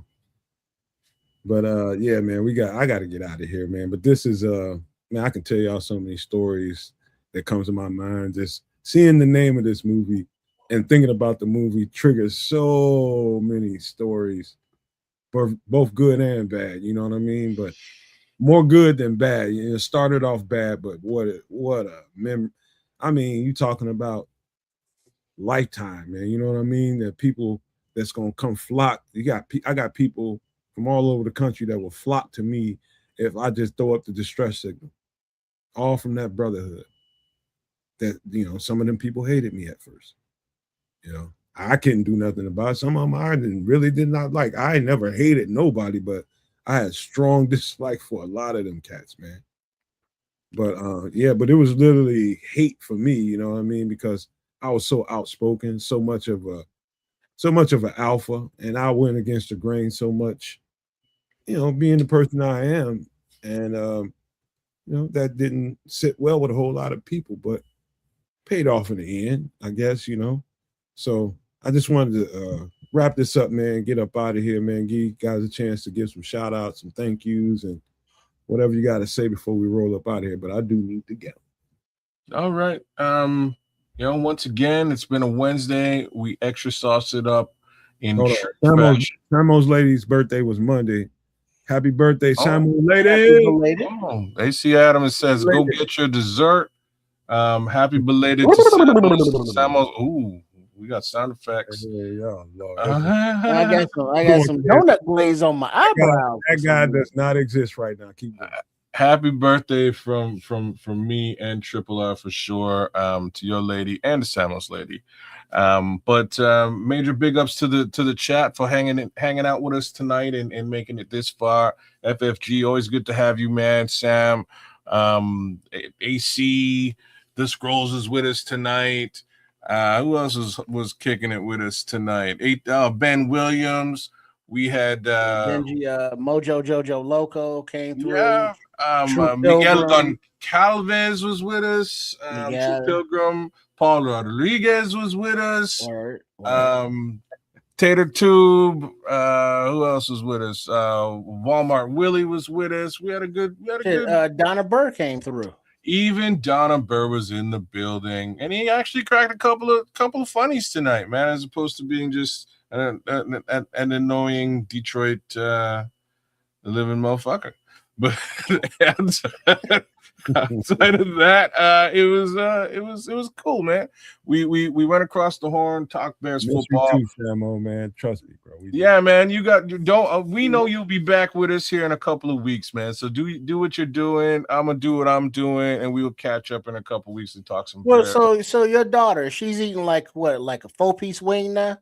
Who? Extra fries, Samo's little girl. Oh, Samo's? She don't need no help now. She probably powering it down right now. Because I know she got her molars in there. You know, she's chewing food. Yeah.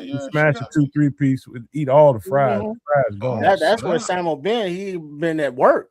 Yeah, you gotta feed that baby, man. She probably eat 2 of them wings and fries gone. Because remember, when she was a baby, it was like, yeah, you can't deny it because she got your big ass head. And she ain't doing nothing but going into that. Shout out to T Will, man. Terrence Williams was with us tonight. C Spags as well. Anybody I'm really forgetting out there? Nah, man. Mad love to all you guys for coming through.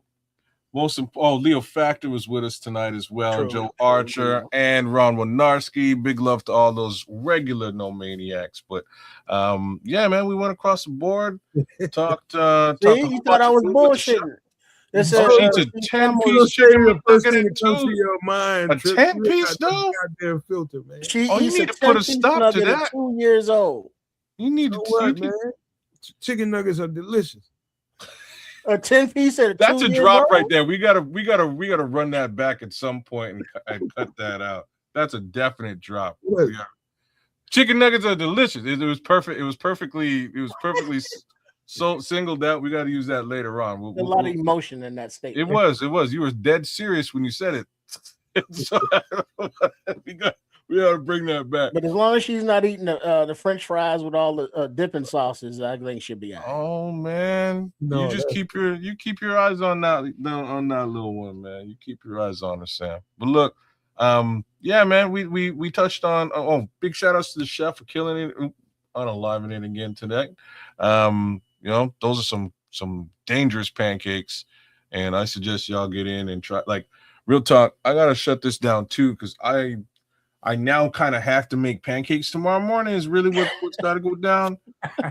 So we'll see how well that pops off. Either that or waffles. Waffles might be Fix your mind, man. You ain't got to do none of that. Oh, bro, no, I have to because you see, like I'm kind of on like I have 24 hours to be a jerk. Because like once my son gets back here, my son is like he's like what's the word I'm looking for? Jerk police. Yeah, basically, yeah. He's both of those things. Yeah, I didn't say that. He's gonna keep you to your diet. Not only my diet, but I can't smoke. I can't do nothing, man. I'm very much monitored, and so I'm just trying to get it up. It looks like you got like a son that loves you. Yeah, that's great. I didn't sign up for all that shit. I'm just saying. You know what I mean? Like I'm somebody's daddy. I'm not my daddy passed away a long time ago. I don't need that. You know what I mean? I'm trying to go through all that shit. Let's see, that's the only meat that she eats. The rest is just fruits, vegetables, and occasional turkey breakfast sausage. Hey Samuel, they're delicious. Samuel, I got an autistic nephew that won't eat. He wouldn't eat shit for the longest time, but McDonald's fries. That's all he would eat.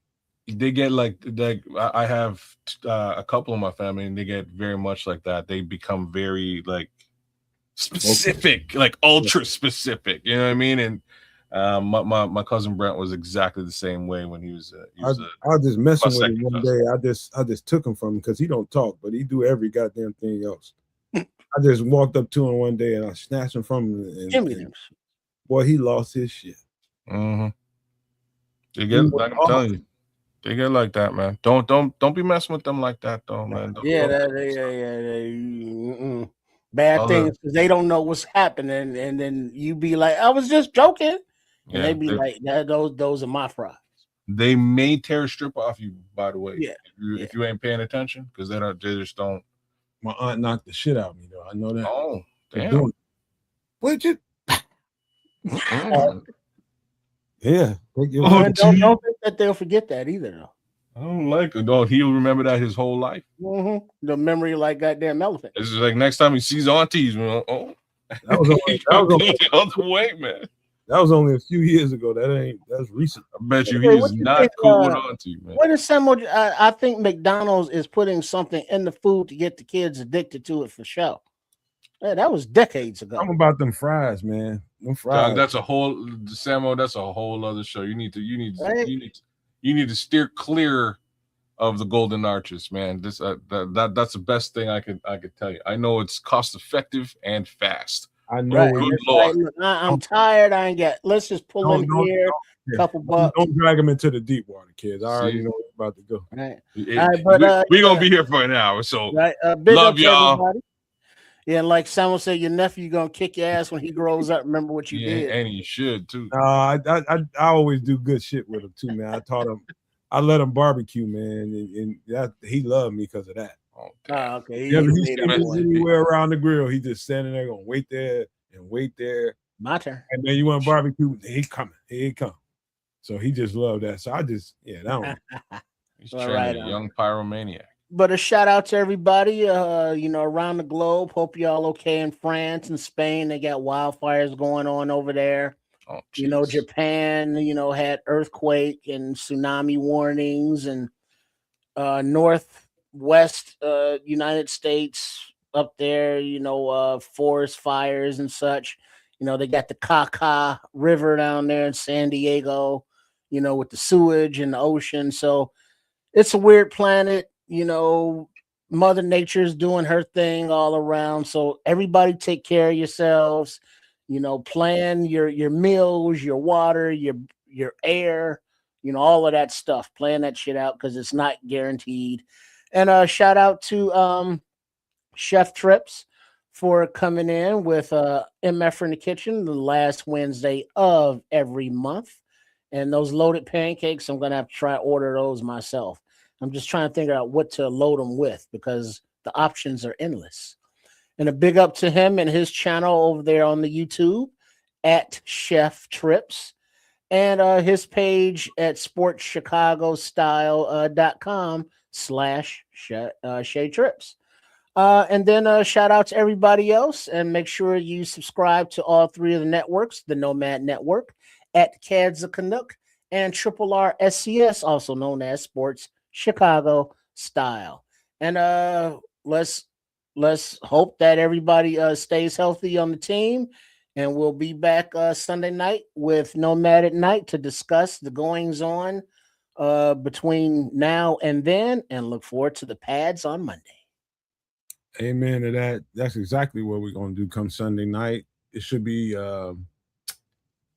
it's going to be they're going to kind of turn it up a notch coming Monday, but later on in this week, you'll probably see a little bit more moving and shaking, and probably as far as a lineup goes, who's getting 1 reps, who's getting this, who's getting that. Start hearing reporters come out and tell you some stuff. And, it's going to get people talking. But just remember, they still in underwear, bro. Straight up. Don't even worry about it, man. They still in underwear. It don't matter until they put the pads on.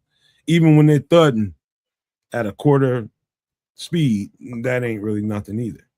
When they start going 11 on 11, no holds barred, then we can talk. But until then, man, it's just don't get too wrapped up in the next podcast you see being hyperbolic about he heard this or that. Don't get yourself wrapped up into that. Just not worth it, man. But I thank y'all for being here. We appreciate you all, and I say that for all 3 channels, Sports Chicago Style, Kids of Canuck, and of course here at the Nomad Network. We appreciate y'all for always rocking with us and keeping us alive and well, man, keeping us running, because we only do this for y'all. We do this for y'all. We was you guys in the chat at one point. Now we're here for you guys, and we appreciate you guys for appreciating us. We got to leave you guys with these famous words. Love, peace, and hair grease, y'all.